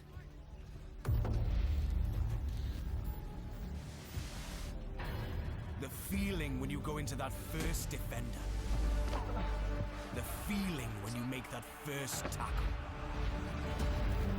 The feeling when you take that first hit.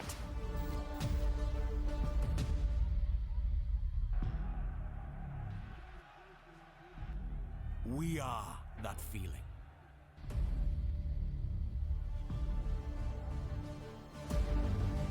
We are contact.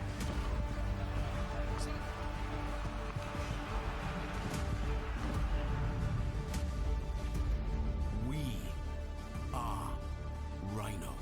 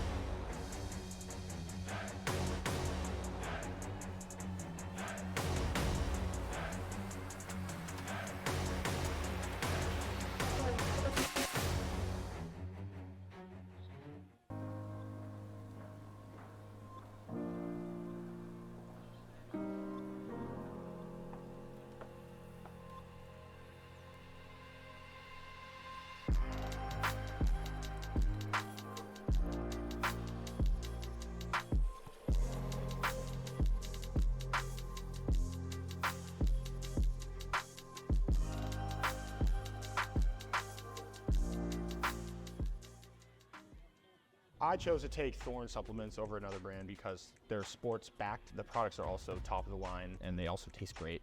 It's important that the substances athletes take are tested for banned substances. One, because you want to make it a fair, even game, especially with the other players. And you want to make sure what you're putting into your body as an athlete is clean, researched, science-based, and it's healthy for you. So you want to put good in and get good out. Yeah, Thorne has helped me a lot, especially in the last couple of months. I've had to pack on some weight to be able to play in this league, and I think taking creatine and protein every day and adding in a couple other things has made me a better athlete, a bigger athlete, stronger athlete, and just overall prepared me well. So I take creatine every morning when I first wake up. It's kind of like my checklist or part of my routine. I usually have a protein shake, a Thorne whey as well, so I usually just throw it in there or throw it in with some BCAAs. Whey protein definitely makes my life easier because I can come straight off the gym, straight off the pitch, and it takes 30 seconds to mix up a protein shake and get down some extra protein. Moving fast, already gone, yeah, but you bringing me back. Try to double cross me, dog, just let me relax. Stop assuming what we doing, keep it moving, what we doing. Cause it can get dangerous.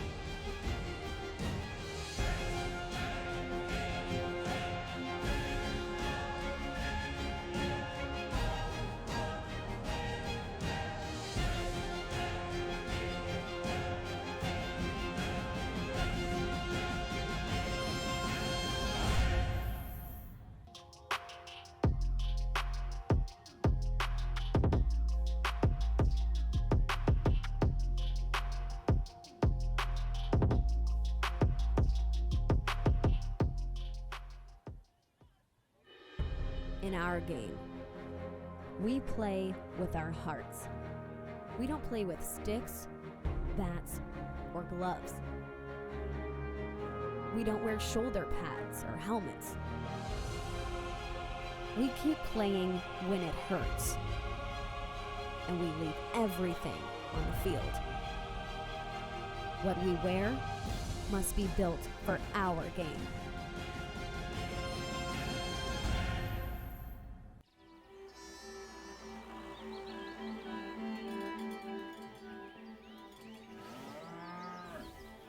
Since 1979, we've been searching for perfection. We've been thinking, sketching, and designing.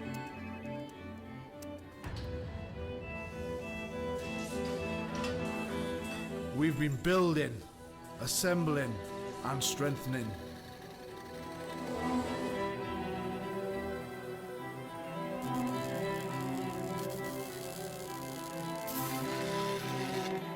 We've been cutting, shaping, and painting.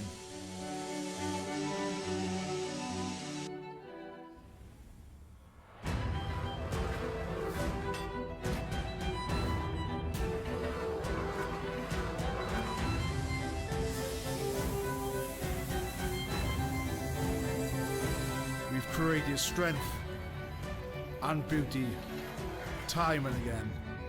Our machines are made for one thing: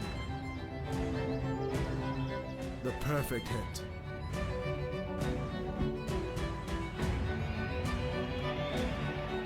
We are the crouch.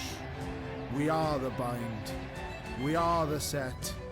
We are the squeeze. We are the hit. We are Rhino, home of the scrum. Welcome to the Rugby Rundown on the Rugby Network. Join myself, Alex Corbacero, and Will Hooley as we bring you your weekly rugby fix. With the big news, special guests, and unparalleled access, this is your rugby show. From college rugby, Premiership rugby, Premiership women's rugby, MLR, and more, we've got you covered. Watch exclusively on the Rugby Network. Come along for the ride as we bring you the Rugby Rundown. Welcome to the Rugby Rundown on the Rugby Network as we bring you your weekly rugby fix. With the big news, special guests, and unparalleled access, this is your rugby show. Watch exclusively on the Rugby Network. It's here and it's right for you, the rugby fans. It is the Fantasy League game for Major League Rugby, the only exclusive Fantasy League game for Major League Rugby globally. Getting started is easy. Just log into the platform, head to the play section, and you're in the game. But there's an important step: connecting your wallet. That's right. To collect player cards, you need to fund your wallet. Oval E offers various options like Ramp, Taurus, MetaMask, each with its own advantages. This process is just a straightforward way to buy in-game tokens, enhancing your gaming experience by allowing you to access different features and player cards within the game. Once you're set up, explore the play section to see available tournaments. It's where all the action happens. Looking for new cards? Head to the primary marketplace. And if you're into trading, the secondary marketplace is your playground to sell and swap cards. Ooh, Oval E is not just a game, Corbs, it's a rugby community and an experience. Whether you're competing in tournaments or trading cards, there's something for every rugby fan. Exactly. So log in, set up your wallet, and start your manager's journey in Oval E. It's easy, fun, and the rewards are just waiting for you. In our game, we play with our hearts. We don't play with sticks, bats, or gloves. We don't wear shoulder pads or helmets. We keep playing when it hurts. And we leave everything on the field. What we wear must be built for our game.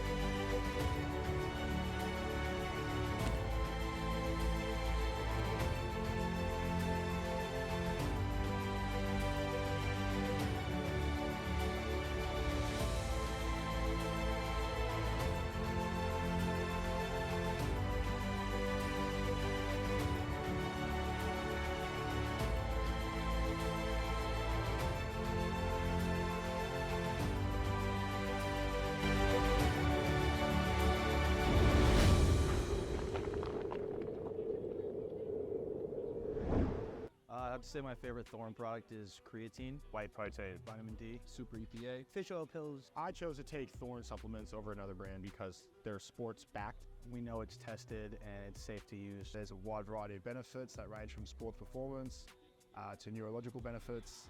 I know it helps me increase my lifting capacity. That they're third-party tested, that they're NSF certified. And they also taste great, so that's why I choose Thorne.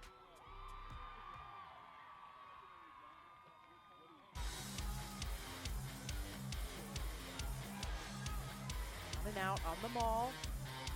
Paulasike, Hodgson on the loop. Out to the fullback, he's looking strong again. Michael Manson, in into his hands, what a play that is! He's gonna cross the line for the Warriors, what a display of individual play there.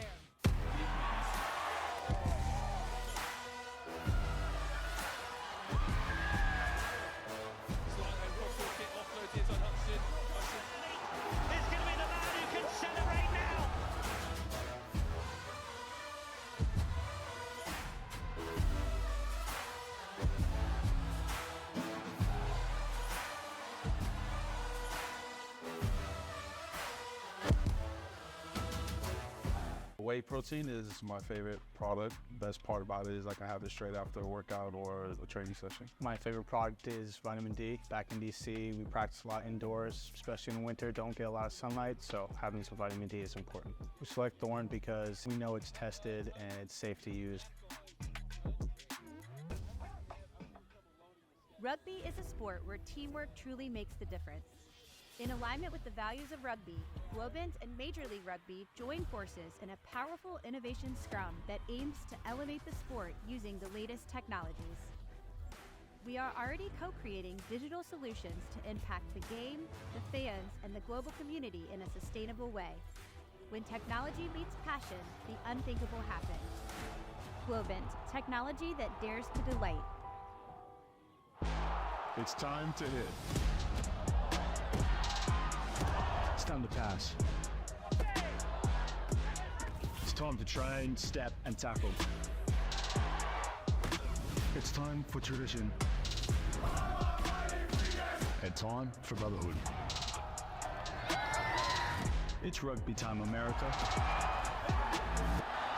It's rugby time, America. It's time to hit. It's time to pass. It's time for tradition. It's rugby time, America. It's rugby time, America. We are here to make the fast food business faster. With just one generous lick. Oh, sorry.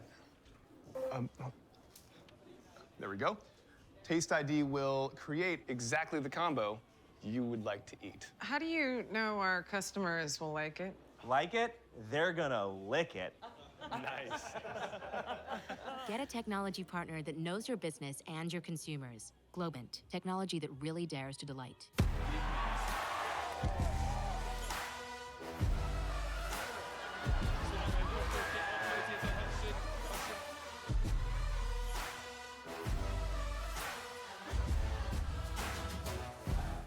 Let's get ready. Major League Rugby is now. This is the moment we waited for. Everything you want is right here. We gon' give them what they came for. We gon' take it up from last year. The Rugby Network is giving you all the free MLR content you want, live and on demand.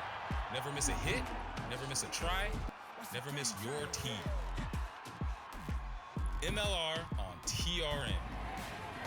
Never miss a match.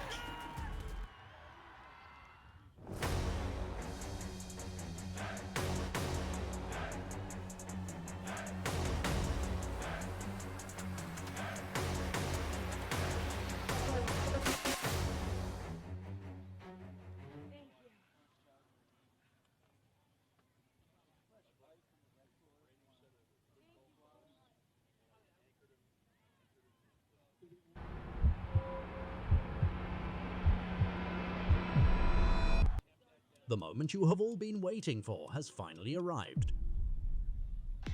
The first rugby game that allows you to play and get rewards is now live. Step into tournaments, be the ultimate manager, Earn free jerseys and match tickets.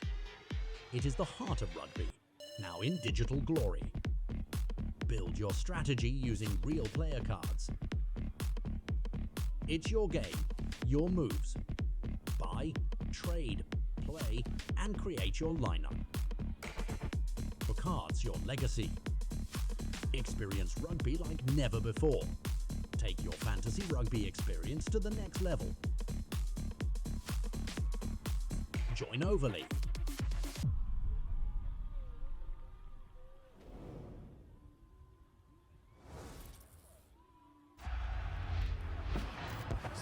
Rugby is all about feeling. The feeling when you crouch, when you bind, when you set.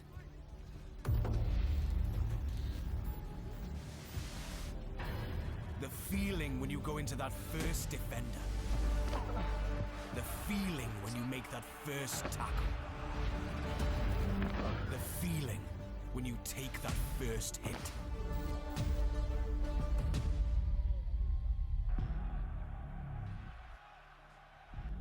We are that feeling.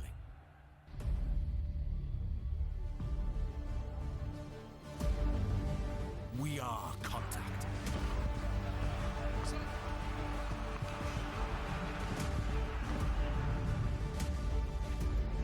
We are Rhino.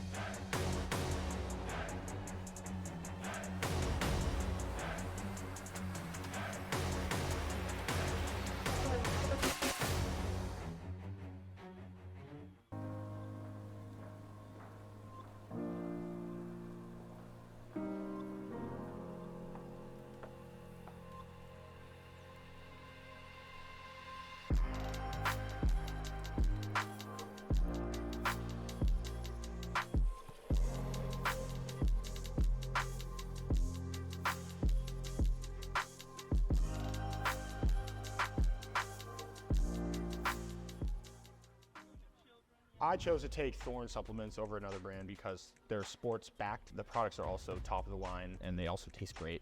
It's important that the substances athletes take are tested for banned substances. One, because you want to make it a fair, even game, especially with the other players. And you want to make sure what you're putting into your body as an athlete is clean, researched, science-based, and it's healthy for you. So you want to put good in and get good out. Yeah, Thorne has helped me a lot, especially in the last couple of months. I've had to pack on some weight to be able to play in this league, and I think taking creatine and protein every day and adding in a couple other things has made me a better athlete, a bigger athlete, stronger athlete, and just overall prepared me well. So I take creatine every morning when I first wake up. It's kind of like my checklist or part of my routine. I usually have a protein shake, a Thorne whey as well, so I usually just throw it in there or throw it in with some BCAAs. Whey protein definitely makes my life easier because I can come straight off the gym, straight off the pitch, and it takes 30 seconds to mix up a protein shake and get down some extra protein. Moving fast, already gone, yeah, but you bringing me back. Try to double cross me, dog, just let me relax. Stop assuming what we doing. Keep it moving, what we doing. Cause it can get dangerous.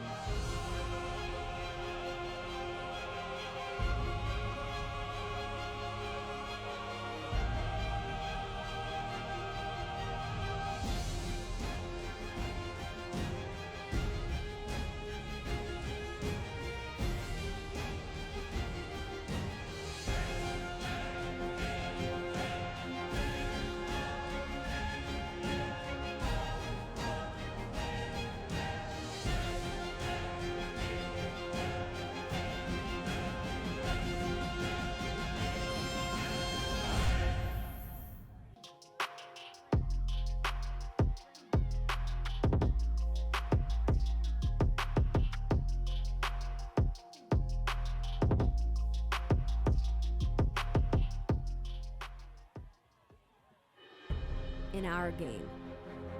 We play with our hearts. We don't play with sticks, bats, or gloves. We don't wear shoulder pads or helmets. We keep playing when it hurts.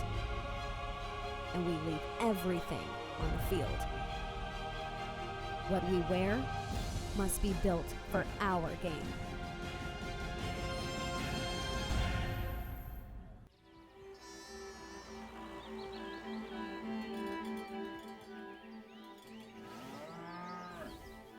Since 1979, we've been searching for perfection.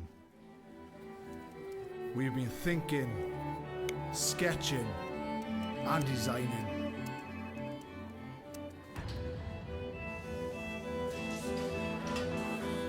We've been building, assembling, and strengthening.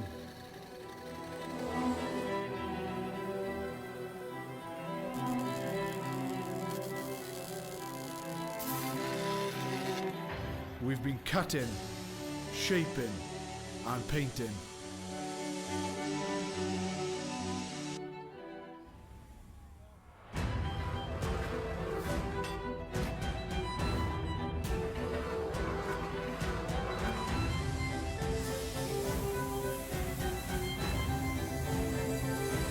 We've created strength and beauty time and again. Our machines are made for one thing: the perfect hit.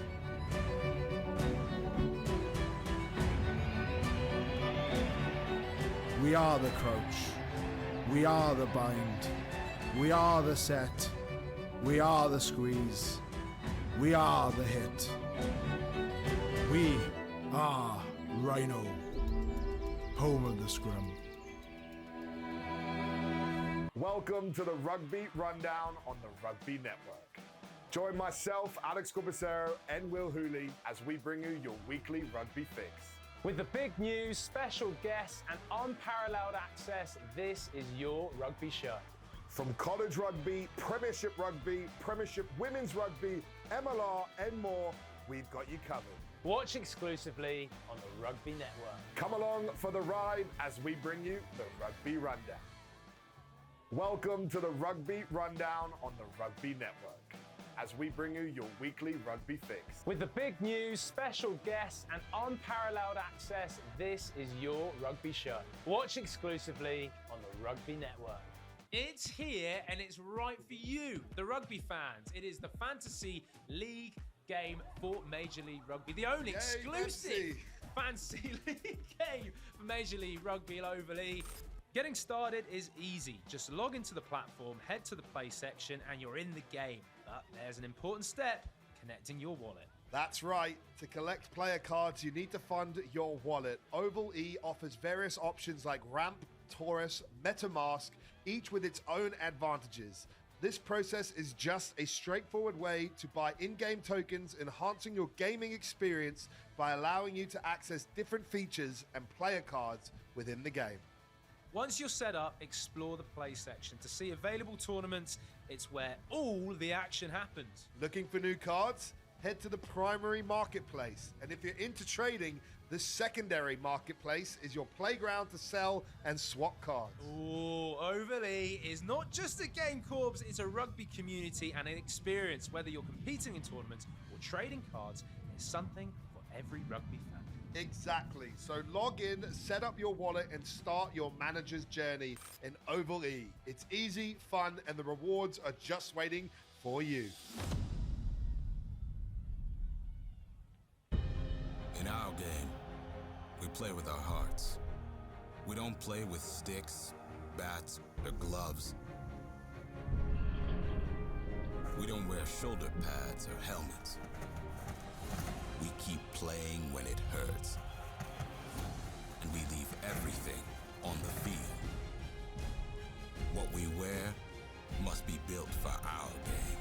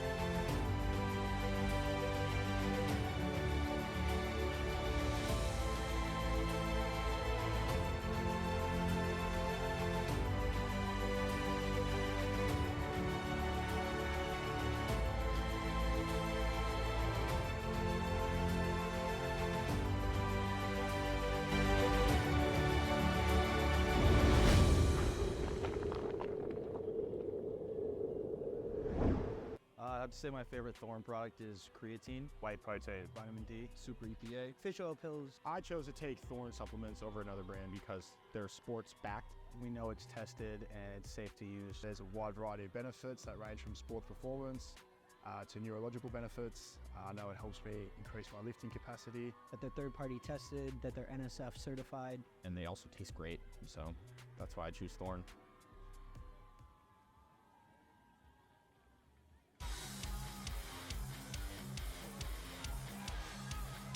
And out on the maul. Paulisike, Hodgson on the loop. Out to the fullback, he's looking strong again.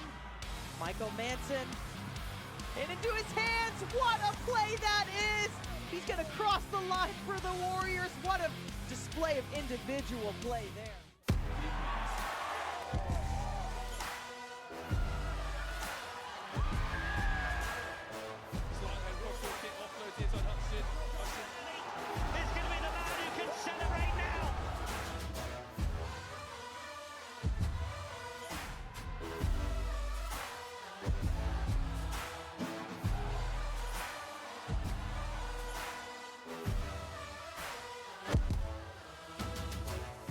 Whey protein is my favorite product. Best part about it is I can have it straight after a workout or a training session. My favorite product is vitamin D. Back in DC, we practice a lot indoors, especially in the winter, don't get a lot of sunlight, so having some vitamin D is important. We select Thorn because we know it's tested and it's safe to use.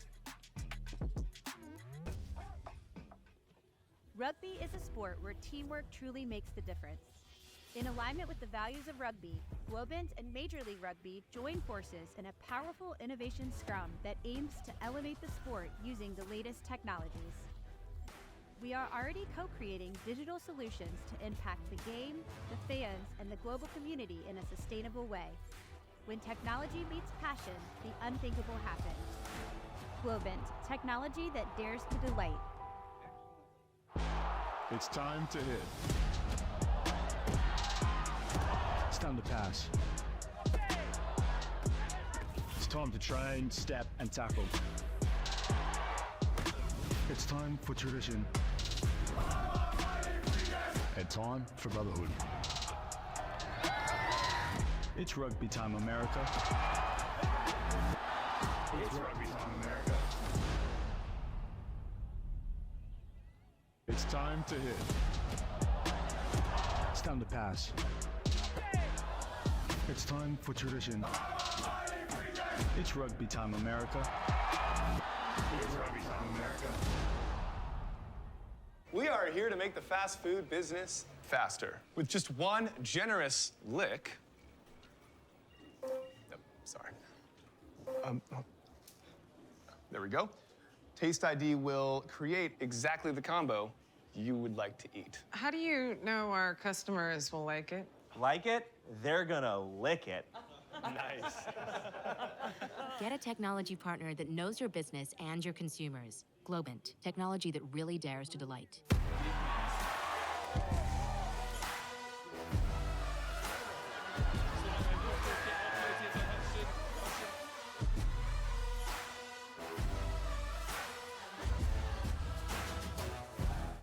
Let's get ready. Major League Rugby is now. This is the moment we waited for. Everything you want is right here. We gon' give them what they came for. We gon' take it up from last year. The Rugby Network is giving you all the free MLR content you want, live and on demand. Never miss a hit, never miss a try, never miss your team. MLR on TRN. Never miss a match.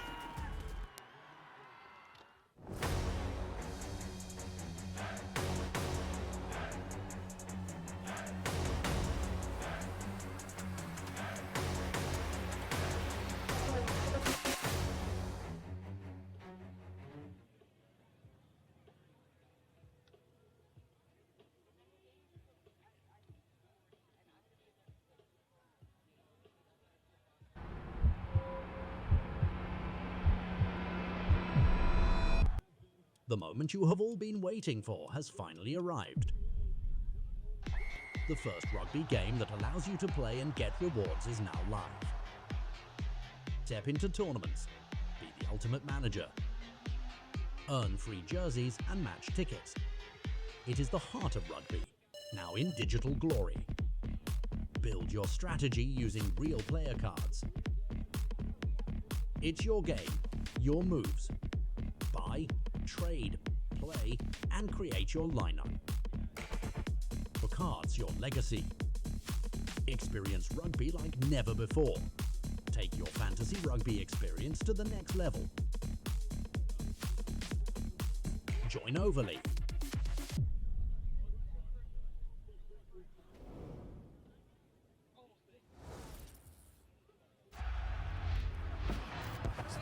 Rugby is all about feeling. The feeling when you crouch, when you bind, when you set.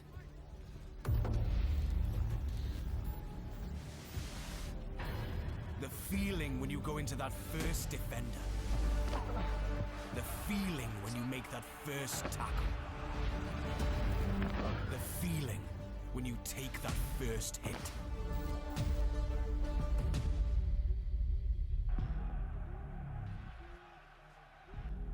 We are that feeling.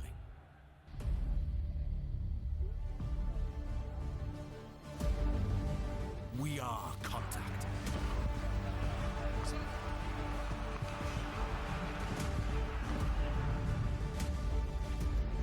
We are Rhino.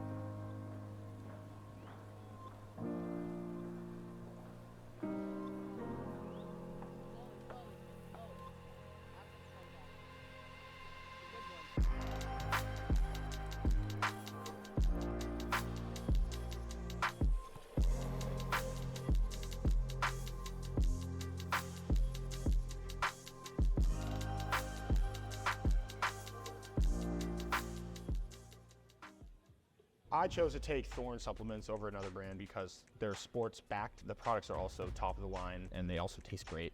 It's important that the substances athletes take are tested for banned substances. One, because you want to make it a fair, even game, especially with the other players. And you want to make sure what you're putting into your body as an athlete is clean, researched, science-based, and it's healthy for you. So you want to put good in and get good out. Yeah, Thorne has helped me a lot, especially in the last couple of months. I've had to pack on some weight to be able to play in this league, and I think taking creatine and protein every day and adding in a couple other things has made me a better athlete, a bigger athlete, stronger athlete, and just overall prepared me well. So I take creatine every morning when I first wake up. It's kind of like my checklist or part of my routine. I usually have a protein shake, a Thorne whey as well, so I usually just throw it in there or throw it in with some BCAAs. Whey protein definitely makes my life easier because I can come straight off the gym, straight off the pitch, and it takes 30 seconds to mix up a protein shake and get down some extra protein. Moving fast, already gone, yeah, but you bringing me back. Try to double cross me, dog, just let me relax. Stop assuming what we doing, keep it moving, what we doing, 'cause it can get dangerous.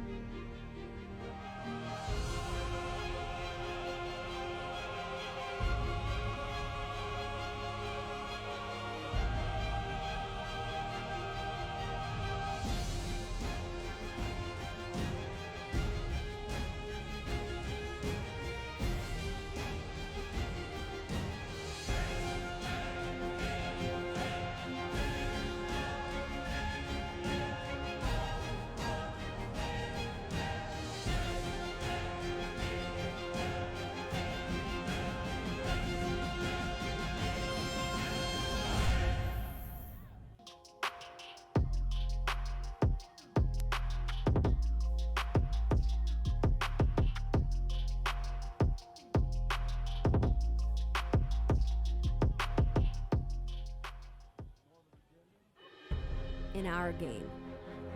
We play with our hearts.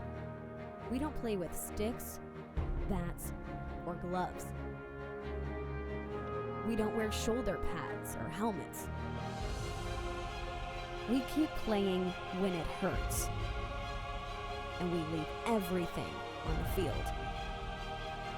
What we wear must be built for our game.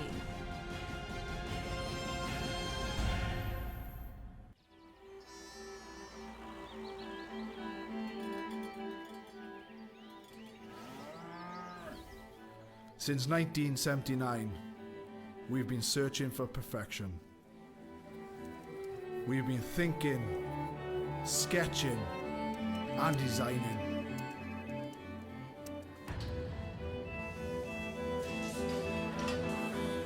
We've been building, assembling, and strengthening.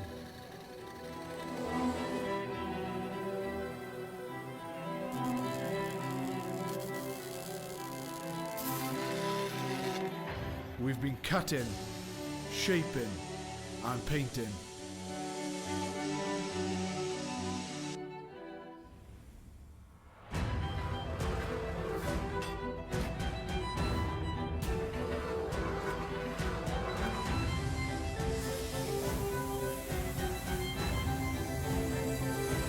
We've created strength and beauty time and again.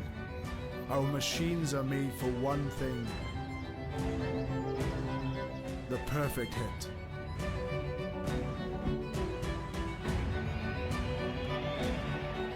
We are the crouch. We are the bind. We are the set. We are the squeeze. We are the hit. We are Rhino, home of the scrum. Welcome to the Rugby Rundown on the Rugby Network. Join myself, Alex Corbacero, and Will Hooley as we bring you your weekly rugby fix. With the big news, special guests, and unparalleled access, this is your rugby show. From college rugby, premiership women's rugby, MLR, and more, we've got you covered. Watch exclusively on the Rugby Network. Come along for the ride as we bring you the Rugby Rundown. Welcome to the Rugby Rundown on the Rugby Network as we bring you your weekly rugby fix. With the big news, special guests, and unparalleled access, this is your rugby show. Watch exclusively on the Rugby Network. It's here and it's right for you, the rugby fans. It is the Fantasy League game for Major League Rugby, the only exclusive Fantasy League game for Major League Rugby globally. Getting started is easy. Just log into the platform, head to the play section, and you're in the game. But there's an important step: connecting your wallet. That's right. To collect player cards, you need to fund your wallet. Oval E offers various options like Ramp, Taurus, MetaMask, each with its own advantages. This process is just a straightforward way to buy in-game tokens, enhancing your gaming experience by allowing you to access different features and player cards within the game. Once you're set up, explore the play section to see available tournaments. It's where all the action happens. Looking for new cards? Head to the primary marketplace. And if you're into trading, the secondary marketplace is your playground to sell and swap cards. Ooh, Oval E is not just a game, Corbs, it's a rugby community and an experience. Whether you're competing in tournaments or trading cards, there's something for every rugby fan. Exactly. So log in, set up your wallet, and start your manager's journey in Oval E. It's easy, fun, and the rewards are just waiting for you. In our game, we play with our hearts. We don't play with sticks, bats, or gloves. We don't wear shoulder pads or helmets. We keep playing when it hurts. And we leave everything on the field. What we wear must be built for our game.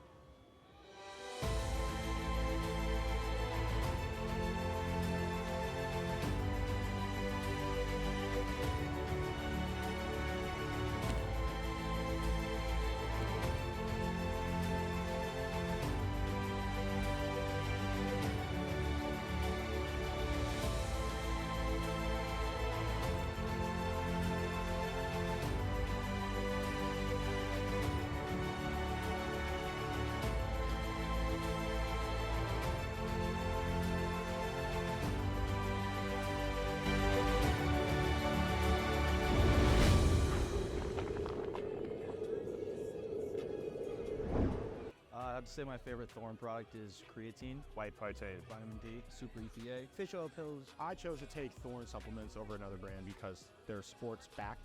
We know it's tested and it's safe to use. There's a wide variety of benefits that range from sport performance to neurological benefits. I know it helps me increase my lifting capacity. That they're third-party tested, that they're NSF certified. And they also taste great, so that's why I choose Thorn.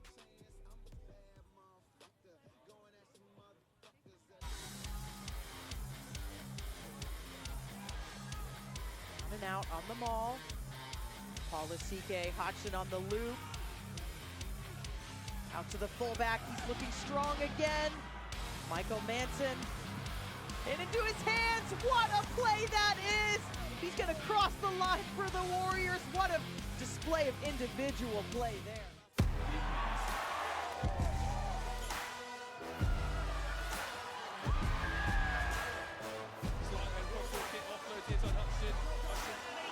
It's gonna be the man who can celebrate now!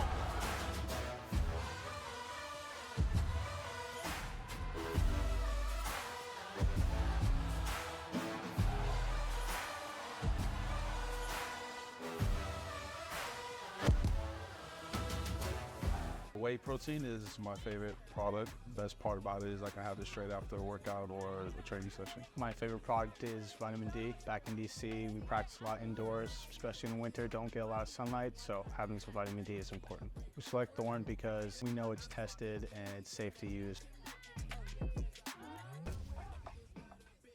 Rugby is a sport where teamwork truly makes the difference. In alignment with the values of rugby, Globant and Major League Rugby join forces in a powerful innovation scrum that aims to elevate the sport using the latest technologies. We are already co-creating digital solutions to impact the game, the fans, and the global community in a sustainable way. When technology meets passion, the unthinkable happens. Globant, technology that dares to delight. It's time to hit. It's time to pass. It's time to train, step, and tackle. It's time for tradition. And time for brotherhood. It's rugby time, America. It's rugby time, America. It's time to hit. It's time to pass. It's time for tradition. It's rugby time, America. It's rugby time, America. We are here to make the fast food business faster. With just one generous lick. Sorry. There we go. Taste ID will create exactly the combo you would like to eat. How do you know our customers will like it? Like it? They're gonna lick it. Nice. Get a technology partner that knows your business and your consumers. Globant, technology that really dares to delight.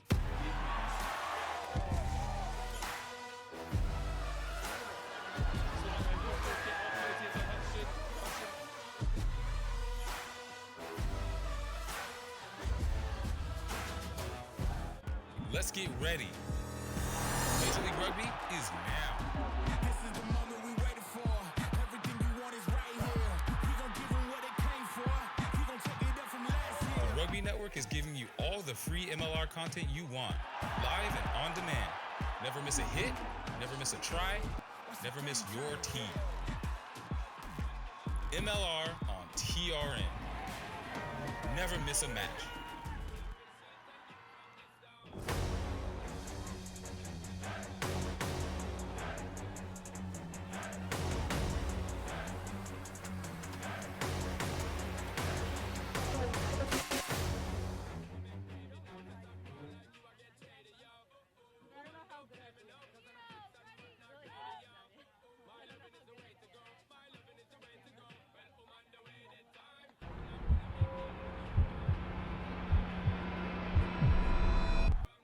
The moment you have all been waiting for has finally arrived.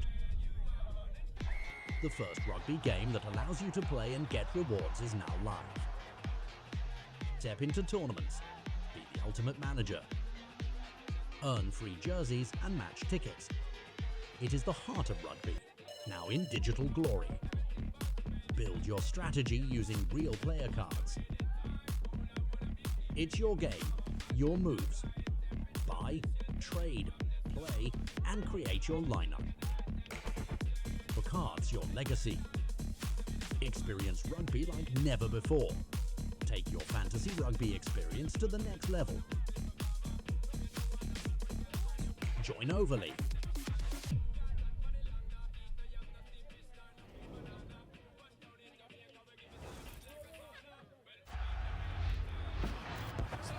Rugby is all about feeling. The feeling when you crouch, when you bind, when you set.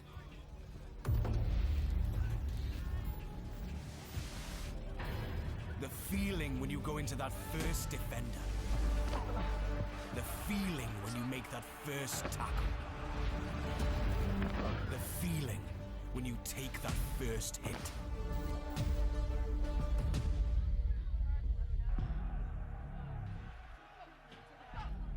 We are that feeling.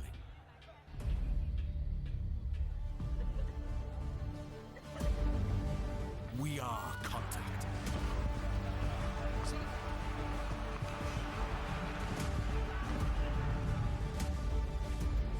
We are Rhino.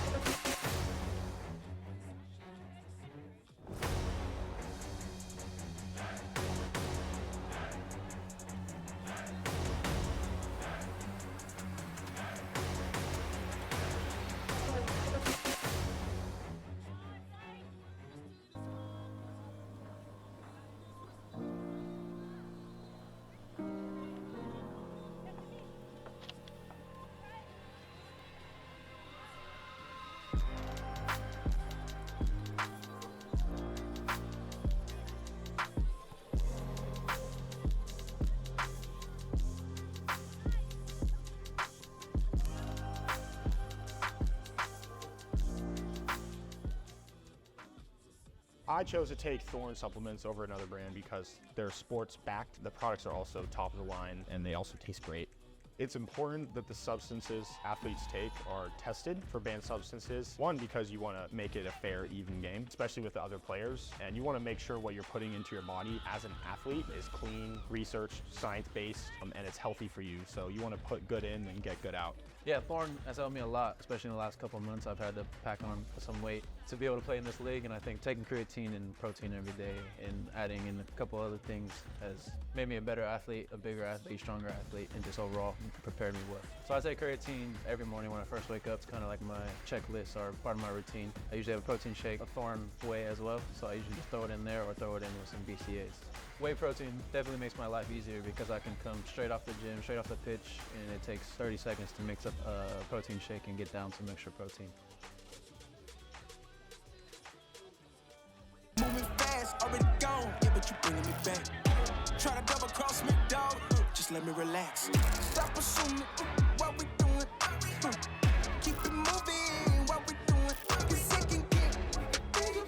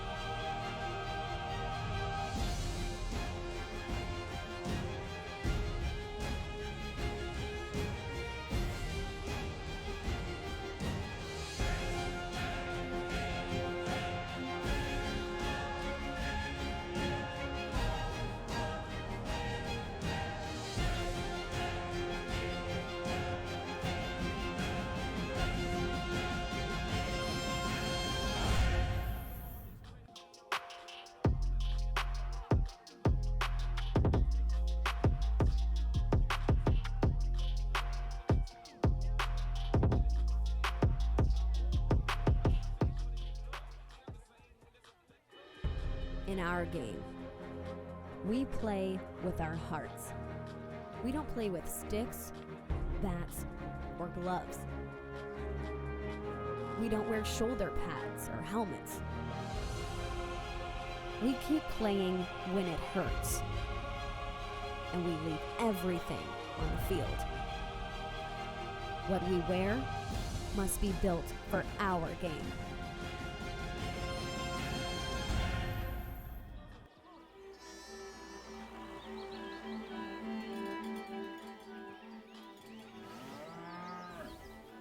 Since 1979, we've been searching for perfection. We've been thinking, sketching, and designing.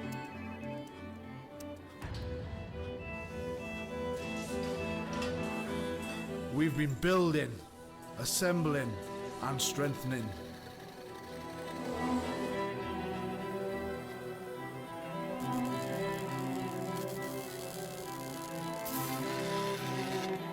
We've been cutting, shaping, and painting.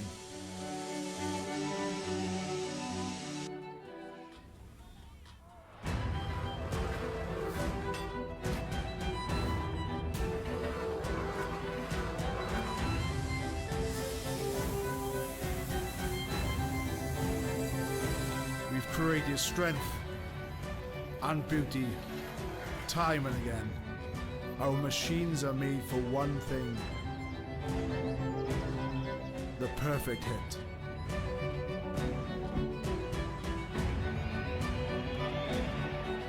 We are the crouch.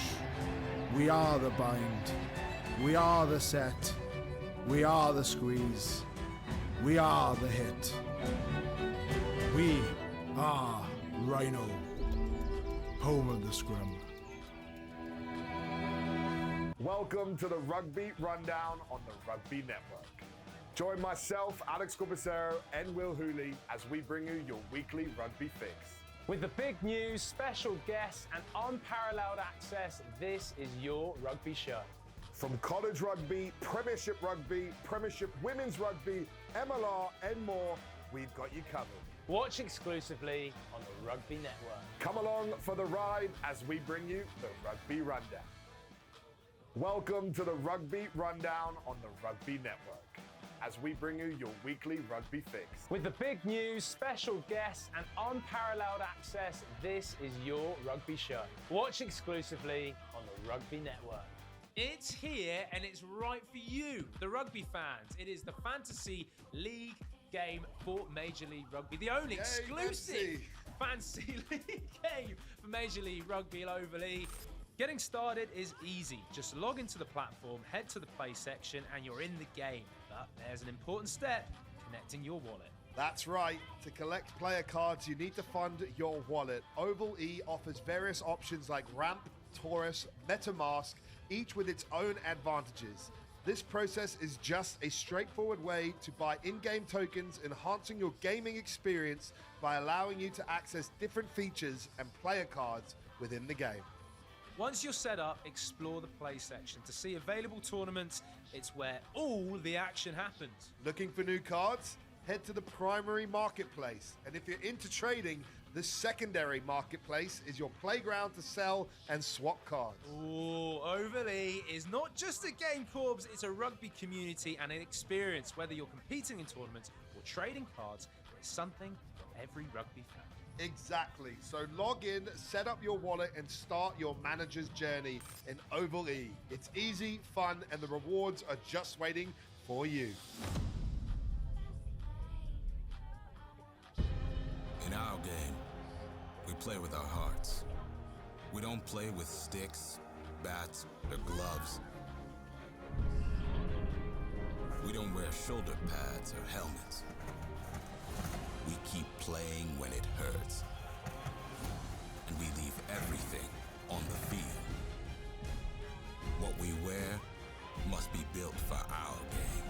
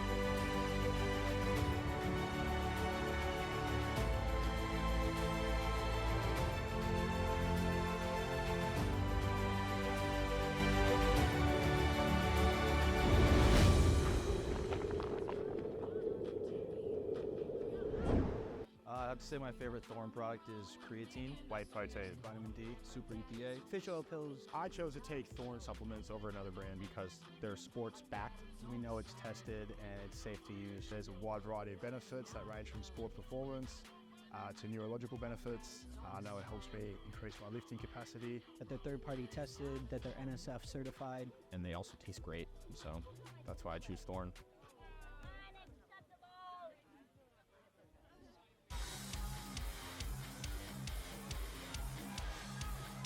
And out on the maul. Polisike, Hodgson on the loop. Out to the fullback, he's looking strong again. Michael Manson. And into his hands, what a play that is! He's gonna cross the line for the Warriors. What a display of individual play there.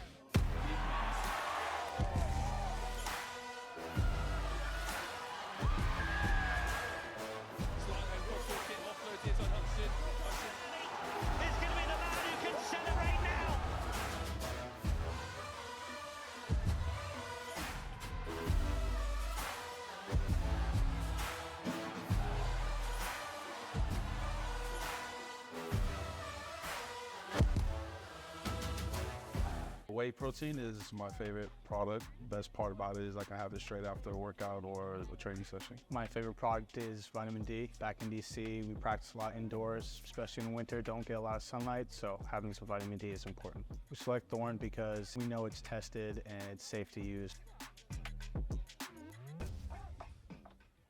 Rugby is a sport where teamwork truly makes the difference.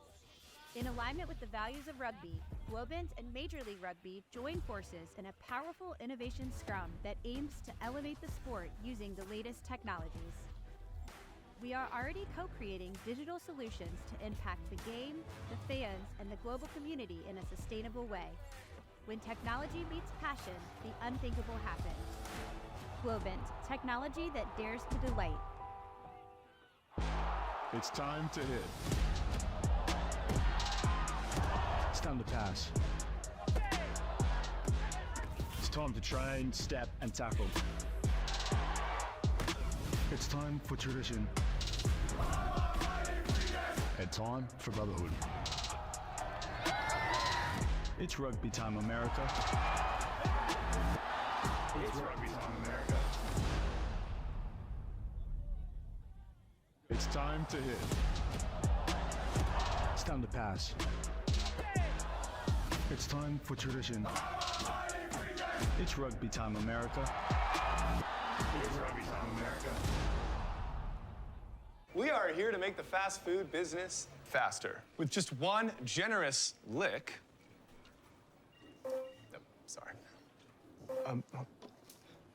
There we go. Taste ID will create exactly the combo you would like to eat. How do you know our customers will like it? Like it? They're gonna lick it. Nice. Get a technology partner that knows your business and your consumers. Globant, technology that really dares to delight.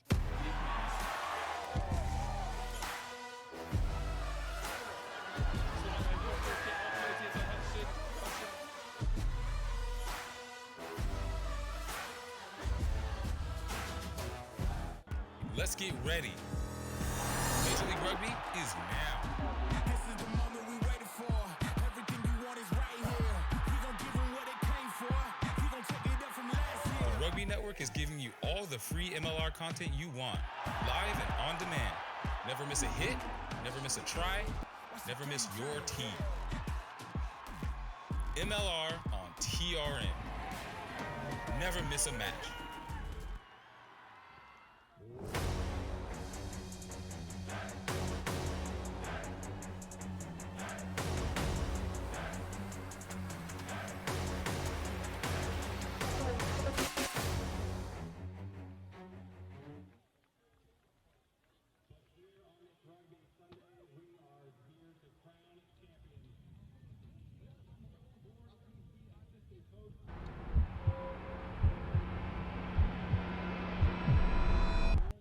The moment you have all been waiting for has finally arrived.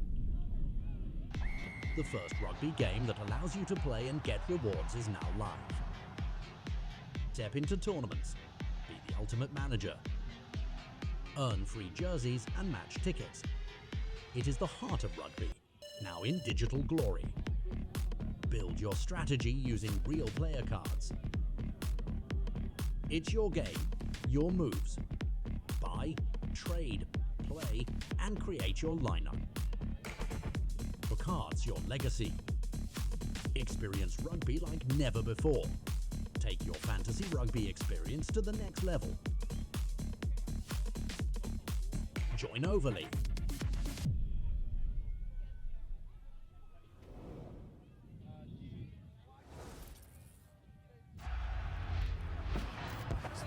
Rugby is all about feeling.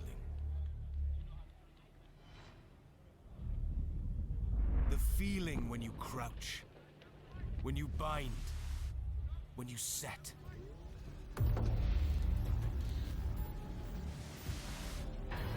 The feeling when you go into that first defender.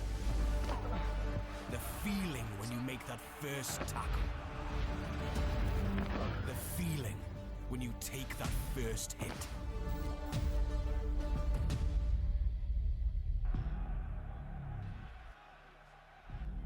We are that feeling.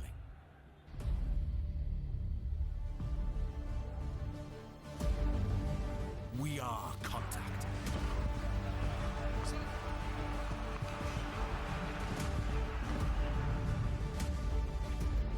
We are Rhino.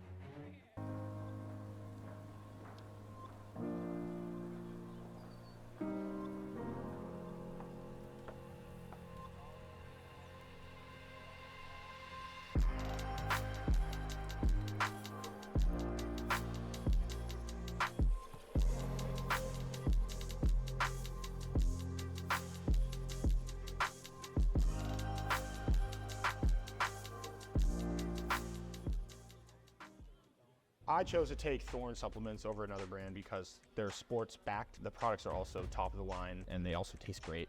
It's important that the substances athletes take are tested for banned substances. One, because you want to make it a fair, even game, especially with the other players. And you want to make sure what you're putting into your body as an athlete is clean, researched, science-based, and it's healthy for you. So you want to put good in and get good out.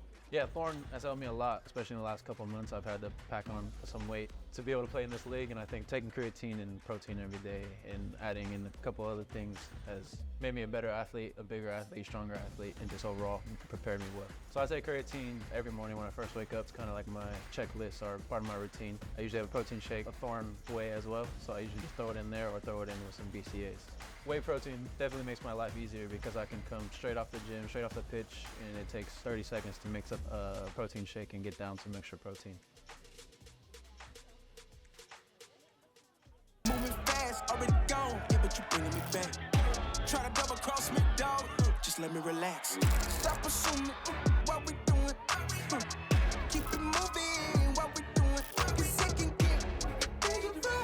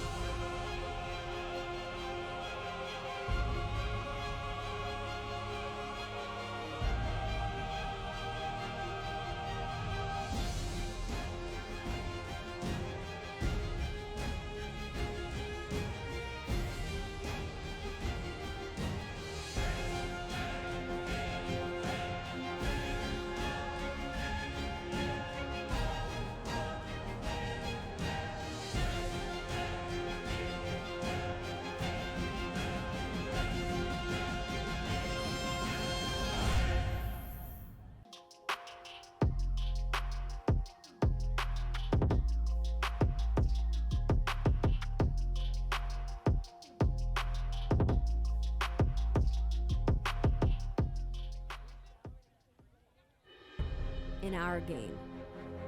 We play with our hearts. We don't play with sticks, bats, or gloves. We don't wear shoulder pads or helmets. We keep playing when it hurts.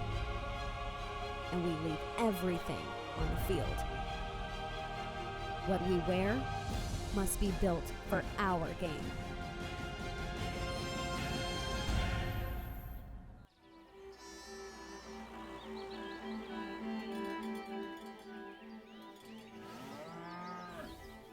Since 1979, we've been searching for perfection.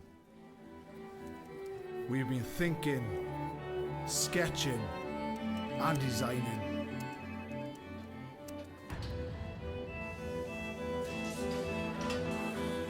We've been building, assembling, and strengthening.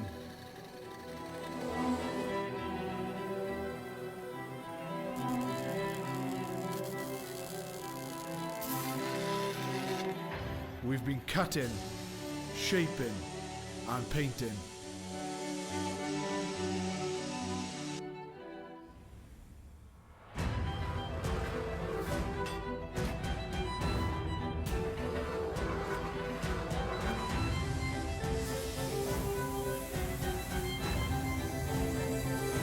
We've created strength and beauty time and again. Our machines are made for one thing: the perfect hit.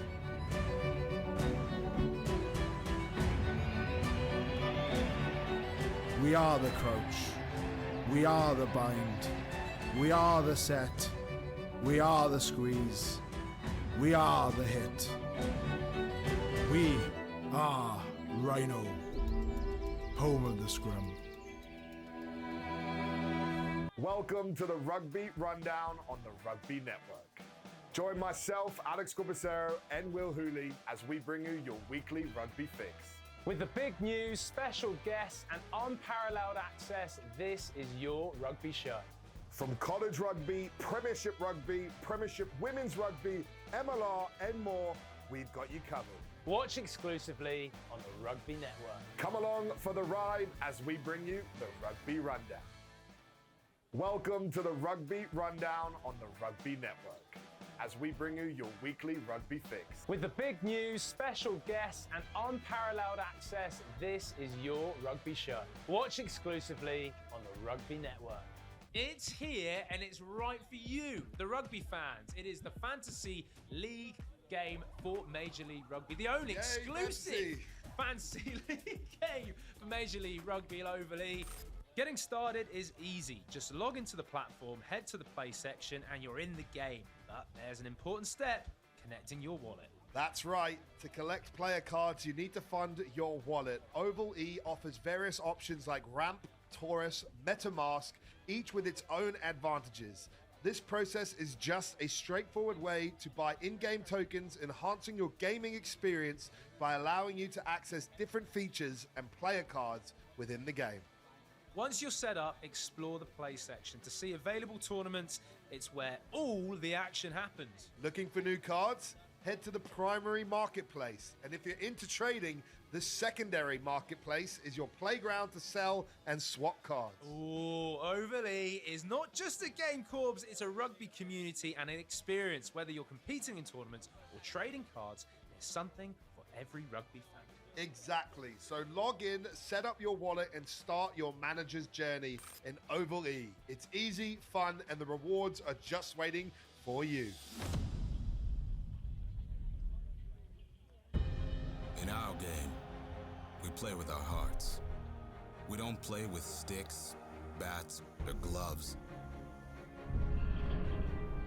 We don't wear shoulder pads or helmets. We keep playing when it hurts. And we leave everything on the field. What we wear must be built for our game.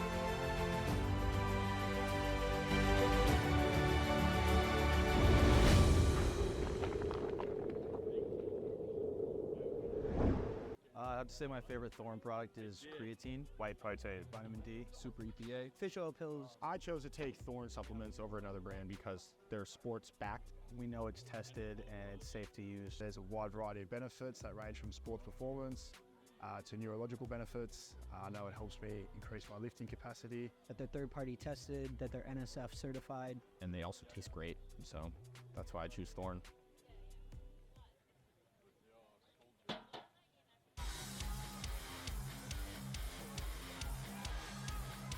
And out on the maul. Paulasike Hodgson on the loop. Out to the fullback, he's looking strong again. Michael Manson. And into his hands, what a play that is! He's gonna cross the line for the Warriors. What a display of individual play there.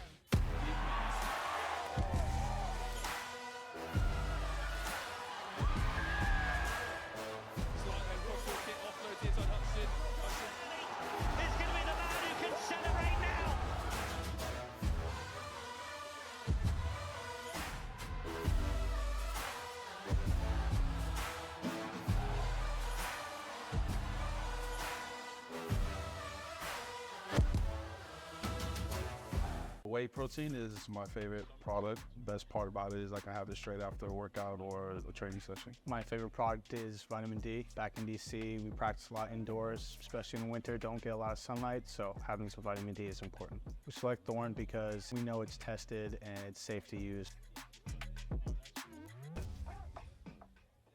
Rugby is a sport where teamwork truly makes the difference. In alignment with the values of rugby, Globant and Major League Rugby join forces in a powerful innovation scrum that aims to elevate the sport using the latest technologies. We are already co-creating digital solutions to impact the game, the fans, and the global community in a sustainable way. When technology meets passion, the unthinkable happens. Globant, technology that dares to delight. It's time to hit. It's time to pass. It's time to train, step, and tackle. It's time for tradition. And time for brotherhood. It's rugby time, America. It's rugby time, America. It's time to hit. It's time to pass. It's time for tradition. It's rugby time, America. It's rugby time, America. We are here to make the fast food business faster. With just one generous lick. Sorry. There we go. Taste ID will create exactly the combo you would like to eat. How do you know our customers will like it? Like it? They're gonna lick it. Nice. Get a technology partner that knows your business and your consumers. Globant, technology that really dares to delight.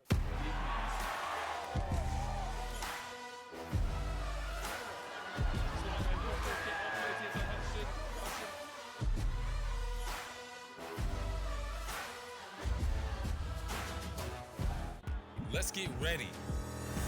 Major League Rugby is now. This is the moment we waited for. Everything you want is right here. We gon' give them what they came for. We gon' take it up from last year. The Rugby Network is giving you all the free MLR content you want, live and on demand.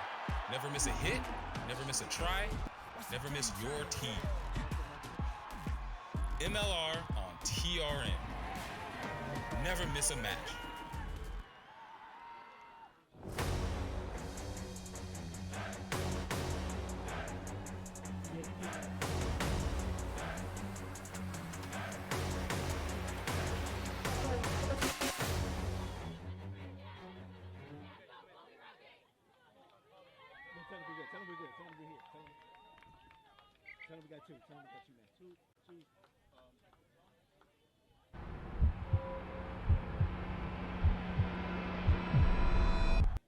The moment you have all been waiting for has finally arrived. The first rugby game that allows you to play and get rewards is now live. Step into tournaments.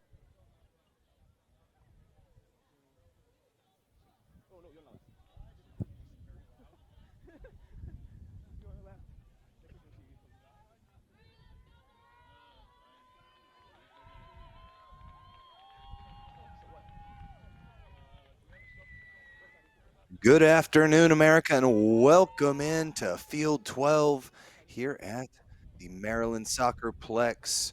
We are live action, just about ready to get underway as we have the women's small college third place game. Colby taking on Niagara. Live from Field 12, Tim Wilkes bringing you all the action. Blue ready.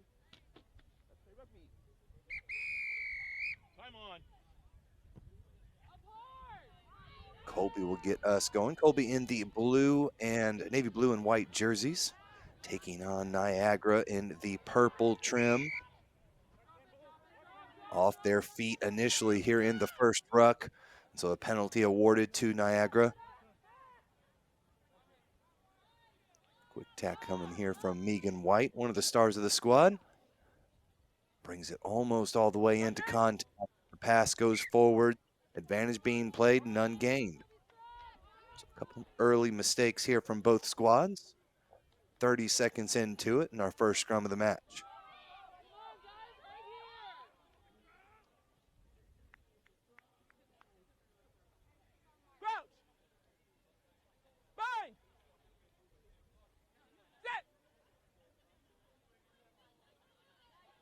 Put in here, comes in clean, but a tackle from behind. Offsides call. Back 10, go Niagara, and a quick tap coming. Base here. Schiffman with the offload. Hard charging Chang Beckman. It's going, keeps it moving. Good flow here. And around the corner come Colby, and they're going to get the first points of the match. Just got to dot this one down clean. And an easy score. Colby strike first, up by 5.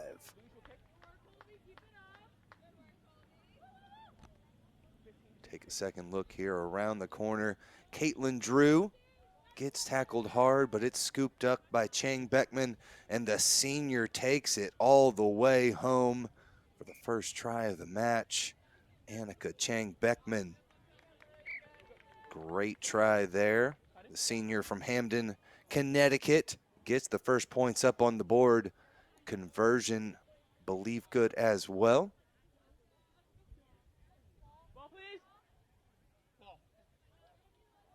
And thank you so much for joining us here live on Field 12, the third place final between these two squads. A tough match earlier, loss for both teams, but still an opportunity to take home hardware in the third place final.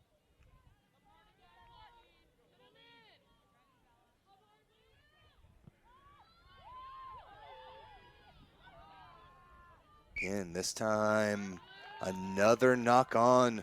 Second time we've seen that, and Colby last time we're able to make them pay. Back inside an aggressive attacking position here. Just about 25 to 30 meters out. Already with one try under their belts. Less than 3 minutes gone by in the first half. Tim Wilkes here live from Field 12. Another aggressive tackle, but that time that one was out. Cleanly done so by the defensive scrum half. Ripped out of there, and they'll look here to the near side. Run here from Drew. Caitlin Drew over the 22, hops over a defender and is gonna take this one the distance for the second try of the match. Caitlin Drew, the senior physics major from Hingham, Massachusetts, gets it done. 2 tries up on the board for Colby in the first half of, midway through the first half. A nice little run around the side, steps the final defender, quite literally a little hop at the end, and takes it home.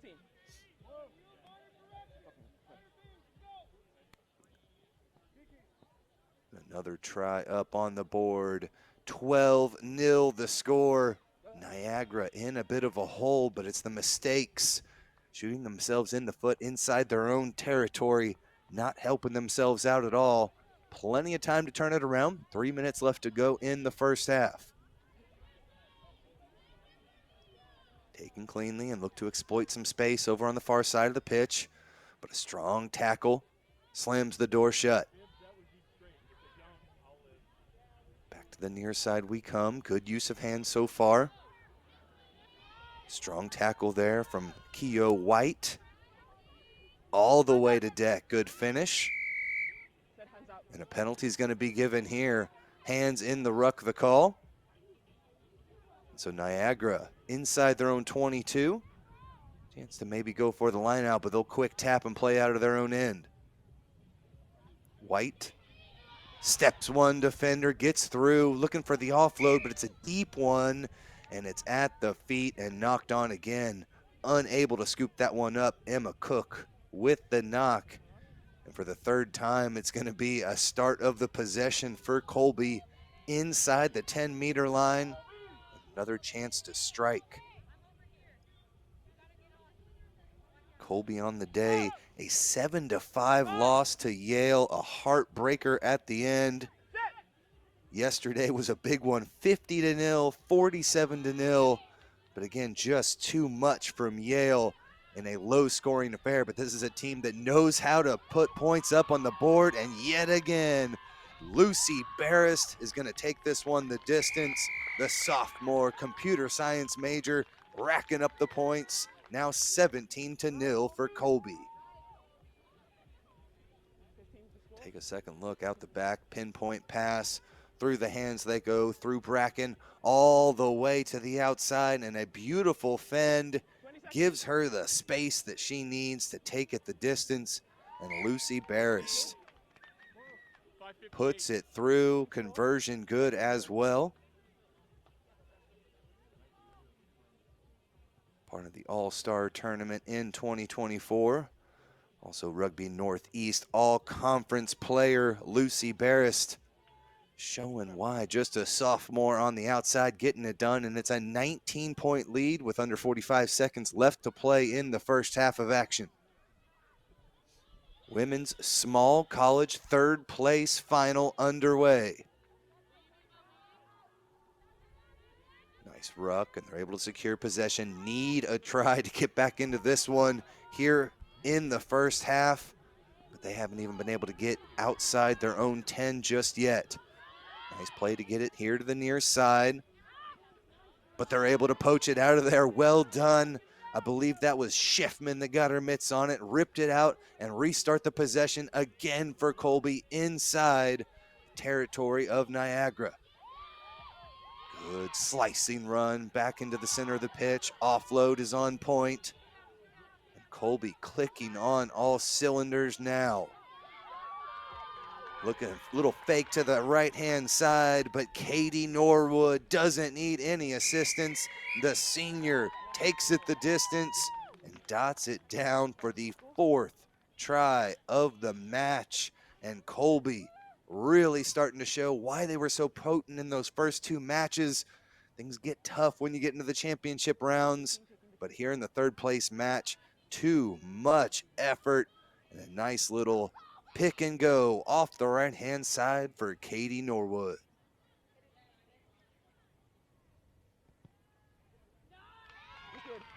Lucy Barrist chips this one up and through, 26-0. All Colby all the time here in the first half. We'll step aside, take the break with them, and when we return, the women's small college third place final here at the College Rugby Championships.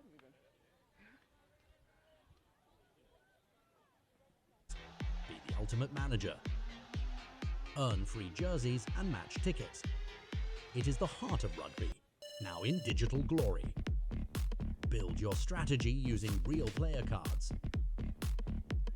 It's your game, your moves. Buy, trade, play, and create your lineup. For cards, your legacy. Experience rugby like never before. Take your fantasy rugby experience to the next level. Join Overlay.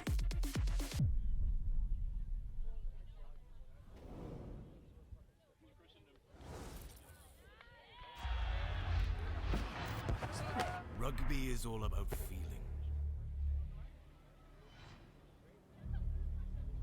The feeling when you crouch, when you bind, when you set.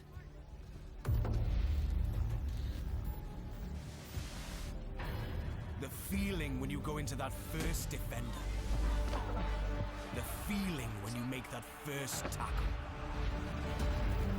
The feeling when you take that first hit.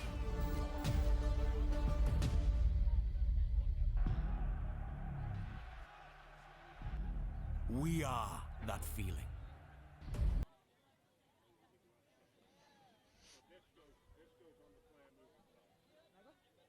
Welcome back up here to our perch live from Field 12, the women's third place final in the small college bracket. All Colby in the first half as Niagara struggled to get out of their own end.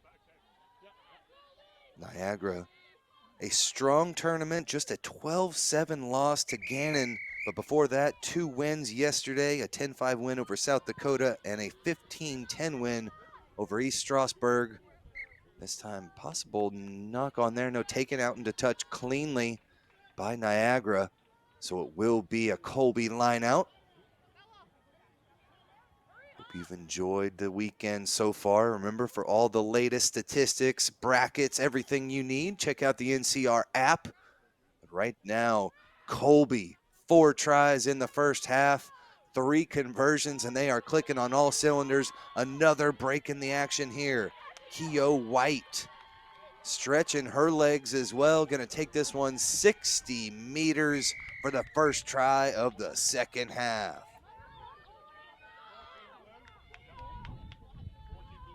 Take a second look. There's the pop pass there.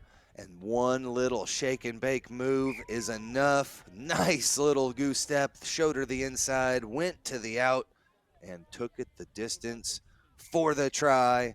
Keo White, just a sophomore, but one of the many weapons on this Colby squad.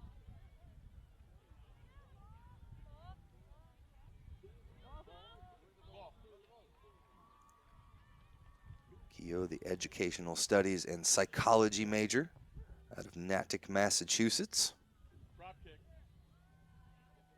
The rising stars on this squad. A few seniors in the starting group for Colby. So a lot of experience and already a big-time performance in the third place match. Again, this team has put up 40-plus points twice yesterday, stifled earlier today, but they're showing their prowess right now. Stolen out of the tackle by Chang Beckman. Over to the right-hand side, big looping pass, finds its target. Caitlin Bracken scores the try for Colby, and they are relentless at this point. Just try after try up on the board. See the replay here. The beautiful take out the back. Annika rips it out of the hands. And a couple of beautiful passes up over the top. I think that was Katie Norwood with the looping pass. Found its target, and they're able to extend the lead yet again, 40-0. The third time they've hit that 40-point mark here in the last 4 matches. Great achievement for Colby as they continue to click. Just waiting on the ball to come back in. Stay tuned here to Field 12. We've got 2 more third place finals coming up next. Women's D2 will be next. And for the third time, unfortunately, Niagara with the knock-on off of the kickoff and giving Colby the attacking platform that they need. Schiffman will put this one in, the senior, for Colby.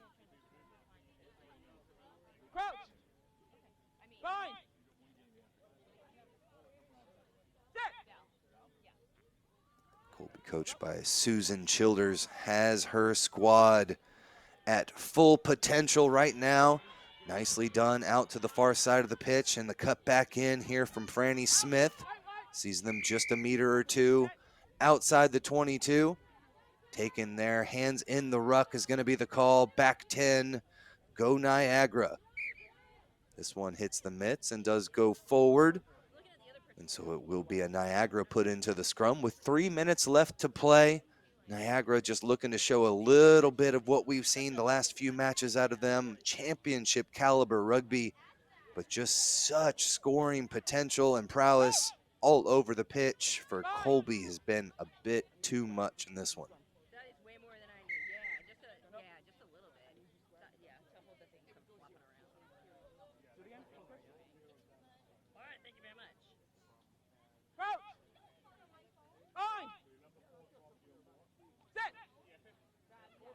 Final instructions from our referee, coaching him through it and around the back. It's taken against the head. Nice fancy footwork to get in a little bit closer here. Colby looking to punch this one in. Strong run from Schiffman, and now they swing it out to the right-hand side. Into the hands of Smith. Nice little inside pass to keep things moving, and Caitlin Bracken scores her second try of the second half. And Colby extends the lead now 45-0. See there, a good platform off the back of the ruck. Nice hands through the hands of Lita Jerry, and they're able to take it the distance there. Nice step back outside, and relentless rugby all over the pitch. Another conversion up and good, and Colby 47 points into this match, a minute and a half left to play. And again, as we mentioned earlier, this is nothing new out of a strong Colby side. We saw their prowess yesterday as well, putting up 50 points against Western Oregon and a 47 spot against Siena in their second match. Again, the final coming your way from the stadium later on in the women's small college division. Third place match here live from Field 12. Tim Wilkes taking you through all the action. And it's pulled out the back. Niagara looking for something here. A little bit of momentum. Finish off this tournament. Again, a strong one, 2-1 so far on the weekend. A tough loss earlier in the day in the semifinal. Nice looping run, looks to open things up, but a strong tackle here on the near side slams the door shut. Leela Gary with a strong tackle. She'll get back up and make a second in a row, slamming them to deck. Big tackles with authority here from the near side. Good job of keeping possession, though, from Niagara. They're looking for some space on the left side, but you see just how well Colby has fringed from side to side, but a couple broken tackles splits the deal. Megan White, the senior, takes it the distance. One more to beat. The chase is on over the 22. Everything she's got to dot it down for the try. Strong effort on the chase to prevent her from dotting it down between the posts, but that is the try Niagara was looking for. Megan White through the defense, spun out of the first tackle, and was able to take it all the way through. The social worker major, the senior out of South New Berlin, New York, has been a mainstay for this squad, also plays for Queen City Rugby. Captains the all-star team she's a part of. And this one off the mark, no good from the corner. Time for one final play, says our referee, as we show zeros across the board, but as that try was scored, enough time on her watch to keep things moving.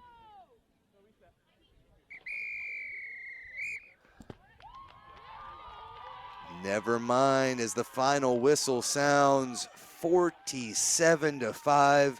Good on Niagara for dotting one down at the very end, but a dominant performance out of Colby, and congratulations to them as they are your 2024 Women's Small College third place champions.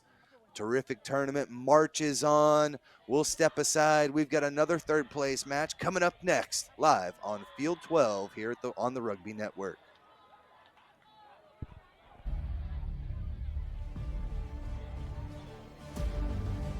We are contact.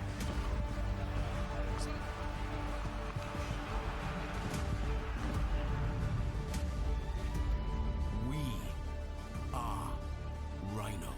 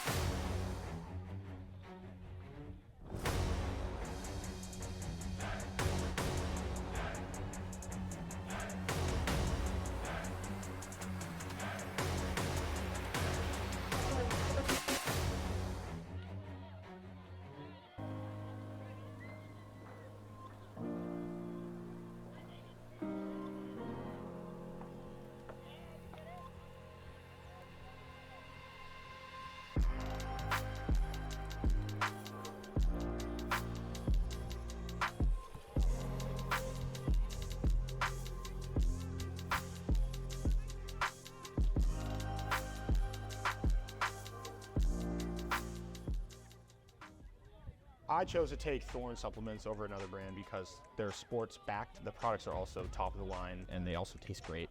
It's important that the substances athletes take are tested for banned substances. One, because you want to make it a fair, even game, especially with the other players. And you want to make sure what you're putting into your body as an athlete is clean, researched, science-based, and it's healthy for you. So you want to put good in and get good out. Yeah, Thorne has helped me a lot, especially in the last couple of months. I've had to pack on some weight to be able to play in this league, and I think taking creatine and protein every day and adding in a couple other things has made me a better athlete, a bigger athlete, stronger athlete, and just overall prepared me well. So I take creatine every morning when I first wake up. It's kind of like my checklist or part of my routine. I usually have a protein shake, a Thorne whey as well, so I usually just throw it in there or throw it in with some BCAAs.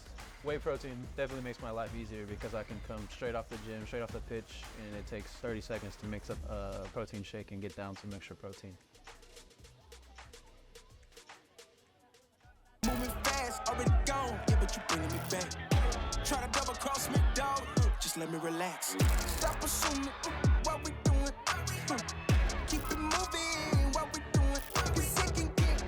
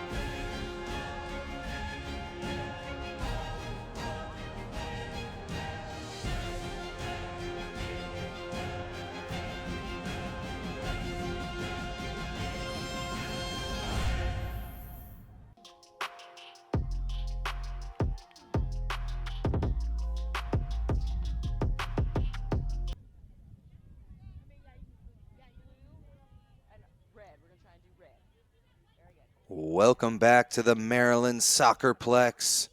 Tim Wilkes taking you through all the action live on Field 12, and we've got a good one for you. The D2 National Championship third place match. This one does not go 10 as we've got Columbia taking on Temple. Temple in the black and red. Columbia, though, with the initial burst, straight up the gut they come, and a try's going to be dotted down right off of the opening free kick. Tupelo Sullivan all the way through for the try. The senior out of Venice, California, with the quick tap, found the gap and exploited the defense all the way in for the try. Great speed there from Tupelo, and a 5-point lead. Make it 7 to start the match.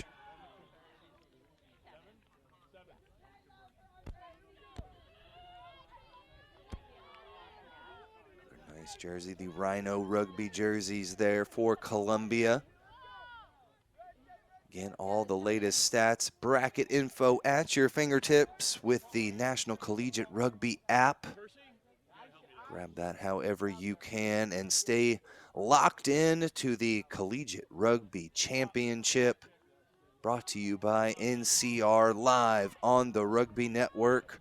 And we are going again as Columbia send this one to Temple, and they're able to get this one out the back of the ruck for their first phase of action. A little bit of opening in the center of the pitch. Door gets slammed shut, but a nice offload and the tackle keeps things moving. Sona gonna take this one the distance all the way in for Temple. Mariama Sona, the grad student out of Eastern Park, Pennsylvania, takes it all the way home. Great break there initially, and then a 60-meter try. Good little step across and way too much speed to be contained. In for the score. Conversion was good as well. 7-7 your score here in the third place match of women's D2.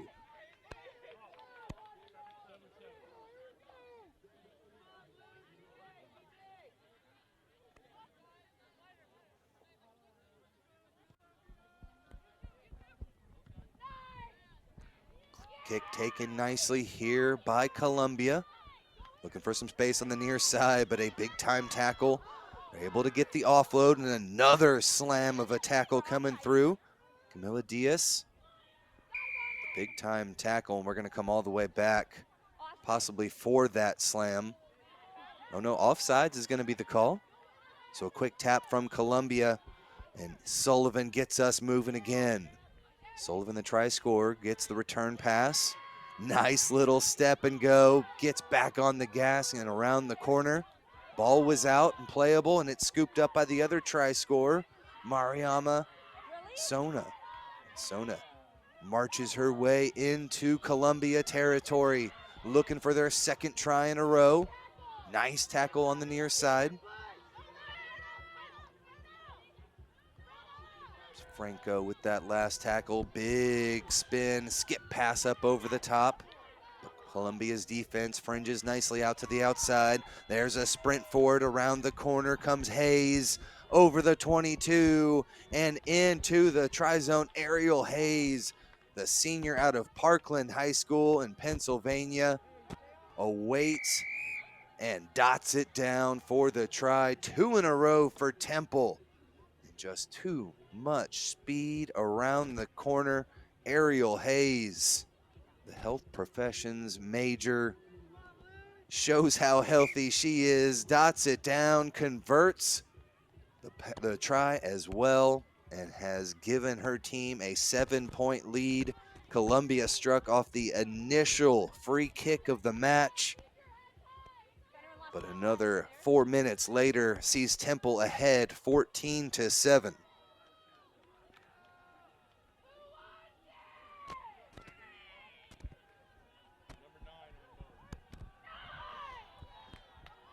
Off the restart, Columbia, ball in hand yet again. Looking for another bit of magic here on the near side. Trying to get around the corner, and they're able to do so. Here comes Brianna Franco. Advantage being played there, not releasing the call. No advantage gain, so back 10 go Columbia, and a quick tap coming from the Owls. Temple passing it off here to the try scorer, Sona. Sona again dragging defenders with her. Able to get this one back. Recycled possession through the hands nicely, and Sona slows it down a bit, takes it into contact to the center. Offload a little bit risky, but backwards as a referee. Play on, around the corner they come. McHugh almost got there, brought to deck. Another tackle made. Temple trying to push their way in. A penalty is going to be given, offsides of the call. Quick tap coming. Here comes Hayes, in for her second try in the last couple of minutes. Ariel Hayes, smart bit of possession. Goes Diaz. They come back to the penalty. Quick tap, shows around the corner. Nicely done, just finds the gap in between the two defenders and brings another try to Temple. Conversion off the mark, no good. So 12-7 your score. 45 seconds left to play. Temple got defeated earlier in the day. Wisconsin-Eau Claire, a 15-10 victory over the Owls. But yesterday was good stuff. They were able to defeat Fairfield 31-7 for the Temple victory, and then another win over Coast Guard 17-7 later in the day. In a good spot here. Through the hands they come. 19-7 your score. After 3 tries in a row for Temple. We're going to bring this one back. We'll play the penalty. Columbia, no time left on the clock. Down by a couple of tries. They're going to try to play out from their own end here. Straight into contact they go. Able to get back in. This one hits the hands and goes forward. So Columbia with that early try, but it's been all Temple ever since. 19 unanswered points. Has them ahead by 12. At the break, we'll step aside, and when we return, we'll have the second half of this D2 third place match.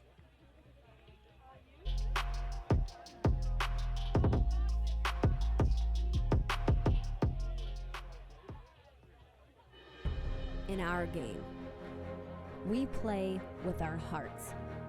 We don't play with sticks, bats, or gloves. We don't wear shoulder pads or helmets. We keep playing when it hurts. And we leave everything on the field. What we wear must be built for our game.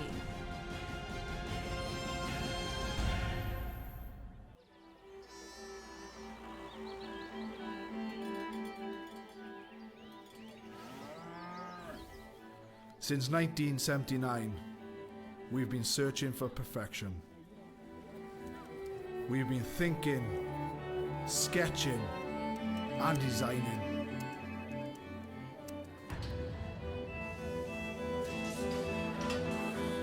We've been building, assembling, and strengthening.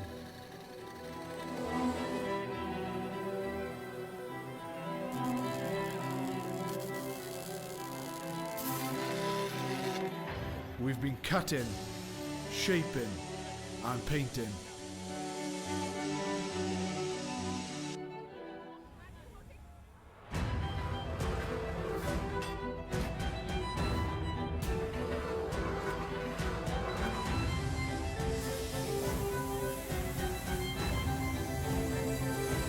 We've created strength and beauty time and again.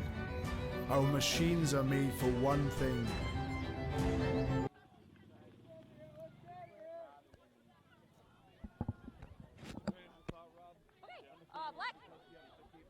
Welcome back to Field 12. Tim Wilkes live to bringing you all the action here in the national third place match. Women's D2 action. A couple of losses earlier for both these squads. Roger Williams took down Columbia 19-14. But here both these squads looking to take home some hardware this weekend in this third place final. Strong kick from Columbia since this one trickling out into touch. If you're just joining us, Columbia with the early 7-0 lead off of the opening free kick. But then Temple, 3 straight tries, 1 from Sona and 2 from Ariel Hayes, have them in front 19-7. Temple in the black and red.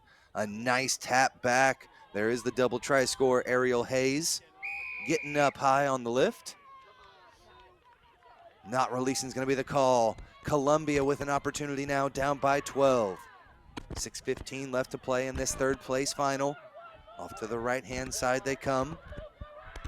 Feinberg keeps things moving. Here to the near side. A scramble for it, and not releasing is going to be the call. Great job getting their hands on it, and Temple secure possession back again.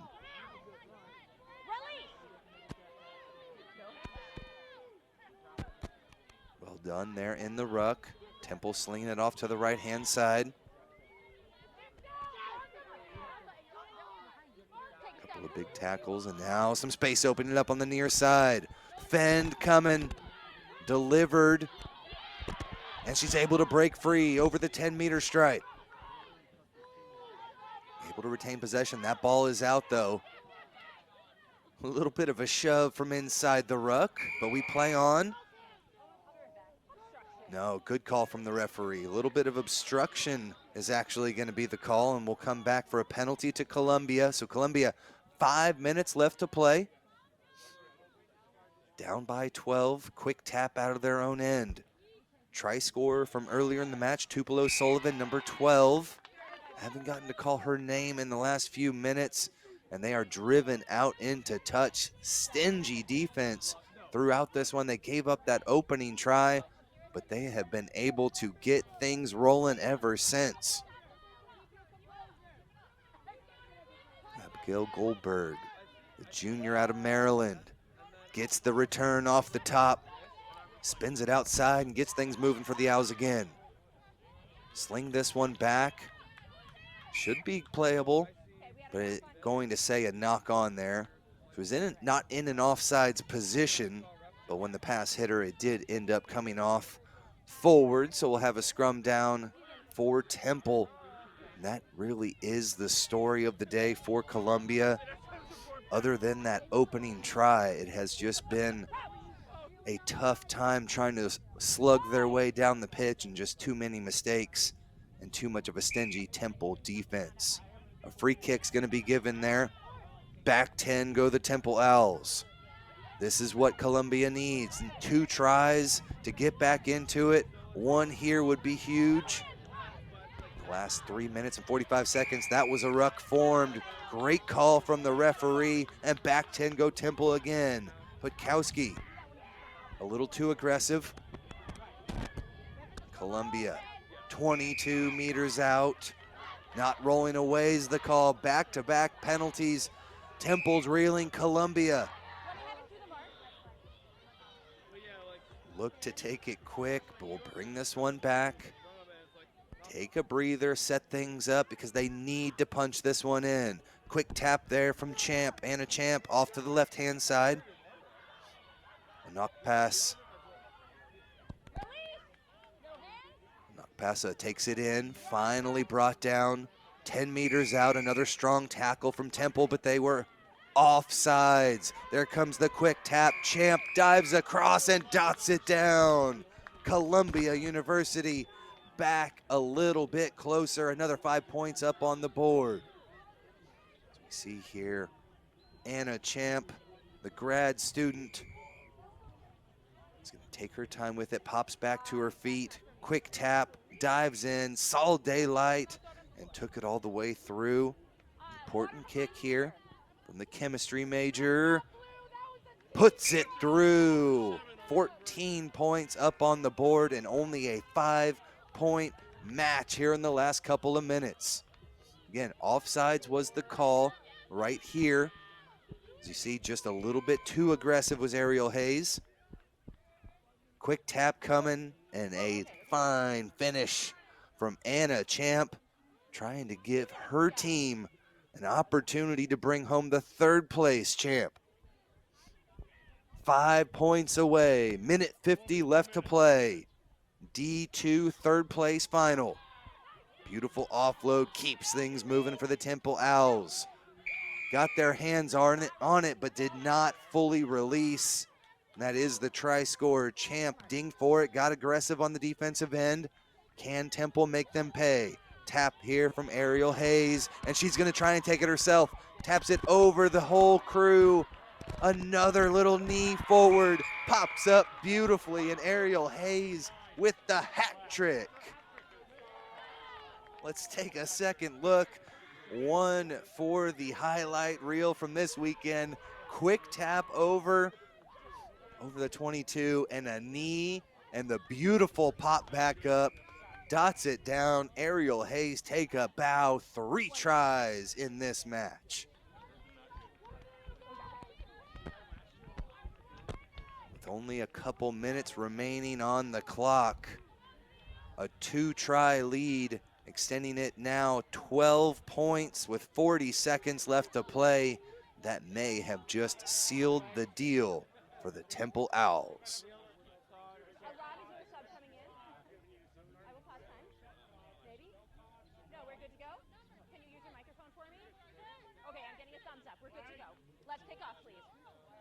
Final 30 seconds of the match.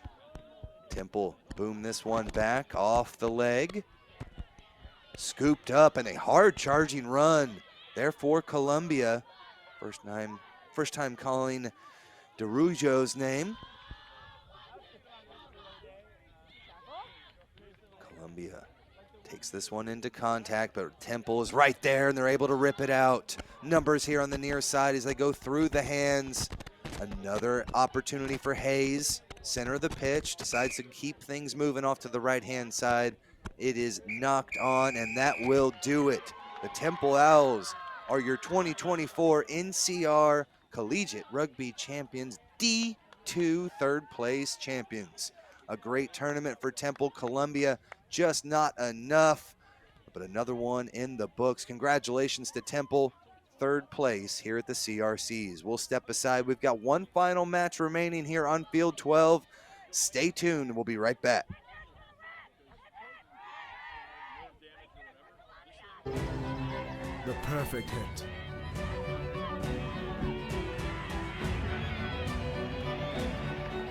We are the crouch. We are the bind. We are the set. We are the squeeze. We are the hit. We are Rhino. Home of the scrum. Welcome to the Rugby Rundown on the Rugby Network. Join myself, Alex Corbacero, and Will Hooley as we bring you your weekly rugby fix. With the big news, special guests, and unparalleled access, this is your rugby show. From college rugby, Premiership Women's Rugby, MLR, and more, we've got you covered. Watch exclusively on the Rugby Network. Come along for the ride as we bring you the Rugby Rundown. Welcome to the Rugby Rundown on the Rugby Network as we bring you your weekly rugby fix. With the big news, special guests, and unparalleled access, this is your rugby show. Watch exclusively on the Rugby Network. It's here and it's right for you, the rugby fans. It is the Fantasy League game for Major League Rugby, the only exclusive Fantasy League game for Major League Rugby globally. Getting started is easy. Just log into the platform, head to the play section, and you're in the game. But there's an important step, connecting your wallet. That's right. To collect player cards, you need to fund your wallet. Oval E offers various options like Ramp, Taurus, MetaMask, each with its own advantages.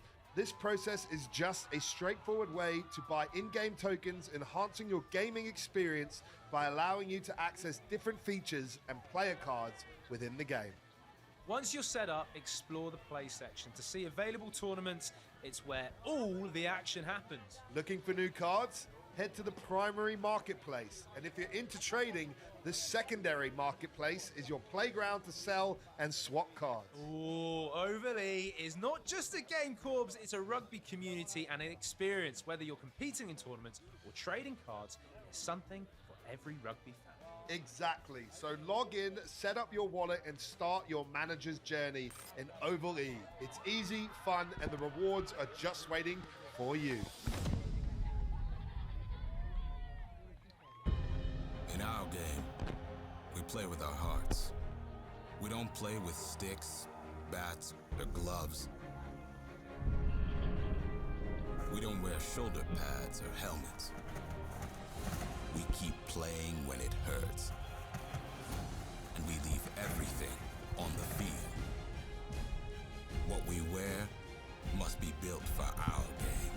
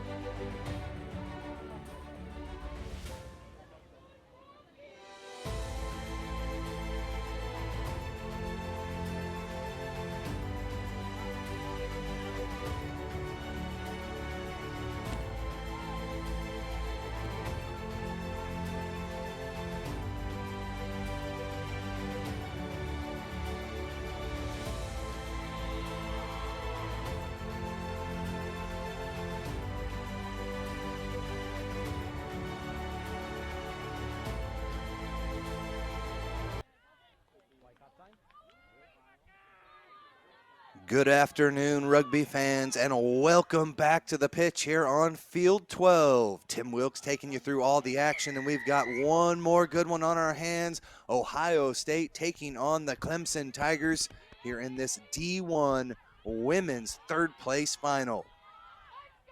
Both these squads dropped their first game of the day earlier. Clemson Tigers in possession to start this one off. Good use of hands all the way to the near side of the pitch, but it's knocked forward, scooped up, and that will give us our first scrum of the match. For the Clemson Tigers, as we take a second look, just couldn't hang on to it. Defeated earlier today by the Oregon Ducks, 26-14. But it was a strong tournament with a 24-7 win and a 19-10 win yesterday over Boston College and Iowa. But again, just not enough in the tank. The Oregon Ducks, a very good squad, but Clemson, lots of potency as well. Here on the near side, Ohio State with another attack. Amanda Jason drags defenders with her, 30 meters out. Pick and go for Ohio State. Leave this one forward. We're going to come back here as Clemson were off their feet in the ruck. And a tap and go again here for Ohio State. Natalie Hunt over the 22-meter line. Little offload here to Harper. Into contact as they progress their way down the pitch. Leave that one back, and now there's space on the far side. But again, off the hands. To deck it goes, and the Clemson Tigers will have a little opportunity as we see good use of hands to the outside. Strong pressure, I think, from that Tiger defense right in their face. Made them second guess that one as it goes to deck. And the Tigers will look to start the drive from inside their own 22-meter line. Vanessa Molinaro. In and out she goes. And the Tigers look to attack from the right-hand side through the hands of Vanson. All the way to the far side of the pitch, testing their speed. Nice little stop there. Ducks the defender, and they keep the march going. All the way to the far side. Now, beautiful use of the hands, slinging it back in. Need the offload there, but it's abruptly destroyed. Great job with the clear out there on the ruck. Tried to use hands in, but it's Ohio State with the quick tap and using it off here to the right-hand side. Big time tackle there. Keeps things moving. Nice step around and a little offload there coming from Bowden. Bowden was the one that started this. Still working hard. A little offload coming to Hunt. Hunt, 10 meters out. Gives it off again. Amanda Jason takes it home, and our first try of the match comes 3 minutes in. Ohio State connect. Big time run through the teeth of the defense from Metzger. A little offload from the person that started this whole thing. And then Jason right there for the offload to take it home for the try, and Ohio State on the board first. Out of the kick.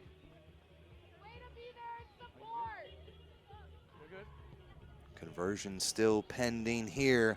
Ohio State strike first. Kick no good, but a 5-0 lead for the Buckeyes.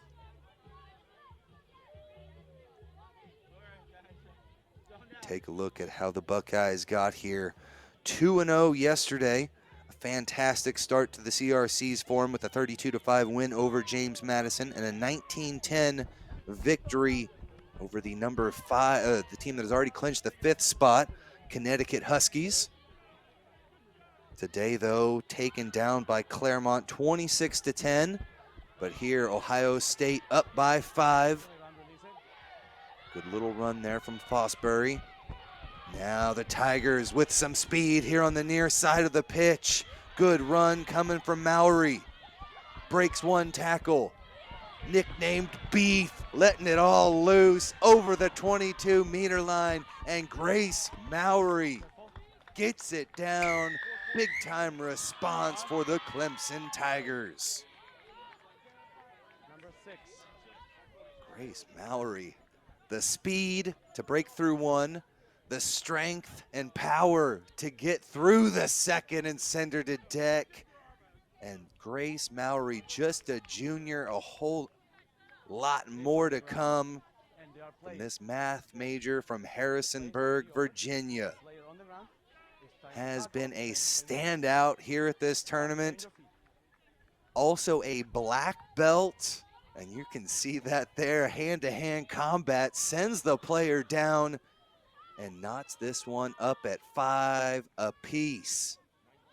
Conversion no good, so with 1.5 minutes left to play, we've got an excellent match on our hands here live from field 12. Clemson Tigers right there to make the tackle, but a beautiful little movement here coming from the Buckeyes. Passing it back, keeping things moving down the near side of the pitch. Beautiful use of hands and a breakthrough. Sloan Bowden has been a pivotal part of this Buckeye attack so far. Number 18 really getting it done on both ends of the pitch. Here's a pick and go for the Buckeyes. Not much space to be had, and it's ripped out of there by the Clemson Tigers. 5-5 with 50 seconds left to play. Big time tackle, jars the ball loose, and the Buckeyes with some space over on the far side of the pitch. Big time tackle coming in from Vanessa Molinaro. And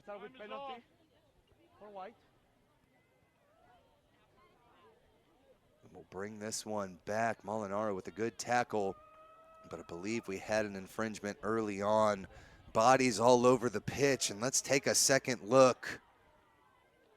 Possible obstruction there. Advantage, though, was being played. Didn't quite see the infringement necessary there.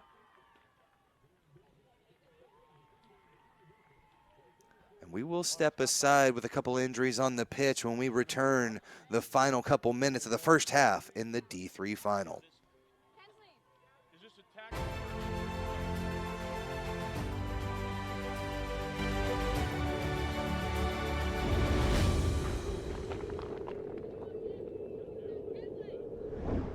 I have to say my favorite Thorn product is creatine, white protein, vitamin D, super EPA. Fish oil pills. I chose to take Thorn supplements over another brand because they're sports backed. We know it's tested and it's safe to use. There's a wide variety of benefits that range from sport performance to neurological benefits. I know it helps me increase my lifting capacity. That they're third-party tested, that they're NSF certified. And they also taste great, so that's why I choose Thorn.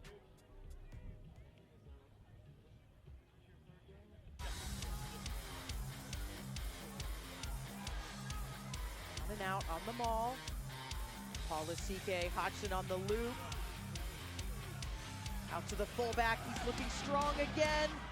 Michael Manson, and into his hands, what a play that is! He's gonna cross the line for the Warriors. What a display of individual play there.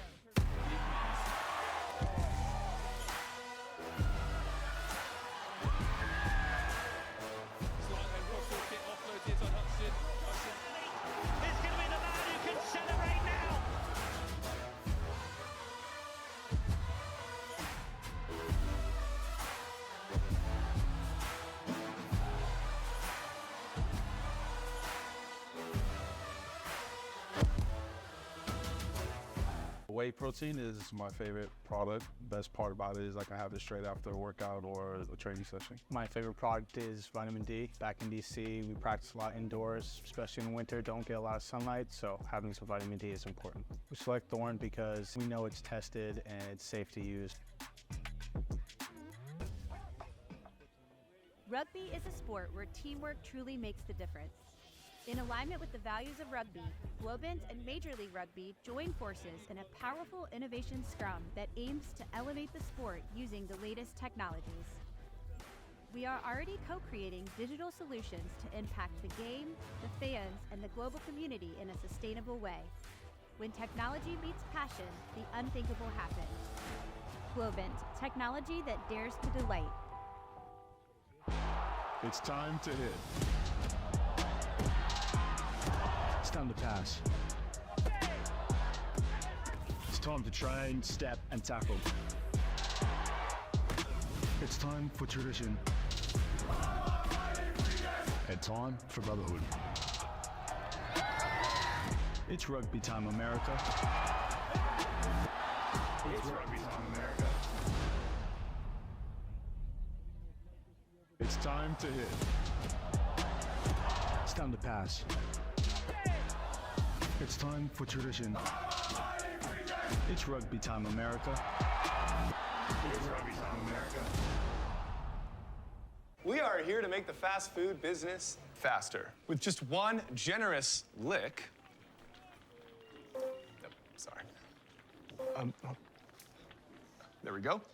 Taste ID will create exactly the combo you would like to eat. How do you know our customers will like it? Like it? They're gonna lick it. Nice.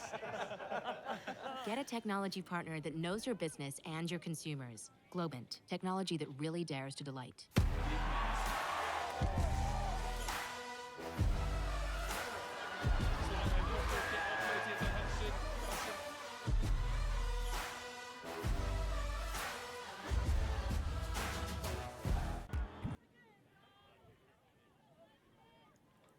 Welcome back to the pitch. Ohio State back in action off the quick tap, and they're going to dot this one down for the try. 30 seconds left in the half. Ohio State was in a tied dogfight here, but we'll take another look at the quick tap and score. Ready to roll, and there it is. Clemson just got to come up and try to hit that a little earlier. Too much power, though. And Ohio State's going to take that one in. Natalie Hunt, the sophomore, with the try. No conversion there. But just while we were at break, Anna Fosbury hurt the knee. She was able to walk off under her own power, though. Looked like a tough knee injury, but showing the strength and tenacity of this Tiger squad. The senior Anna Fosbury was able to walk it off. Got going again. Enough time for one final play, though. Can the Clemson Tigers respond like they did earlier?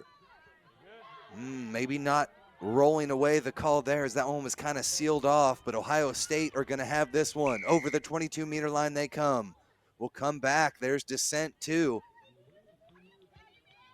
Too much talking for the Clemson Tigers. Might have mimicked what I had said as well there, but Ohio State will have an opportunity just outside the 22-meter line to double the lead.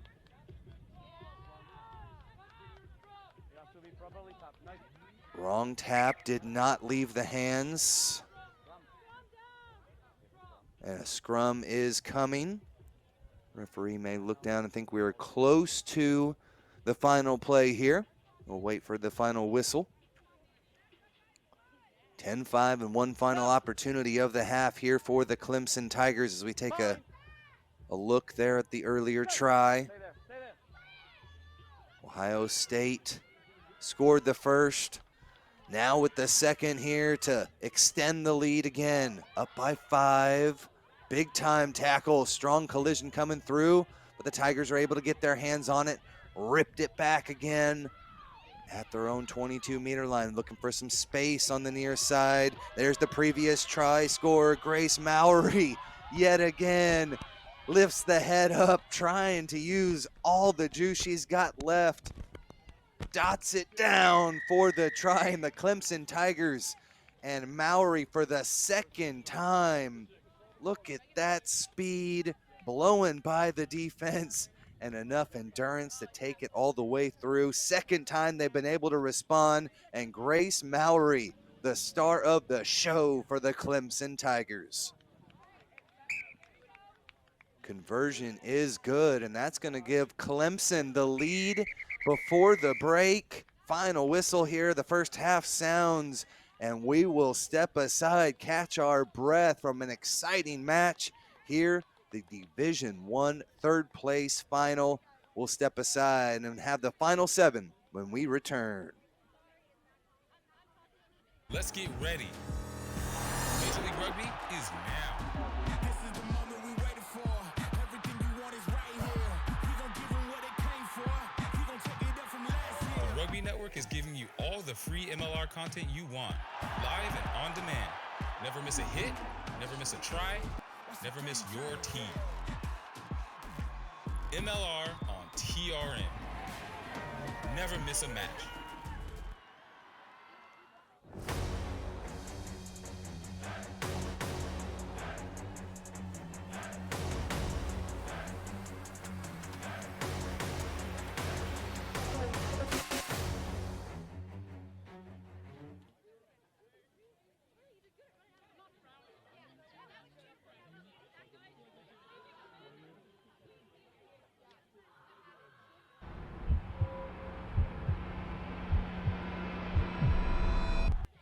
The moment you have all been waiting for has finally arrived. The first rugby game that allows you to play and get rewards is now live. Step into tournaments, be the ultimate manager, earn free jerseys and match tickets. It is the heart of rugby, now in digital glory. Build your strategy using real player cards. It's your game.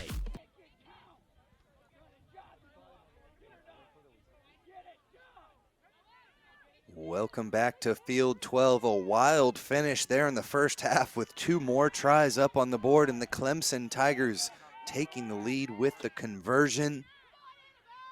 Tim Wilkes here live at Field 12 for this Division I third place final. Not where these two squads wanted to be, so close to punching the ticket to the final. But here in the third place match, we've got a doozy on our hands. Ohio State will take the first possession of the second half. Into contact. Needs to take that one to deck, and they're able to clear this one out and get things moving again. Beautiful little offload in the tackle. Finds the target, Natalie Hunt. A couple more offloads, and Hunt's going to give it another go. Able to keep things moving nicely. Good continuity from Ohio State. And now the burst through. Coming from Sarah Harper. Offloads to Shim. Back to the left-hand side. Triple offload is the ticket for Ohio State, and they have retaken the lead.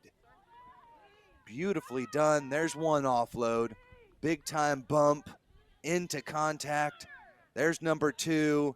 And wait for it, Annabelle Shim with the final offload, gets it in, and Ohio State really starting to catch fire now, retake the lead, 15-12 the score.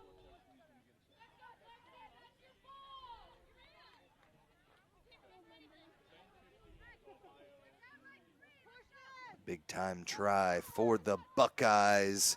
Great team try that time. Through the hands they went. Just about everybody touched it on the final couple phases. And Clemson needs another burst. Around the near side they come. Grab down from behind. Good run though from Molinaro. And here is the double try scorer. Around the side, Grace Mowry gets wrangled. Ball pops up. Buckeyes have it. Nice turnover. Into contact they go. Excellent tackle. They're able to keep things moving. Sarah Harper with the offload. Over to the right-hand side. Over the 50. Over the 22. And the Ohio Buckeyes back-to-back tries to start the second half.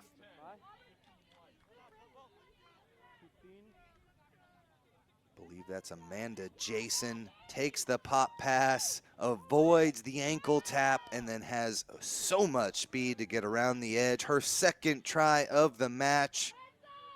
And a great effort coming in there from the senior Amanda Jason. Computer science and engineering major out of Cincinnati, Ohio. Jogs back, a brace all ready for her, and 2 tries in the second half for Ohio State.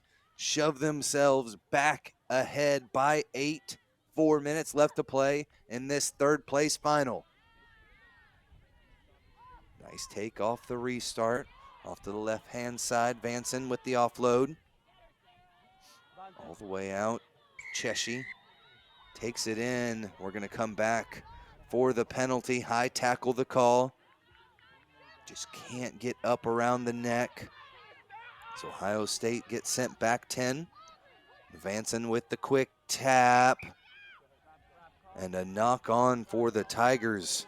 Again, 12 points in the first half, but here in the second, 2 tries from the Buckeyes have got themselves securely in the lead as we are over midway through the second half.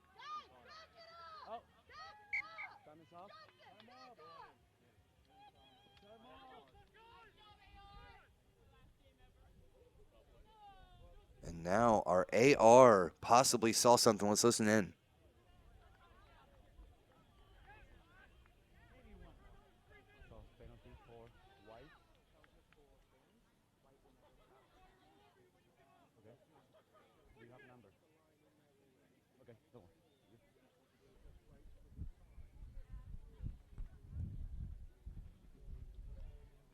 So I believe not 10 is the call here. Penalty for not going back. Not back 10 the call off of the quick tap, and we come all the way back, and the Clemson Tigers with an opportunity now to scratch and claw their way back into this one. Faith Vanson, the senior captain, gets things moving off the boot all the way to the left-hand side. Good use of hands. 4th pass, 5th pass, 6th pass, finds the mark. Grace Mowry, AKA Beef, looking for the 3rd try for her. All the way around the corner, wants to get as close as she can. Not happy with just a try, brings it closer and dots it down. 3 tries on the day here in this match for Grace Mowry. What a beast all the way around the corner. There's the fend. We've already seen that mean stiff arm come into play, but there's the speed. Never going back 10. Around the edge again, just feeding the stiff arms to everybody. Who else wants some beef? Grace Mowry on fire here in the 3rd place match.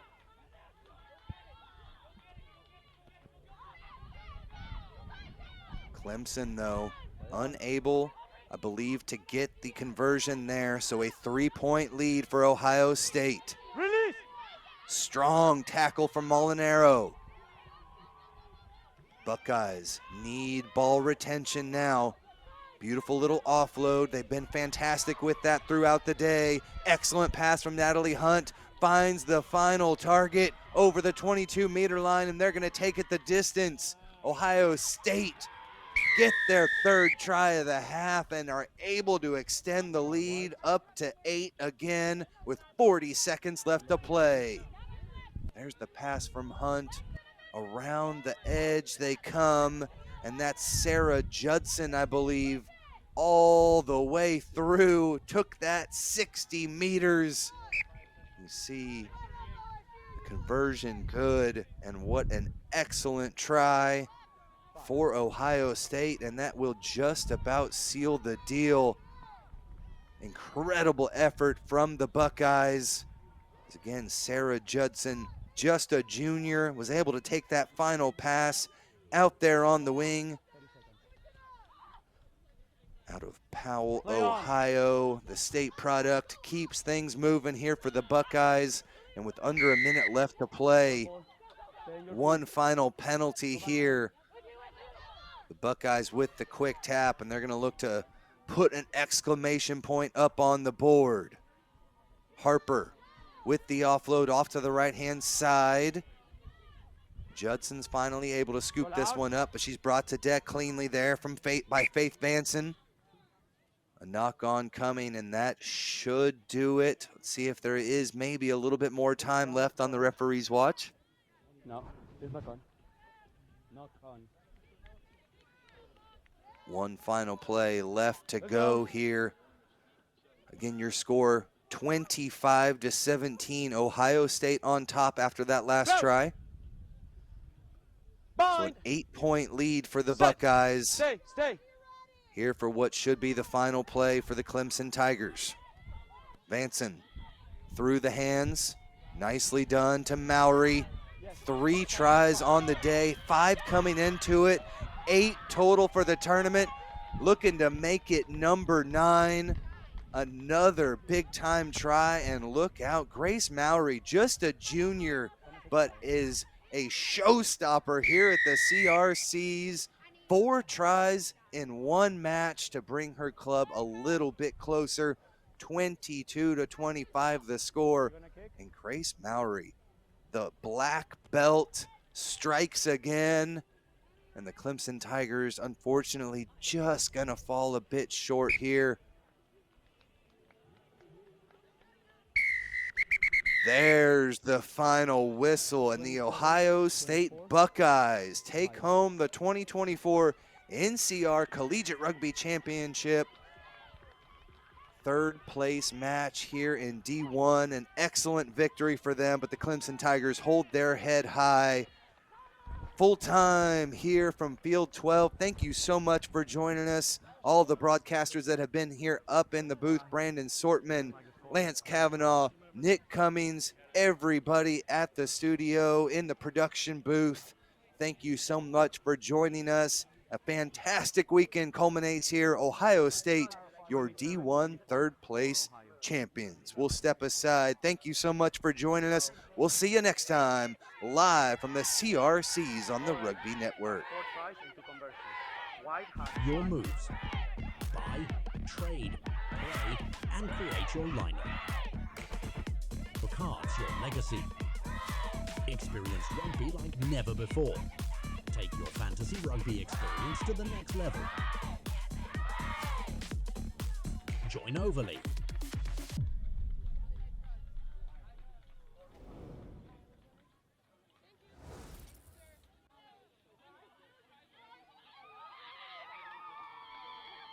You heard him, right?